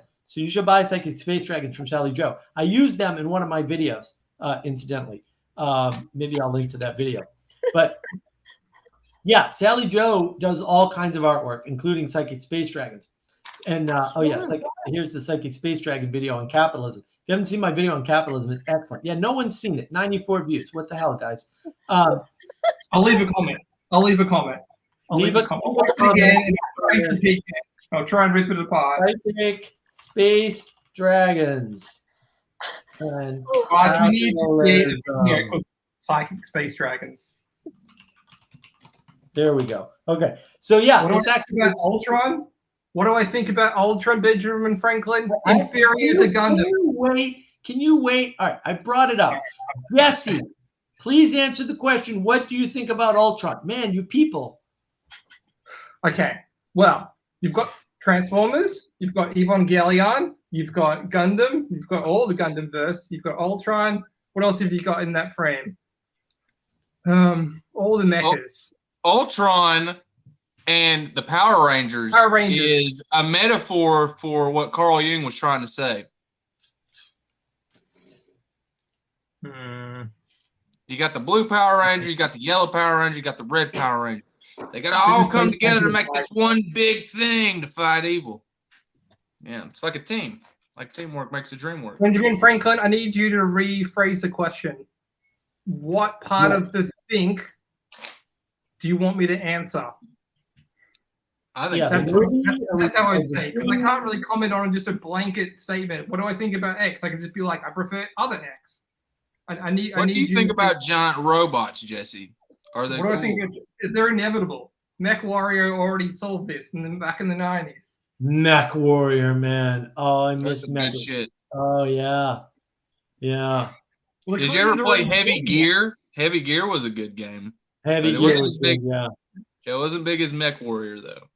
The Mech Warrior was just I miss Mech Warrior. Yeah. How do we? Okay, so maybe I should reinterpret the question. A story contains as much truth as the creators allow it. So I don't think Ultron has as much truth as it should, as other mechas contain. The fact that Gundam has gone on for X number of years means it is tapping into a certain line of truth. The fact that Power Rangers kept disintegrating from what its original themes were is also telling. Power Rangers kept.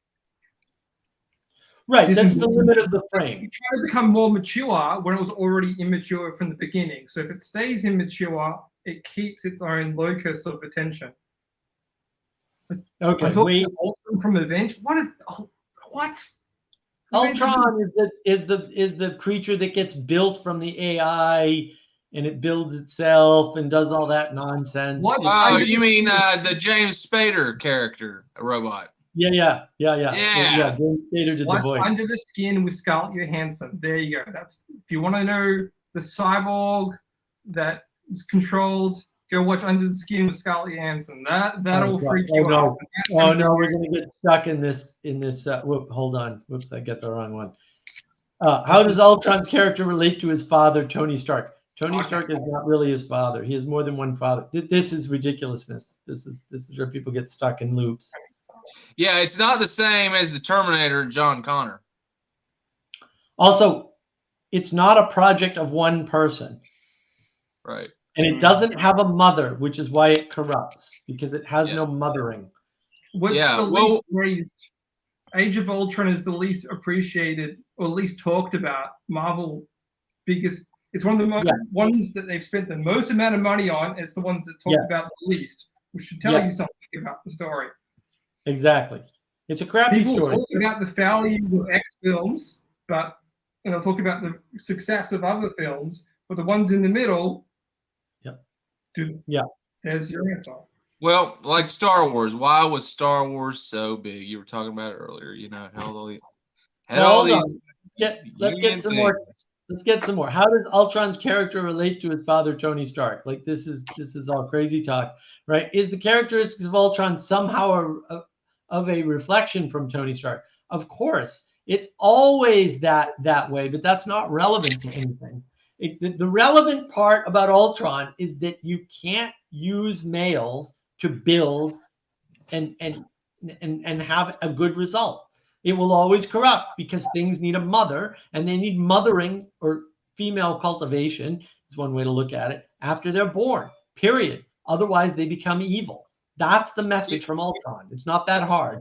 So, something very interesting while on the top of the Marvel universe was I reluctantly but eventually watched Loki, and I didn't really know what the fuck it was about, but it was very interesting. It had these the interdimensional police and this bureaucracy sort of thing, and they had these fake gods that were machines, and then they found out they're machines, and then they found out that like God or whatever is a guy from the future that figured out time travel or interdimensional gateways. Right. And then he started fighting with himself and ended the universe with these big giant battleships made out of stars or whatever the hell. Wait a minute. So what you're saying is the bad God who was one, like Neoplatonic one, shattered everything into a multiplicity or a many. Really? Yeah. That's so surprising. And he had to kill all of himself until there was one. But because he wanted one universe. One. So it's fully Neoplatonic, and all Neoplatonism leads to Gnosticism, and that's the problem. That's exactly the problem. Jesse, have you seen The Trouble with Being Born? If you like Under the Skin, you'll like it. I will see it. I was going to say I do follow a channel for a guy called Damien Walter, and I left a pretty critical comment on his multiverse video. He was praising the multiverse, and I said, no, multiverse is the symptom of the problem. I know Damien. I've talked to him on Clubhouse many times. He's an interesting guy. But you're right. I've seen him on Twitter and stuff, and I'm like, Damien, what are you talking about? You're a lunatic. Multiverse is the symptom of the problem. Multiverse is not the solution to the problem. Do you know Damien? Have you talked to him before? I've talked to Damien a bit, yeah. Yeah. I have too, especially on Clubhouse. So that's where I kind of met him. He's an interesting character. Yeah, we used to do a sci-fi room every Sunday night. Oh, really? And that was run by Hollis Robbins, and Hollis is great too. And Damien used to come on quite a bit. And I talked to him in some other rooms too. I think Marvel films, they're not good myths. He tends to describe trying to give it to keep Elizabeth in the conversation. Is that people tend to think that these Marvel films are going to gather people together and become the new myths of the day, like the Greek myths. And all the myths are all the stories are just garbage. They don't hold any water. They don't carry for any distance. And people like to think that Endgame or whatever and its truths are like. But they're new. They're new and novel, and emergence is good, Jesse. You just don't understand that new and novel and emergence is good explains the world. Just the hellish world that we live in. Yeah, the hellish world. New novel and emergence. Hey. Man, I'm having a good time. What world are you guys talking about? There's birds outside here. The sun is shining. I'm having a good time next to the trees. Guys, maybe you need to move to the Rebel Mountains. I don't know. It sounds like you're in a bad place. It's a bad place you're in right now. Well, there are bad places, that's for sure. I'm only 3.5 hours or so from the Rebel Mountains, but excellent. Well, stories are as good as they challenge you. Maybe we should argue that. I don't think the Marvel films actually put out any sort of challenge. Hold on. We have to talk about fiction. Here's my definition of fiction. You're gonna love this. This is great. Fiction is a story that the author didn't directly observe. That's all it is. That's all it is. The reason why this is really important is because fictions that are untrue are bad stories. Fictions that are true are good stories. So fiction can't have anything to do with truth and falsity or truth and anything else. And by true, I mean the arrow type true, right? The actual definition. This is true. We've been over this. We've been over this.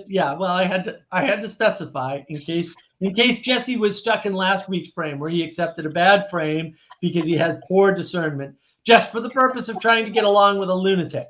So I just wanted to make sure that wasn't still the case. It was a slide trick and it worked.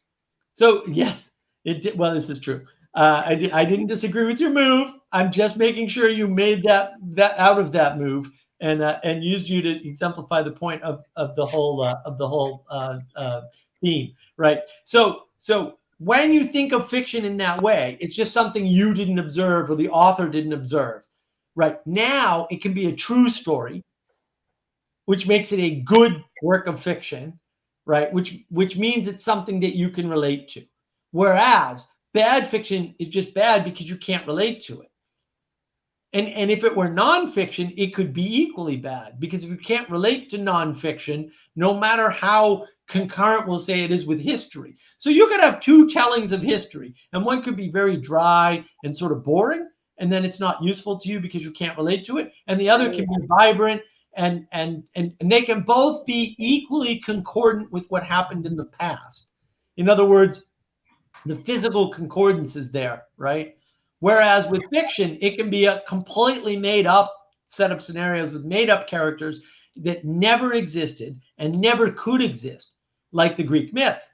But it's true because you can find a way to connect to it. Mm-hmm. I wondered, oh, here we go. Is propaganda the mix of fact and fiction? As soon as you mix fact and fiction, you have a definition of propaganda. Which means that, no, what I'm trying to sneak in is to say that any version of mixing fact and fiction is a propaganda of a type. It might not be propaganda capital P, but it is still a version of propaganda. My problem with propaganda is I think it's completely hindsight only. I know. I've been wrestling with this with my head since these conversations. I'm like, how do I? Yeah, fair enough. Well, I just suspect it's unresolvable. All right. Ultron is my favorite character from Marvel, but I think his character is not explored so well in the movie. He is explored more depth in more depth in the series. What if? Look, it's a horrible archetype. It doesn't work. It's an archetype of evil. The Gnostic god of AI is not going to make the world a better place, but it sure as hell is going to make the world a worse place, because psychological projection is real. Doctor Strange. How Gnostic is Doctor Strange compared to Ultron? Well, it's all Gnostic, but that's not the point. The point is that when you have something like AI in particular, the reason why it works the way it does is because of psychological projection. So if you have a predisposition to believe that it's sentient, you're going to say it's sentient because that's what you're going to see when you talk to it. And Vicky makes this excellent point. If you want to know if something's sentient, have it talk to a version of itself. When AIs talk to themselves or other AIs, they degrade into nonsense almost instantly, within 10 minutes, all of them. It doesn't even take long. So obviously they're not sentient, right? Because they're parasitic upon us to appear how they're appearing to us. And that's what people don't understand. Here we go. Narcissism that we're living with. Elizabeth, this is one for you. Are humans emergent? Is Mary really a major figure in Jesus' story, especially compared to his father? Yes, she's the most important part of the story. I don't even know why that's people talk about her a lot. Yeah, it's a pretty big deal. Well, look, go to an Orthodox, what do they call them? Liturgy there, and you'll just hear them say Theotokos like every third word. It's freaking insane. And Theotokos is basically referring to the Blessed Virgin Mary. Or, for the Catholics, it's all about Mary. Like the divine feminine's everywhere. And the Protestants don't have the divine feminine, and they're also Gnostic. Connection? You decide. But I'm seeing a connection. Yeah, no kidding. It's so obvious. And so that's that. If we were going to read, they get rid of the Gnostic Mary is the Big Bang Theory. It just doesn't have a female face on it. I like that idea. Yeah, that could be right. What do you mean? What do you mean? Tell me what you're I don't know what you're talking about. Okay, so the virgin birth and the Big Bang Theory are the same thing. That's it. Yeah. I could say a lot more, but I'm the cheese pizza guy. I'm serving cheese pizzas here. I'm just. So are you saying it's an event that defines space and time at the same time? Yeah. Well, but it's also pure. Yeah. And it starts from nothing. right? And there's a promise implied in it, and that promise is that the universe will unfold as it has unfolded, right? Yeah. So it has many of the elements of that part of that story. You also got the universal heartbeat people. They're like, it'll contract and expand like a heartbeat. You know, there's people that say that. That's how they explain. Yeah, they try to make it universal and infinite. And when you do that, you have a system that feeds on nothing. It's just right because you're getting around creation. You're trying to avoid. Well, there was an Outer Limits episode about this where they went into hyperspace and they ended up in God's bloodstream, dodging blood cells in their spaceship. That's funny. I was like, that's wild. Like, whoa, what the fuck? That was a good episode. And that's the problem with these things is that when you're trying to dodge the fundamental question of creation, you're running into a problem. And that problem is that you can't have a starting point. And when you don't have a starting point, it's very hard to orient yourself. Orientation requires a starting point, right? And a starting point requires good grounding, whatever that grounding is. It's not even relevant for orientation as such. It also requires an ending point. And then it requires you as an agent. And you need all of those components. And then what do you need to do, Elizabeth? You need to apply discernment to make a judgment to take an action. Which is your favorite thing, right? So yeah, and to judge your judgment as such, you need to make sure that you have the ability to discern your frame, not just the action in the moment, but the frame. Oh, my action keeps not working. I keep banging my head against the wall and saying, ow, because I have a headache. Well, that means you have a bad frame, my friend. Another way to know you have a bad frame is you're stuck in a paradox. There are no paradoxes in the universe. If you are stuck in a paradox, if you see a paradox, that is the limit of the frame that you are in, and you can change frames and get around that problem. That is what that means. I believe very firmly that this is how the ancient Greeks used paradox, right? Zeno's paradox is the statement that materialism doesn't work to explain the world. If you try to use physicalism and measurement and quantity, you can't touch a wall because there's always half the distance. That is true. You can never meet the wall in Zeno's paradox. The answer to that is the world is not only physical. Once the world is not physical, that means you can have a goal of reaching the wall that supersedes the quantity required to do it. Because the quality is larger, which means the quantity, the material, is not primary because it's not bigger than the quality. That means that all potential comes from quality and that potential is bigger than actual, of course. I think the actual manifests as a result of the potential. And once you understand that, you're no longer a materialist. Can you understand that from my explanation and adopt it? Probably not. But that is the fundamental difference right there. And once you realize that, you get out of your materialism. I think a wonderful story that illustrates what you're talking about is H.P. Lovecraft's From Beyond, the concept of the resonator. Yes. So they open up like a portal to another dimension. And, it's not necessarily good or bad. It's just so different and alien and weird that we can't interact with it in a way without it destroying our flesh, without it just making us into something that we're not, like, and it seems like we're monsters at that point. As Jeffrey Combs famously said, he's like, he bit his head off like a gingerbread man. You don't want to see that kind of shit, because that's what's there when you keep going out trying to see what's from beyond, man. Right. Yeah.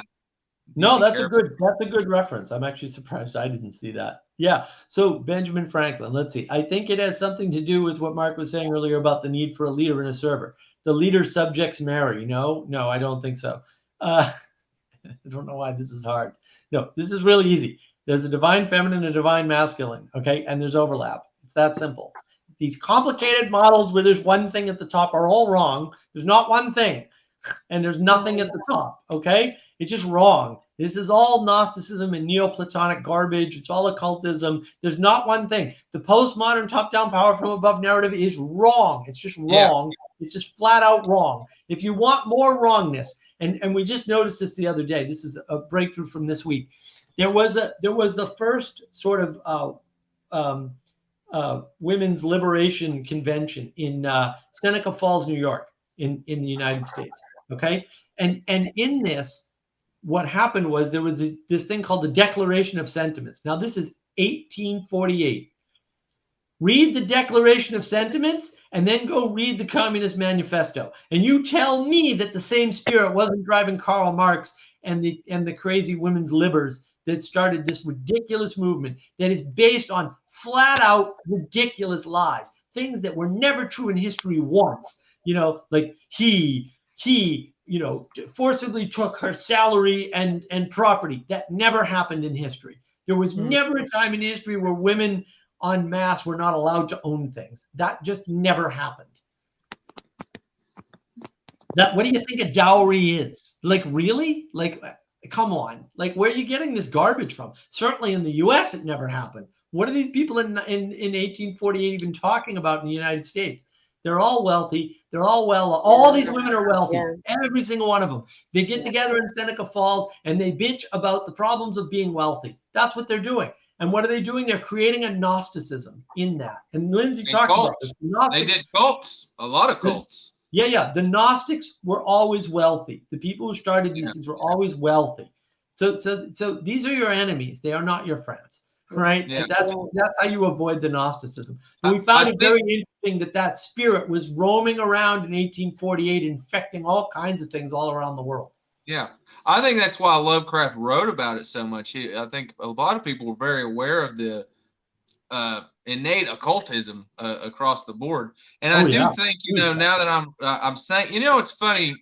You think more deeply when you say stuff out loud. And I'm thinking this resonator and From Beyond, I think it's the ideal Gnostic object or aspiration or tool. And I think about, how Tillinghast tried so hard in the beginning to perfect the resonator, get the forks tuned just right to the frequency necessary. And then by the end of it, or the middle of it, actually, because he started to realize, he takes a hammer and tries to smash the fucking thing and just destroy it. He's like, oh my God, my pursuit of knowledge has created pure evil, a portal to hell. Like, I had to destroy it. This is horrible. But, he opened the door, he cracked the door just a little bit, and it couldn't close. And, so on and so forth. But it's the perfect tool. And the wisdom is destroy it. Right. Get rid of it. This is the paradox. Yeah. If we were meant to live in that realm, there would be a bridge to it naturally. And there's not. You're trying way too hard to do something that's not natural. Yeah. You're a wizard. And you can have a good wizard, I'll argue. And I think it's displayed in Lord of the Rings. You have Saruman in the tower alone, playing with a black ball, playing with his black ball all by himself up on top of the tower. He loses his mind. He's reading these weird, dark, the scrolls from Mordor and shit, and he gets fucked up, right? And then you have Gandalf hanging out with the cool forest dude and all the hobbits, and he's grounded, like running around barefoot in the earth, He travels all over the world. All the time. He doesn't stay stuck in the tower. Right, that's the solipsism of the tower. Yeah, I like that. Right, that's great. The loneliness of the tower, Not this one, but Jung built a tower, right? So there you go. Jung built a tower. But he came down off of it. He didn't stay up in it all day, unless he did. Well, we don't know. I don't know about old Jung. Not so sure. Not so sure. He went wrong, but I don't know where, and so I won't touch his work. It's tricky. He's tricky. Well, I look, my rule is if I don't know where he went wrong, then I'm not going to engage, because the dangerous actually opportunity for enchantment is too high. And so you have to use wisdom and discernment and say, look, I don't know where this guy went wrong. So I don't want to get enchanted by him, because how much was he enchanting himself? This is the problem. Solipsism. You enchant yourself. This is something Emmanuel and I talk about quite a bit. We go, No, we interrupt people on purpose. Because if somebody starts out with a bad axiom and they tell a story based on that bad axiom, when they're done telling that story, they have enchanted themselves. And if you let that happen to them, that's partly your responsibility. So people are always like, you interrupted me. No, they said something wrong, and that was not going to lead to the good. And we stopped it immediately because that is our responsibility. Now, that doesn't mean we're responsible if they continue anyway, but we're at least responsible for trying to stop the enchantment. Because once you enchant yourself with a bad story, it's very hard to get rid of it. You're setting up your perceptual system again, right? You're setting up, you're hardwiring your brain. You got to be careful how you speak, man. Always. Well, we don't appreciate this idea.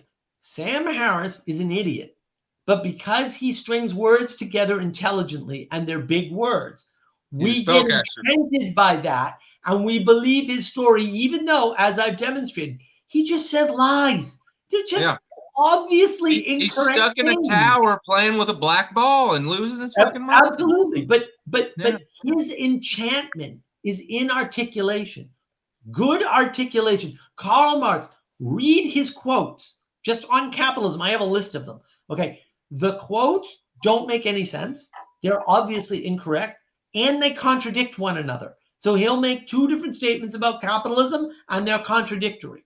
Nobody notices this, apparently. Everybody goes, well, Karl Marx had a point about capitalism. No, he didn't. Everything he said about capitalism was actually factually, observably wrong. It's that simple. He was just wrong. So why are people listening to Immanuel Kant and Hegel and Marx and all these other idiots?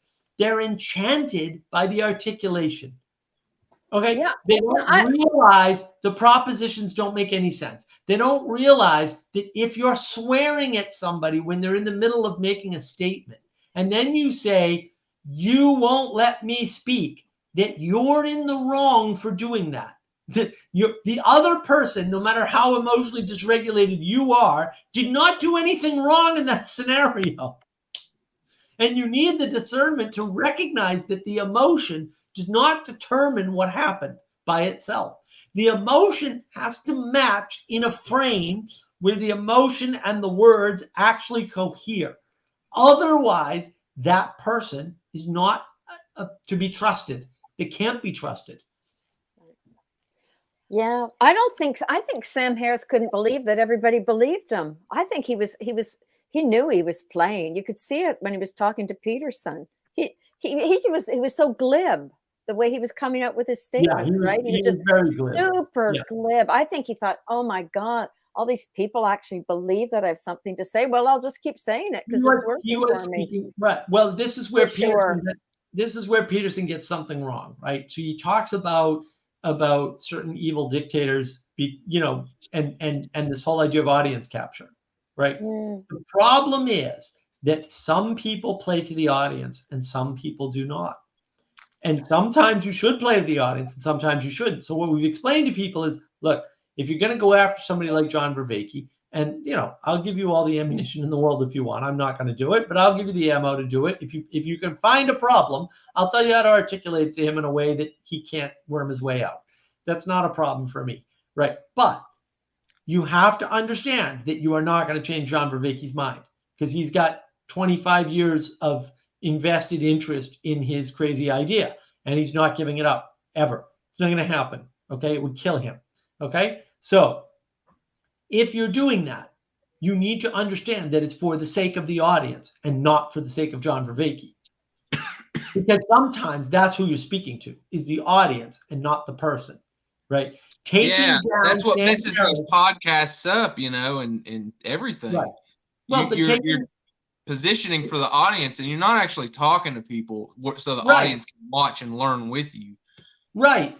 So taking up the project of, say, knocking down Sam Harris by himself in public might be useful in some cases, right? But you always have that question. Am I talking to the person and trying to get them to move? Or am I talking to their audience and trying to get them to move? Yeah. And I would argue the audience is way more important. There's a way in which if Sam Harris were right, and this is a way you can discern people that you want to listen to. People that you want to listen to are not aimed at convincing you or the audience. Right, absolutely. They're aimed at something beyond both of those things. They're aimed at something higher, a virtue, a value, a set of principles. If they're aimed at something higher, then they can be convinced to reframe. They will answer questions, which some people don't do. Like if I ask you a question or I say, hey, I don't know what you're talking about. Can you explain it to me? And you don't. Not only are you in bad faith, because you are, but you're also not able to hear me because you're not adhering to a principle.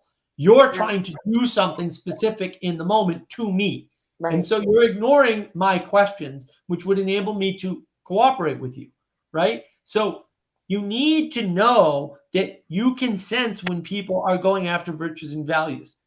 And I'm not saying don't talk to anybody who isn't going after virtues and values, but I'm certainly saying I think Sam Harris, he turns into Ham Saris. he does it because he listens. They listen to the audience. They invert themselves or whatever you want to call it. He's listening to the audience. Yeah. Right, but that's not the necessary interaction. Like everybody's worried about audience capture. Audience capture is not inevitable. And you don't have to worry about it if you're aimed at virtues and values. Audience capture isn't something you have to worry about. Right. Because you're aimed at the virtues and the values, and you can avoid all this problem. It's just that the materialists like John Vervaeke and Pastor Paul Vanderklay, as much as I love him, he's also a materialist, and Jordan Peterson are so worried about the postmodern critique, which isn't a critique, it's an observation made by retarded people, right? And it's obvious that like the story took over, and then that enabled the bad people to do bad things. That's not what happened. What happened is people lost the ability to tell a good story frame from a bad story, which is a frame. How did they do that? Hitler and Stalin disabled the churches. That's what they did it differently, but they disabled the churches. Why? Because churches give you ethics. What are ethics? Ethics are the ability to tell a good frame from a bad frame. Why do frames matter? If I'm not in your frame, I can't cooperate with you correctly. If I am in your frame, we can all build something beautiful together. And that's why you have to keep the frame, up above the person. The frame is bigger than a person. Otherwise, it's solipsistic and reciprocally narrowing. The frame is really important. You have to be in that frame in order to build together. It has to be a common enough frame for us to build something together. There's no other way to build things together. You need to be able to tell a good frame from a bad frame. Our frame was going to be broken last week by David. So I kicked him out. It's that simple. I preserved the community by getting rid of the bad apple, because the bad apple is going to spread worms to everybody if you keep it in the barrel. It's that simple. But his reaction showed that. He knew that. That's why he exploded like that. He already was feeling it. He knew it was off, or he wouldn't have done that. He really didn't belong. And that made him upset because he wanted desperately to belong, because we all want intimacy. We all want a quality relationship with other people. But then he's not able to be there. And then what happens is other people enable him to not learn from that experience. He should have been shunned and taught, no, you did something wrong, and you need to make up for that somehow. Otherwise, you will never be allowed back in the community. Yeah, and I don't want to kick anybody out. I want to help everybody I can, but I recognize I can't help everybody. And I'm not going to risk the community just to save one person. That's not going to happen. So in some sense, audience capture, inevitable audience influence and control of evil. When you try to control the audience. It's not inevitable. Isn't it? No. Well, you have to tell a story. You have to captivate an audience. You can captivate the audience, but audience captures when they captivate you. Oh, right. Sorry. You can discover a story. You don't always have to it's like you're discovering a story together. Right. If you're discovering a story together, that's Gnostic, right? Because it's rising from beneath. If you're aimed at virtues and values, you're doing the right thing. And sometimes you're going to have followers and sometimes you're not. Sometimes the mix is going to be different over time. And you better be okay with that. Most stories have to go do this in order to be a story. I doubt that. I don't buy the U-shaped story. I doubt that too. I don't go. I don't buy the U-shaped story argument. I think Vanderklay's wrong about that, actually. Some stories can end abruptly. Well, some stories should. They should be going like this, right? And the end of the story is open-ended. It's all Otherwise, wibbly wobbly it's a and good story, right? yeah, it's wavy. Well, I'm just putting Yeah. out something to push it. I think that's where story's gonna. I think that's where it's going right now. It's going like It's going away. it's not going to be following the regular patterns because it can't, right? But when you put when you don't have the ability to discern frames, you can't tell a good story from a bad story anymore, right? And then that's a problem. But if you try to say, oh, stories are all U-shaped, you fit them into a box. I didn't say stories are all U-shaped. I said 8 stories are like this. Some stories are like that. Other stories are not like saying stories should be. It's funny because the people that say that, well, first, I don't know if they have a difference between story, narrative, and archetype, which is important. I have a video on that, by the way.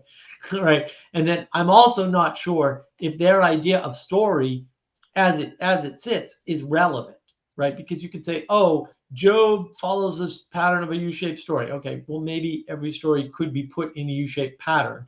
That doesn't mean that's what they're following, right? Because this is the framing question. Are you imposing a frame, or is the frame valid for what you're trying to understand? Because it's the thing you're trying to understand that's important. That's what gives you discernment, right? So look, I can always say that it's very easy to understand what's going on in the U.S. by figuring out whether or not somebody's a Democrat or a Republican, and that's going to tell you everything about them.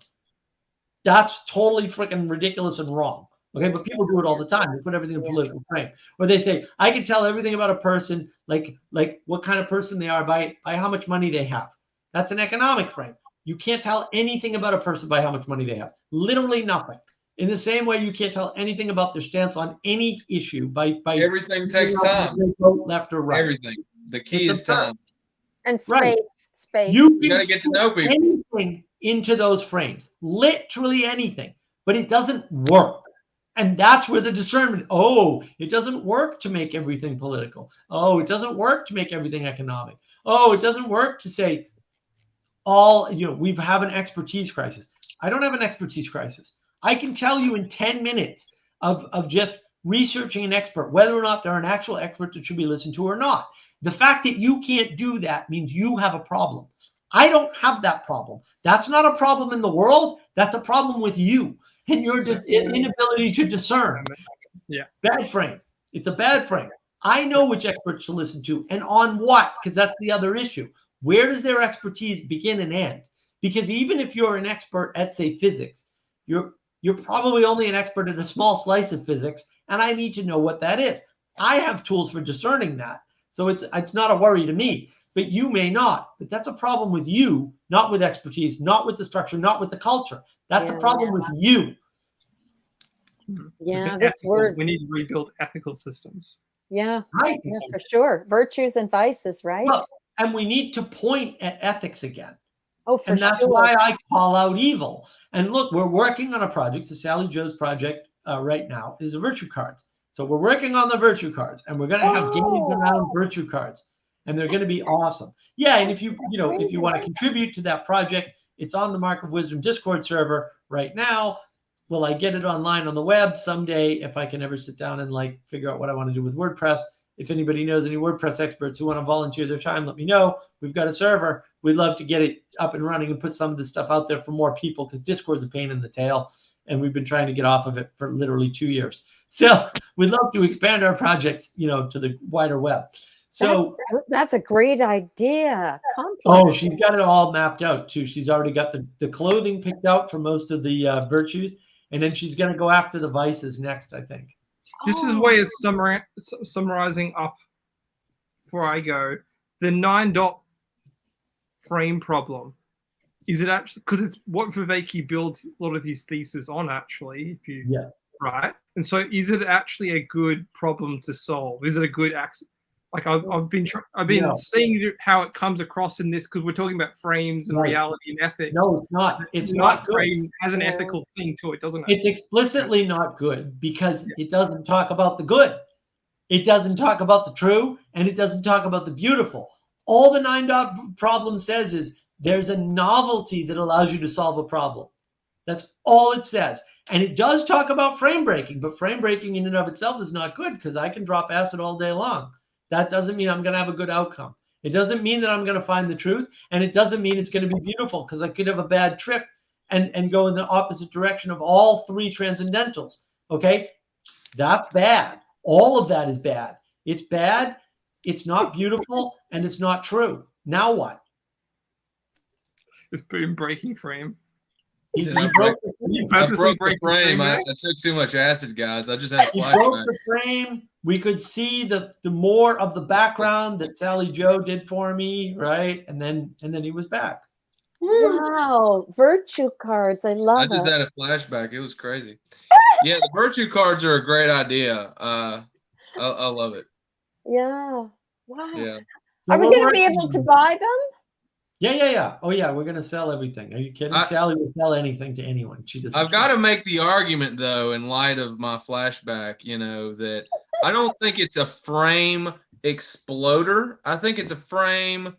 I use the car analogy, and I think I just, built a rocket. It took me a while.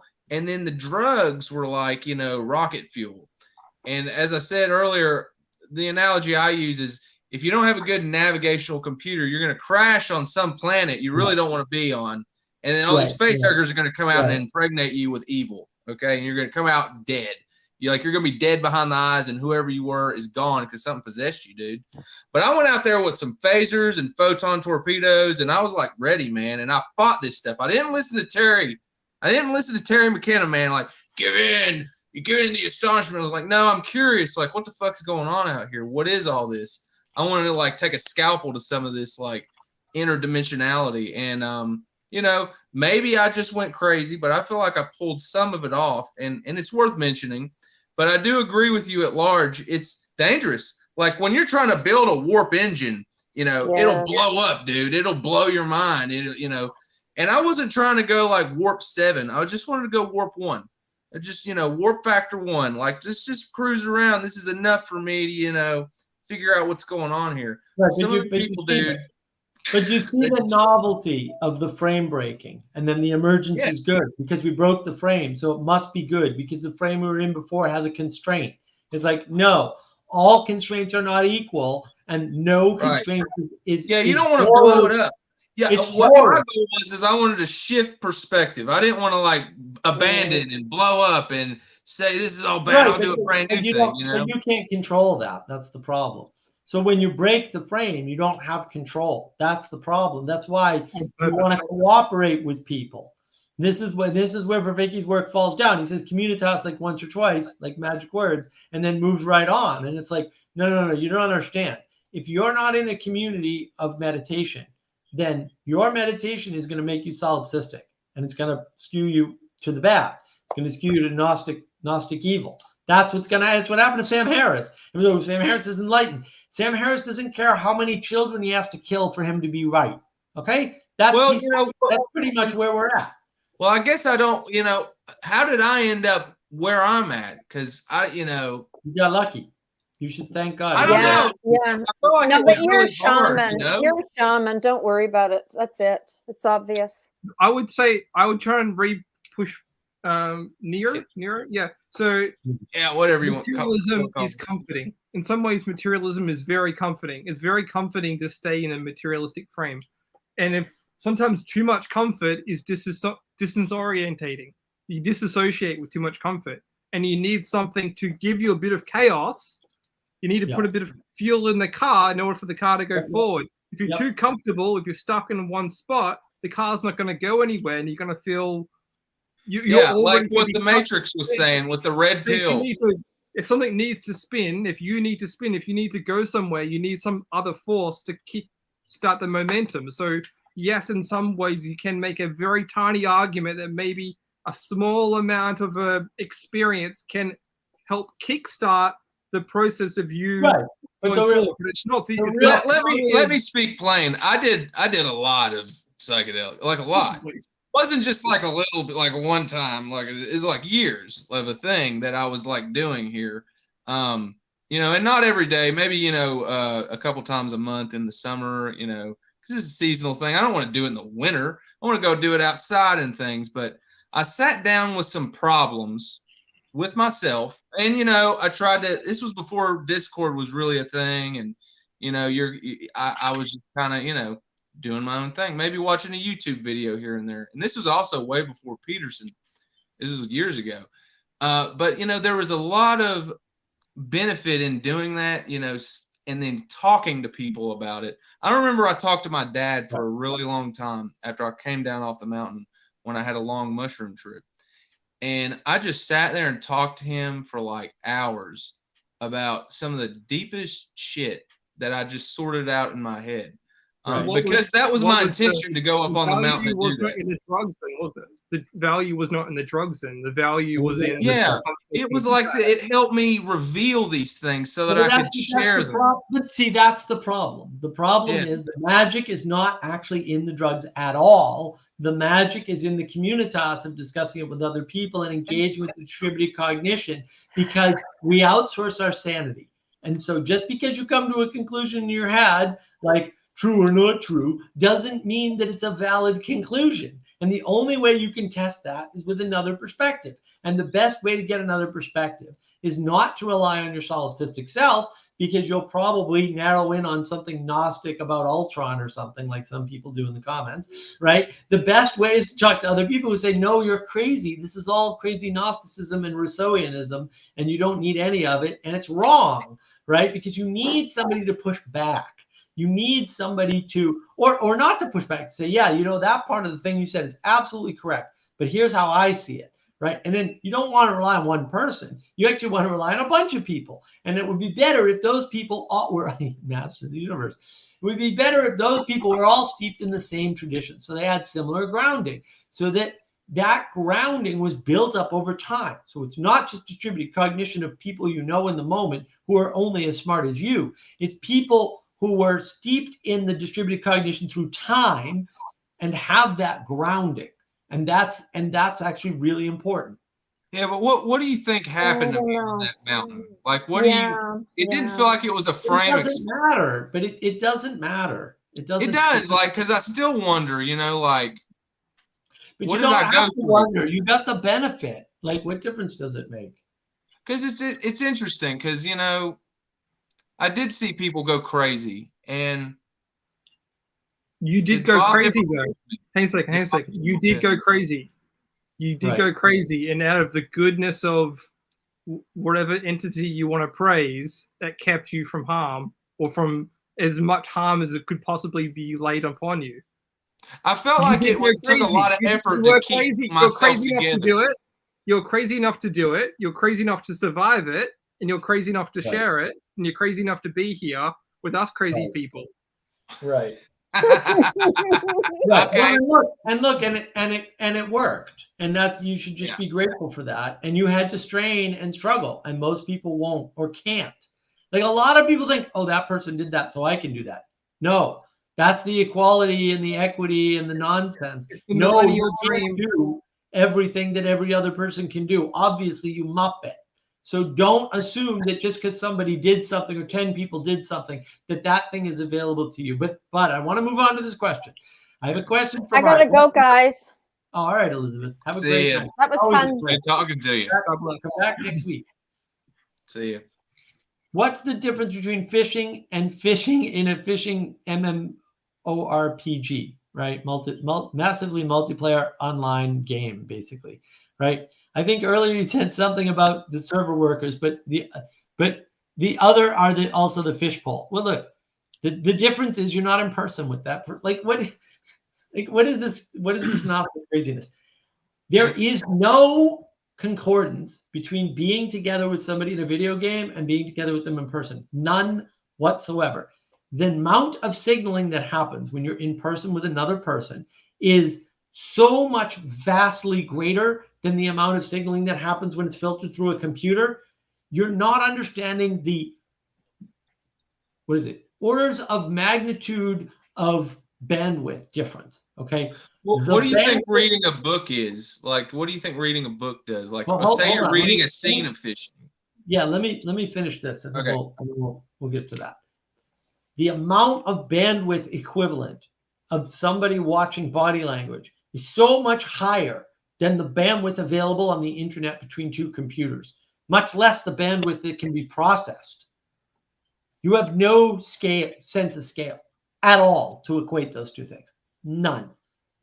Like, it's not even close. And that's the problem.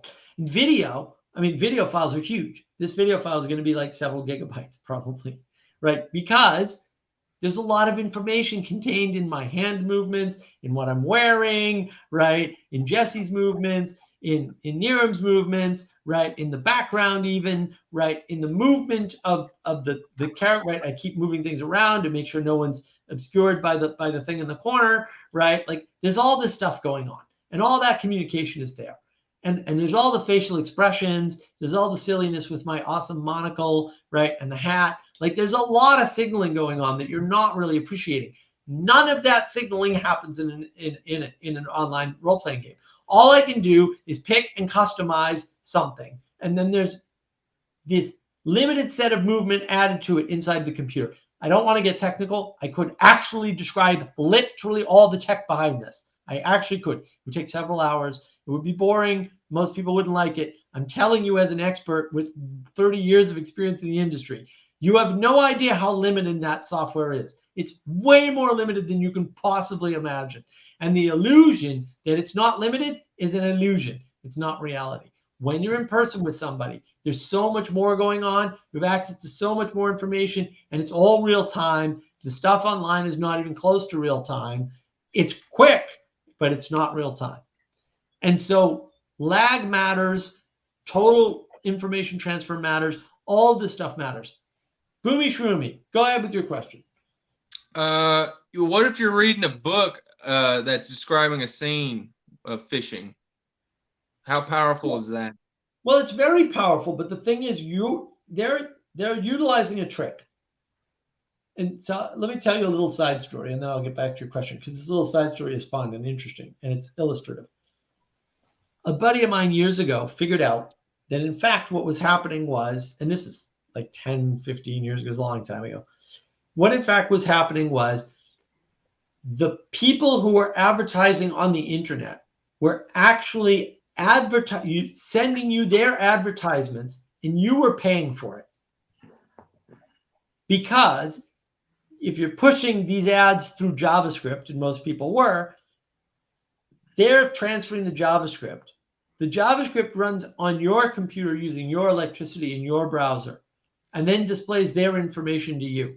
And he calculated the cost of that and how much money they should be paying you for the privilege of running their ad on your machine, because it's costing you electricity. And it was a really funny calculation. And so authors do the same trick. Authors are using your imagination to communicate to you. And so what ends up happening is, you read H.P. Lovecraft, I read H.P. Lovecraft. We both have very different visions of what's happening. Part of that, ironically, is informed by the covers of the books that you got. Now, what I can tell you is, there was a certain set of books, I forget, paperbacks in particular, I forget when they came out. It was probably in the late 80s and early 90s or something like that. And this particular artist did those covers. I have original mats of those, which I didn't get signed because I didn't know at the time that I could get them signed, or I would have gotten them signed. So I have those colors, those covers rather, and as artwork, and it's beautiful. But it's all these weird blobby creatures and stuff. It's very right. And I also have a bunch, and I probably still have them, of covers older than that from the previous printing, where it's almost cartoony, it's almost comic-y, right? And they're very discreet, so it's mostly black and then like an orange blob type monster and things like that. So I have two different sets of covers for my H.P. Lovecraft, but my image of what the Lovecraftian world looks like does not match yours. They might be really, really close, but they don't match. They both come from our individual perspective imaginations. So the author is using your own imagination for you to fill in a bunch of detail. And then you can look at different authors and how they do that. So Stephen King, and the reason why I don't like Stephen King and won't read Stephen King, aside from the fact that I think his writing is really not that great. I don't think he'd disagree with that, by the way. He thinks he likes Lovecraft too. I think Lovecraft is good, right? And so my bar is Lovecraft and up, and he's not up. He's very detailed. A lot of words. He's describing scenes in great detail. Less imaginative play there, but way more accessible to a larger number of people. Because some people have terrible imaginations. So when you start talking about a room where someone's being tortured, they can't imagine that. It's just not enough detail for them. When you start filling in all the detail like Stephen King does, you become a much more popular author, at least in that genre, because more people have access to it, because fewer people need to use their pure imagination on it. So there's a balance there. How much is the author borrowing your imagination to make their project come alive, basically? I don't know. That varies by book, but that's what's happening. It's a hack. And it's not a bad hack, right? I'm not assigning a judgment to it. I'm just saying this is what happens with books and stories in particular.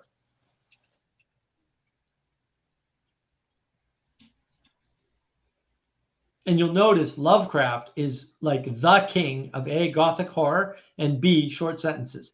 The only more concise author, and I don't know this for sure, but I've been told, is Milton. I haven't read Milton yet. I do have it. I just haven't cracked it open because books are evil and I want to burn them all. I have the Paradise Lost where it's the original and then the modern. Okay. So yeah, that's handy. So the issue there is I have high imagination. So Lovecraft is great for me because I'm dyslexic. I'm highly dyslexic. So reading is actually a real chore. Oh, whoa. You can contrast that with something like Ayn Rand. Lots of words, 1,300 pages, something stupid in Atlas Shrugged and The Fountainhead. Ridiculous books. I did read them though. I can't get into Ayn Rand because I realized it is a highly intellectual woman's fantasy novels, like her smut books. It is to some extent her smut books in some cases, right? But she's very detailed and she's very verbose, right? And I can understand her just fine. On what she wants out of men. Yeah. Right. But she's not detailed about the material features of the world that she's building. No. She's only detailed in exemplifying the principles and the philosophies that she's trying to talk about. I would say she doesn't have a full philosophy, and therefore she's not a true philosopher. I think she had a crush on the Ubermensch and never found him. Well, I don't know if his website's still up, but you can look up Nathaniel Branden, and you will find the backstory to that whole thing that justifies your statement. I know all about Ayn Rand and her boyfriends. And she that was her Nathaniel husband. Branden. Nathaniel Branden was the guy. Like he was that guy. And he later became a psychologist. Now, his critique of Ayn Rand is wrong, by the way. So if you read his stuff, just be aware he's full of shit and half his shit is completely bonkers and wrong. But the exemplification, the way she tells her story, the detail she adds is in the framework to exemplify her philosophy. It's not in the characters so much. It's certainly not in the physical world, right? She leaves that up to more to the imagination, right? But Lovecraft leaves everything up to the imagination and just uses these tight, concise, sometimes people consider them run-on, but they're not technically run-on sentences that convey a lot of information. He doesn't. Right. No, but he's very clever about when and where he talks about what. Because what he's pointing to, and he probably, look, I will make the argument that he points at the ethereal world through propositions better than any other author. Now, I might be wrong. It might be Dante. It might be Milton. There's a lot of stuff I refuse to read. He's got more. He's just got something else in there. But I think that actually he gets at the universals far better than everybody else. Like far better. Hold on. Let me get you up there. All right, there we go. Okay. No. I object. Oh, what's up, Manuel? What's up, dude? Manuel, welcome. I am up. Have you listened to any of our stream, or did you jump in because you're a crazy Dutch person who just woke up? I'm a crazy Dutch person who just woke up. Excellent. All right, hold on. Let's see. All right, Mark Lefevre, based on your description, is real fishing kind of like realist painting? No. While fishing in a game is more like abstract impressionist painting? No, that's a bad analogy. Look, the level of detail is different, okay? And so the level of detail is different. And so the level of detail is different. You can't equate it with anything. Real life is real. Everything else is less. And everything else is light years less. Several orders of magnitude lesser. This is why solipsism is dangerous. When you're interacting in your head, you're losing all of the idea of constraint. Constraints don't exist in your head. And so you're losing touch with reality. Actually, you're actually divorcing yourself from reality. Now, while that may have some utility in frame breaking, if the frame breaking isn't for the good, you're just becoming more Gnostic. That's our rough outline of an argument for why Vervaeke is not doing good. Because in order to do good, you have to do the good. You can't just say, well, these things could lead to good maybe someday, which is true. You have to say, no, the good is tiny. We have to go towards the good. It's a struggle. You have to struggle to go towards the good. It just is what it is. There's no way around that. You can't say, oh, I'm going to computer my way to the good.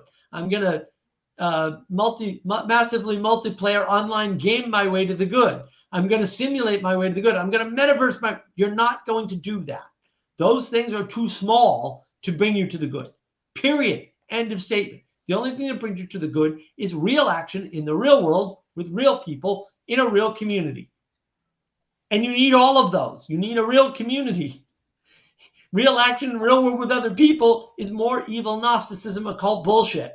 It's not going to work. Look, you can be Luke Skywalker, an individual in Star Wars, or you can be a part of a team in Masters of the Universe and tell a better story. Case closed. And do more stuff. So there's this thing that my church did, and they went online during COVID. And like the distinction between coming together in person and like having the music, having everybody sing, having the voices resonate between each other, like all of that stuff, right? Like having people clapping and doing that alone in your home, feeling stupid, all right? Like what you can do at home is just completely different. Now that doesn't mean that you can't do things at home, right? And like you might achieve things that are similar or even better at home sometimes, but like it's not likely.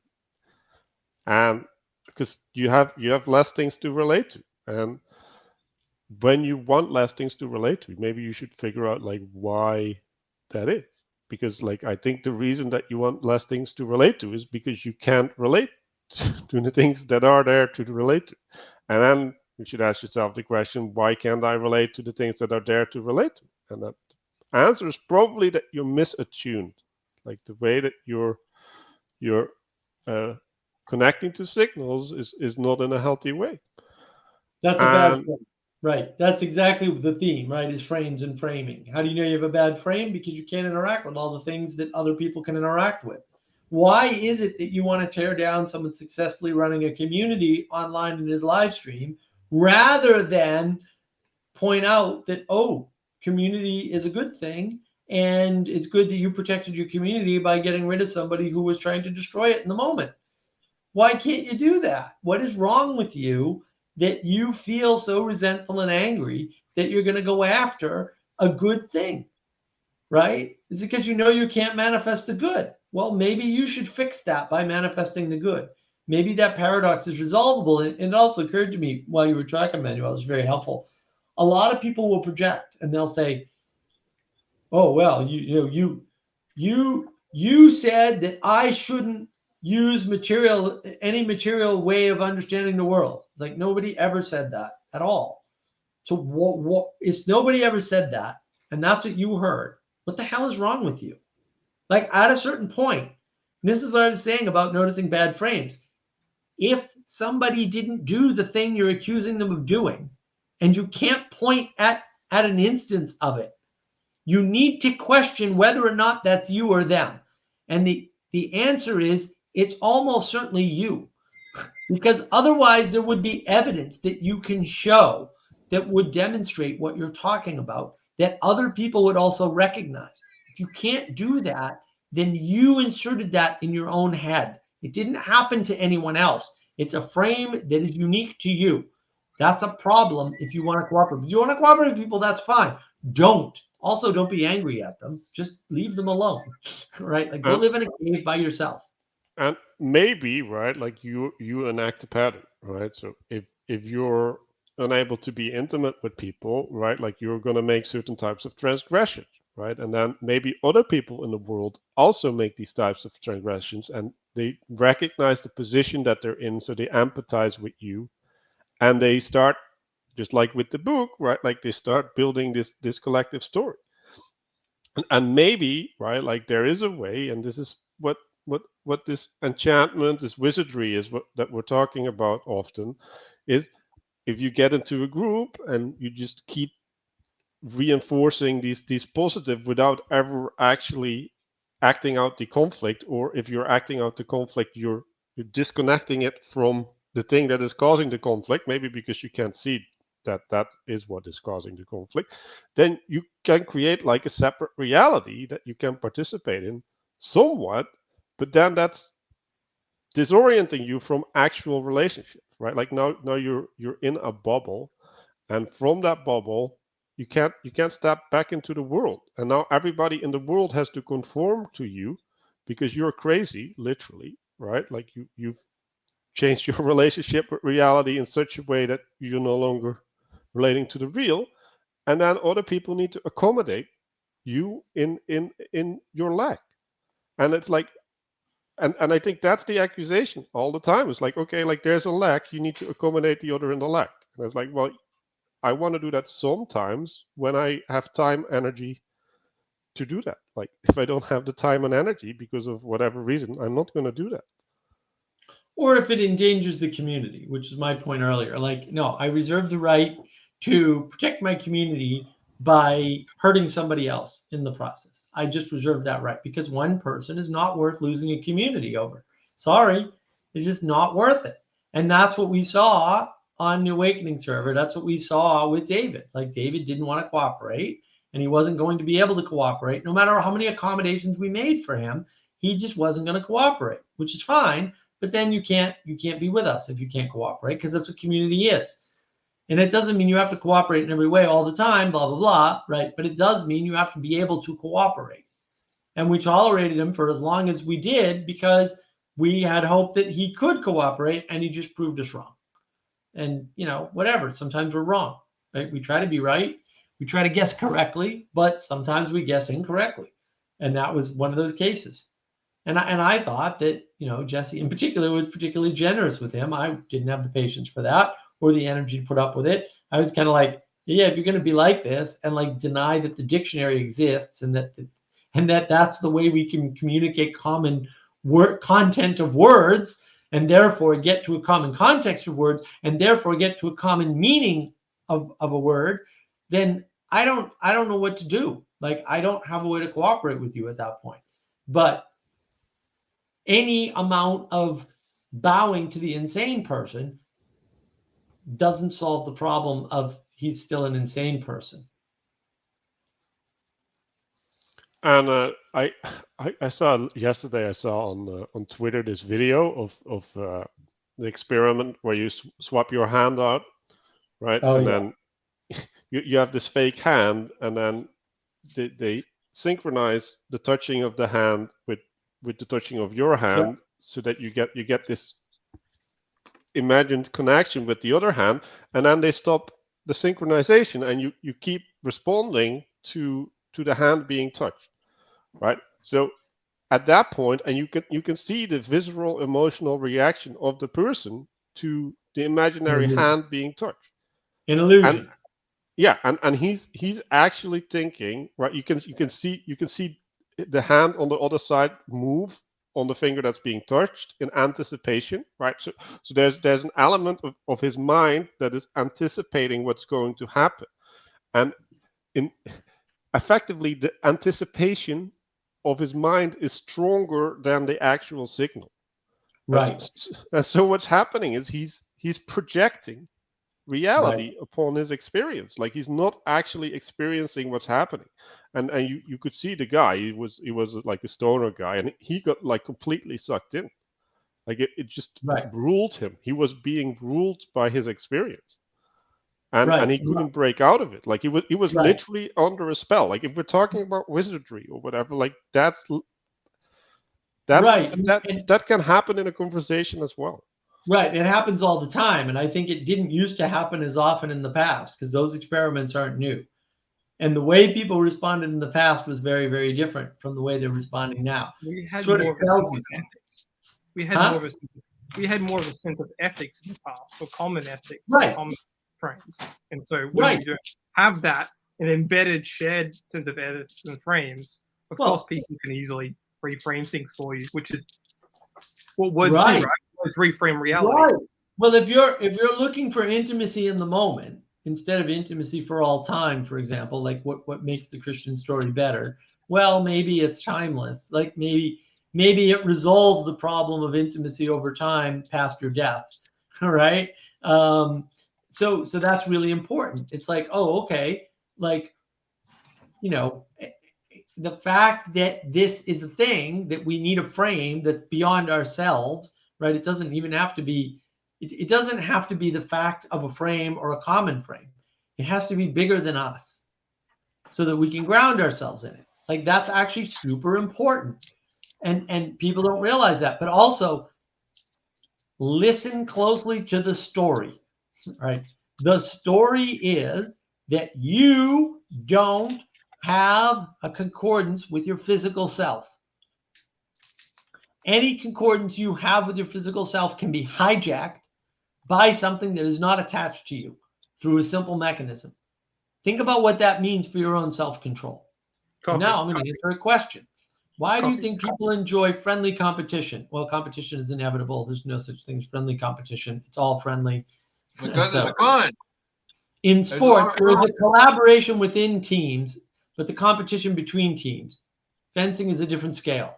No. Look, there's a video on this on the channel, Navigating Patterns. Okay, I will post a copy of this video. Basically, people misunderstand cooperation and competition. All cooperation is a subset of competition. And I think that's what the problem is. People don't understand these basic ways. But the thing is that they miss is that everybody can have a place that they can master. You can specialize in stuff. That's only like we were talking about earlier. Some people are good at, greeting at the Walmart door, But that's not, see, this is where the confusion comes in. It's unnecessary. You don't have to be good at anything. You can be good enough. Like that's an option. Like this, I want to be the best at something. It's bullshit. It's bullshit. It's unnecessary. It's complete garbage. You're creating a conflict where none need exist. You're creating that problem for yourself, by yourself, on your own, and you don't need to do it. You want to solve problems? The best way to solve problems is not to create them. That is an option to you. You can avoid creating problems. If you don't believe me, just watch the movie War Games. Actually, the answer is right there. Why is the answer War Games, Mark? Because at the end, the resolution of War Games is actually the following. A strange game, the only way to win is not to play. Right. If you don't create the problem of nuclear war, you don't have a problem of nuclear war to solve. And it's really that simple, Which is actually the principle that these people in these circles uphold, right? Like, don't create conflict. Like we can just get along all the time, right? But like you need to have some conflict, because the conflict is the thing that is corrected. And the way that you resolve it is by willingly engaging with the conflict, right? So you embrace the conflict as a corrective mechanism, and therefore as it being good, because the person that is conflicting with you is good. Well, and look, competition is an easy thing to resolve. If you think competition is a problem, don't compete. Like, the competition vanishes. Then that doesn't mean don't play with the other competitive person. I'm pretty competitive. You can play with me and you can just lose and accept it. It's not a big deal. Then all of a sudden, the fact that I'm competitive doesn't mean anything to you. And it can mean something to me and not to you. That's okay too. There's nothing wrong with these formulas. Everyone's acting like there's a universal, we all have to share the exact same values about the exact same things, the exact same time, in the exact same frame. No, we don't. That's wrong. It almost never happens that way anyway. It's completely ridiculous. There's no reason to do that. You're just faking intimacy because you're not able to submit to a creation that allows you to be intimate with other people. So I know, drop the bullshit, get a little bit of humility, and like submit. Then all of a sudden, all of these things that are problems will vanish. Responsibility. Take responsibility for what you can take responsibility for. It's always a right. And you have to take responsibility to be in a group. You can't just continue to be single. Well, sometimes you can't carry all the groceries from your car into the house. And that's okay. That's impossible. That situation doesn't exist. You're just not sacrificing. We try, dude. We try. We all try. You're not sacrificing enough, Niram. You're not sacrificing enough. Well, you're definitely not going to do your first haul with your eggs and your bread. I like how women do it.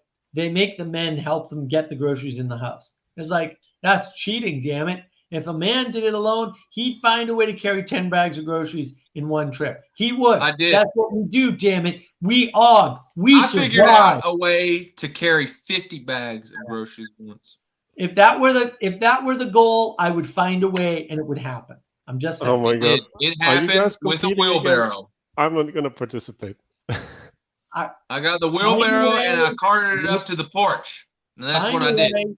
We're trying to make a cheese pizza, all right? Look, we get back to the pizza. And I did later that night. Pizza. You and the cheese pizza. Now I'm hungry. Maybe I should order a late night pizza. The cheese pizza is the it, that would be to me. It's spot. So yeah, like I read this thing. You can't be stolen from if you choose to give. That's so powerful, right? Because what's the distinction? Well, the distinction is your cooperation. Like even in the thing that is deemed negative to you, if you voluntarily cooperate in it, and you can even find joy in the thing that everybody else is getting traumatized by. And we have to realize that is an option. And if you realize that is an option, then you also have to realize that you're not picking that option. So being a delegate from the Rebel Mountains, I feel like it's my duty to say, that's not true. That's wrong. You can't do that because you'll run out of shit to give to people, man. I see people they can't steal anymore if you don't have shit to give. So that's not true, man. They give it to their fucking friends. They're just like, oh, this guy's got free shit. Let's just fucking get it out of his house. Nah, you gotta draw a line. Like, the only way you can get people to not steal from you is to give it to them. I'm pretty sure that's communism, right? Like that sounds fucked up. No. They can't steal the Rebel Mountains from the rebels, Niram. Don't worry. They can't do it, man. I'm not gonna let it happen. You can't take everything. What is Jesse doing now? What are you showing us? It's the art. What crazy madness is this, my friend? These people are blackmailing this old man with pity. That's what it looks like to me. To Rembrandt. To their suffering. Rembrandt, never heard of him. Who's this guy? Do I know him? Are they Christmas caroling? Yeah, he's like a Dutch guy. Is he on Discord? To say they're Christmas caroling. That's my interpretation. You're always going to need this. Who's taking responsibility here? Both of them, some sense.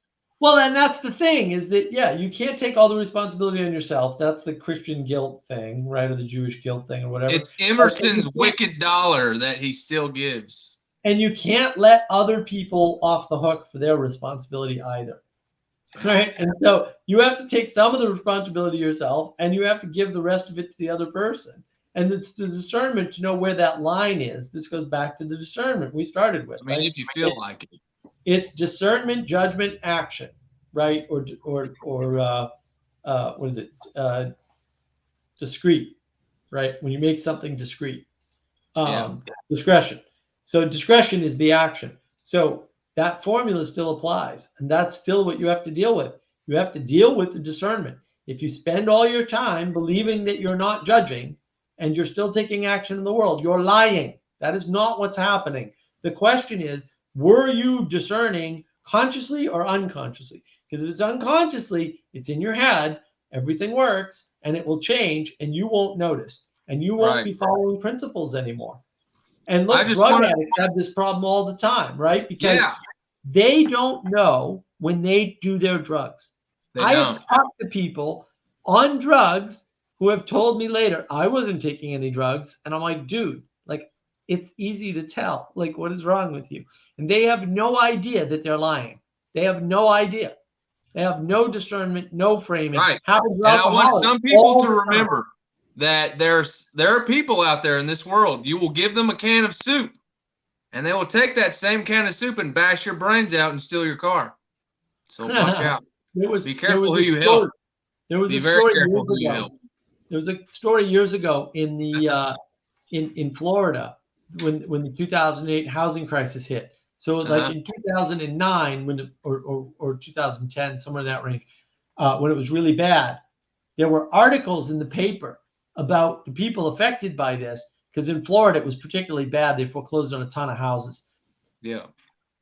These people, they opened up a bunch of new soup kitchens. The soup kitchens had to color in the barcodes on the food, because the people who were affected by this, who were made homeless and who were drug addicts, were taking the food cans, and instead of eating them, and they needed them, they actually needed the food. Instead of eating them, they were going back to the grocery store, turning them in, getting a cash refund, and buying drugs. That's what they were doing. And so, yeah, be careful who you help, because maybe even just giving people food isn't going to get them fed. They would rather turn that food in for money to buy drugs. That happens in the real world. You have to be realistic about how people are. Or to Niram's point, they could bash you over the head with that can of food. I've seen people act like this. This happens in the real world. You need to be realistic about what you can and can't do. It's sad and it's dangerous and it's heartbreaking. And this is why you need to give good, strong negative signals to people who are doing bad things. Otherwise, they'll end up in that space where they're bashing people's heads in for giving them food. Yeah, but not me. No. Niram's in the Rebel Mountains. He ain't helping nobody. That's not true. It's just, I would help you guys, but you're a wonderful person. Don't worry. Some people, I don't know. I'm not gonna. Yeah, but I'd have to steal from you to get anything. So like, no, you don't have to do that. It's fine.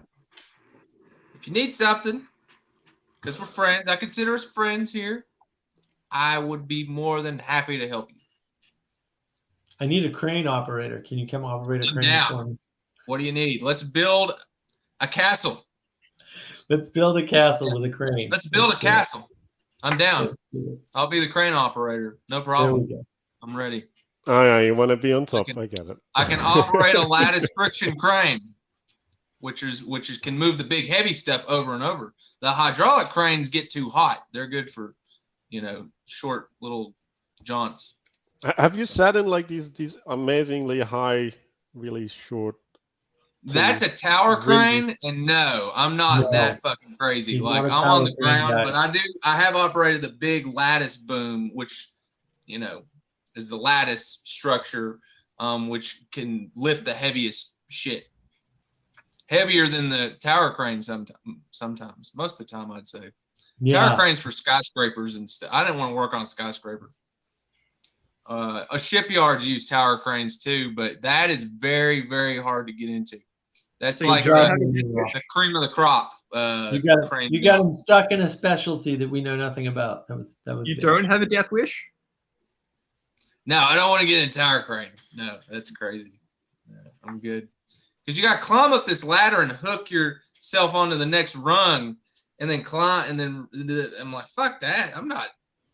No. Yeah. They pay you $6,000, though. I mean, and when they fall over, you die, and that's the end of that. Most crane accidents are tower crane Yeah, they are. But I they hear pay him you great. $100,000, man, a year to do it. They pay you a Yeah, lot they of should money. install elevators on these things. Like why Yeah. would you have to climb on a ladder? Well, see, an elevator is extremely heavy and requires a whole lot of weights. That's And you right. just can't do that. It's impossible. It'll You can't collapse do the that. lightest They have to be structure. light. They have to be light. Yeah, sucks. Constraints, Manuel. The world is full of constraints. No, Called the reality. crane That which itself is objects to literally an subjective elevator. So like, experience. I don't know.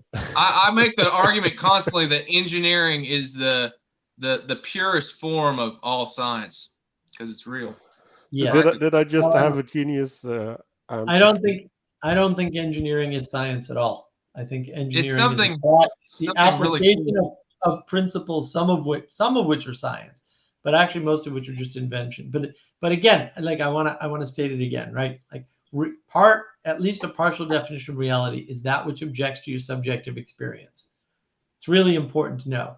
Like if all you have to go on is what's in your head, the odds that you're in alignment with reality are very low. You're not going to know unless something pushes back against your subjective experience, whether or not it's real.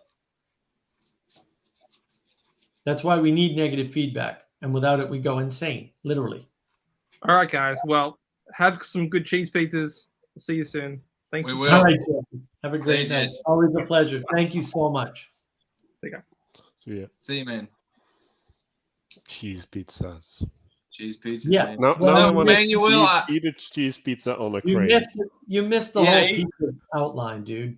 exactly. You Manuel, know- I wanted to ask you what you thought about that Star Trek episode. I had to go to lunch. Did you Oh like yeah, it? like it was. How did I like it? Well, it was good to see some old, low. Well, it's not low production value for that time, but for this time it's low production value, and the way that they dealt with that. Yeah. And there's something cheesy in there, but I think it's also partially intentional cheesy. It Yeah. is. They were in on the joke for sure. Yeah. No, you They should watch all the classic Star Trek. It'll teach you a lot of philosophy. They had so much fun doing that show that some episodes they're like singing and dancing. They're totally crazy. Like in one of those Mud episodes, Hardcore Mud, he was like this pimp, this space pimp that, you know, is like the nemesis of Captain Kirk or something. But it's funny. It's not like serious life and death. I mean, it is. People are shooting phasers at each Did other. Shatner talk about that? fun. Did he talk about the fun episodes and things? Man, very little bit. He mostly just talked about, I guess, the past 20 years. You got to think that stuff was 50 years Yeah, ago. that's He talked about Boston Legal. He talked about some of the movies. You know, he talked about going to space, you know, because that was a big deal last year. He went to space. Yeah. So, yeah, he talked about that. And so, a little bit of the original series. I would have loved to just hear some stories, but I know that's a long time ago. It's a really long time ago. Yeah, well, he wasn't well liked apparently on the. You know, smashing him doors into him and stuff.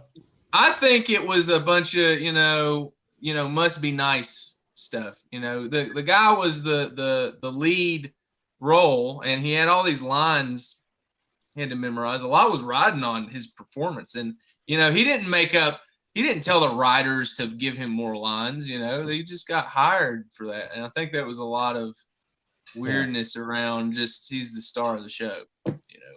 Yeah, there always is. Yeah, people don't like success, as we said earlier. Yeah. Yeah, they don't. Yeah, exactly. Because he's a friendly guy. You know, I've dived deep into the whole controversies and controversial stuff, and people arguing. Most people got along with him. It was just one or two people that they didn't really get along with each other at all. Rebels who don't like success from the Rebel Mountains, no doubt. Yeah. Right. He did tell us a really funny story about DeForest Kelley and a bagel. But maybe I'll tell you that some other time. Oh, that's funny. So what is this structure or whatever that you were talking about, Mark? Did you organize your pirate ship? Is that what's going on? No. What structure? Which structure He's is it? talking about the cheese pizza. The cheese pizza conspiracy? Yeah. It's not a conspiracy. It's Nirum's whole thing, right? He says it's basically ecumenism is a cheese pizza. This is how we all get along, right? Because a good cheese pizza is delicious. Now I call that the cheese pizza heresy. Yeah. Because it's a heresy against the obviously superior pepperoni pizza. And yeah, and Well, I feel myself I melting just think, already. Manuel, long story short, I think some people put too many toppings on their pizza, try to force feed it to people and give them heartburn. You know, like a lot of this philosophy or religious stuff is just like, eat my fucking onions and sausage. Like, dude, that makes me sick. And I'm just like, let's all eat a cheese pizza. Let's just all shut up about all. It's a cheese pizza, man. It's very simple. Cheese pizza is Play-Doh. And toppings are Kant and Hegel and Nietzsche and yeah. That's exactly what I'm saying. That's what he's saying. That's all he's saying. That's it. Very simply. Yeah. And it's a very cheese pizza-like approach to it in its explanation. Right. Well, and then we had Jesse with his freaking, heresy against pineapple pizza. I'm like, no. And he's like, well, pineapple pizza has to have barbecue sauce and it can't have tomato. It's gotta have a white sauce. And I'm like, no, that's not true. Yeah, we had the pizza wars were real. They were real. Like this is serious stuff, the pizza wars. How do you allow people to disrupt the communion in such a heretical way? You should be more authoritative and like threaten to throw Jesse off the stream. I threatened to throw anybody who doesn't like pepperoni off the stream. We went back and forth quite a bit. Yeah. But nobody, we kept the integrity of the community intact. We unfortunately had to get into the Grim Grizz thing, but we did. So we navigated all of that. No, it was a good navigation. I really appreciate it. If we can just get the crazy people to stop being Gnostics, I think we'll be fine. Yeah, but then they'd have to stop being crazy. So I don't know. Well, yeah, they don't want to. They'd rather prefer these little tiny frames like politics or, painting or whatever, so that they don't have to really deal with the complexity of reality and take responsibility for being a being in the world. So right? Do we want to talk about appeasement, or like did we already do appeasement? No, I don't think we want to talk about appeasement. Actually, I think we want to close the stream down. Yeah, because I'm pretty freaking tired. And yeah, I think we should leave appeasement for next time anyway. And yeah, you don't want a piece of that pizza? Jeez. No, yeah, I don't you want need to get a Sally pizza. Joe to make like a picture of a dancing pea to try to appease everybody. This is why we don't let you talk to Sally Joe. Oh, can you imagine the art? Oh, the humanity. No, I can't. Because I don't like to have nightmares. That's why. No, I think we need more time with tolerance and appeasement anyway. We did bring it up early, but as a bad thing. But yeah, I'm pretty knackered. So I know you just woke up, so you're good to go. And I'm like, I should get to bed because it's like past midnight. Oh my God. 12. Up till 2:30 and then not being able to get to sleep for another 2 hours is not ideal. So who would I be to keep you from your sleep? You would be Manuel, and you've done it many times. Monocle weighs okay, heavy. Yeah, blame me. Okay. Yeah. Well, you're partly to blame. But yeah, no, I think the stream's nicely wound down. We lost Jesse, who's awesome. So it's kind of like momentum lost. But I really appreciate everybody engaging, and I hope people find this useful and that they kind of understand frames and discernment are important. We need discernment to pick good frames and bad frames. We need tells to know, oh, this is a paradox. I must be in a limiting frame. Maybe it's okay to be in the limiting frame and accept the paradox, but you got to know about it, and you've got to accept either I need a new frame or I'm accepting this limitation, right? You have to know that you're making that discernment. And too much time spent in this lie of non-judgment, which is just not what you're capable of living in, because you wouldn't be living if you weren't taking action, and action required judgment, means that we're not paying attention to how good our discernment is or how bad it is. And so we're not practicing it. And we need to have that feature. Like, we need discernment. We need to know good from bad. We can't just take middle positions and apply appeasement, as we're going to talk about next week or maybe it's possible that Manuel and I will do a stream early next week on appeasement. We'll see how this all plays out. Parting words from Niram, who's here the longest. What you got? Man, it's been awesome. Yeah, let's do it again. Yeah. All right. Manuel, parting words before we shut the stream down. I think I'm gonna rebel against the pizza metaphor. No. All right. No. Rebellion. Just put a little Italian herb on it. It'll be fine. It's good. It'll be fine. There's nothing wrong with a good cheese pizza. All right. And then I'm going to try not to screw up. I know I keep adding things. We got the thumbnail right this time. The thumbnail was cool. And then Yes. Eden pointed out to me that I forgot to start the stream with being is good. So I'm going to end the stream with being is good because that's important. And I'm going to wish everybody a lovely evening, afternoon, morning, wherever you are, whatever you are, whenever you're watching this. And I hope that we've helped you to navigate some live patterns in the moment and that you're seeing some of these patterns recur. And you should watch all of my videos on navigating patterns because they're all excellent. You should comment on all of them. Let's get this, let's get this party started, as they say. And have a great rest of your day. Check out some cheese pizza. Cheese pizza.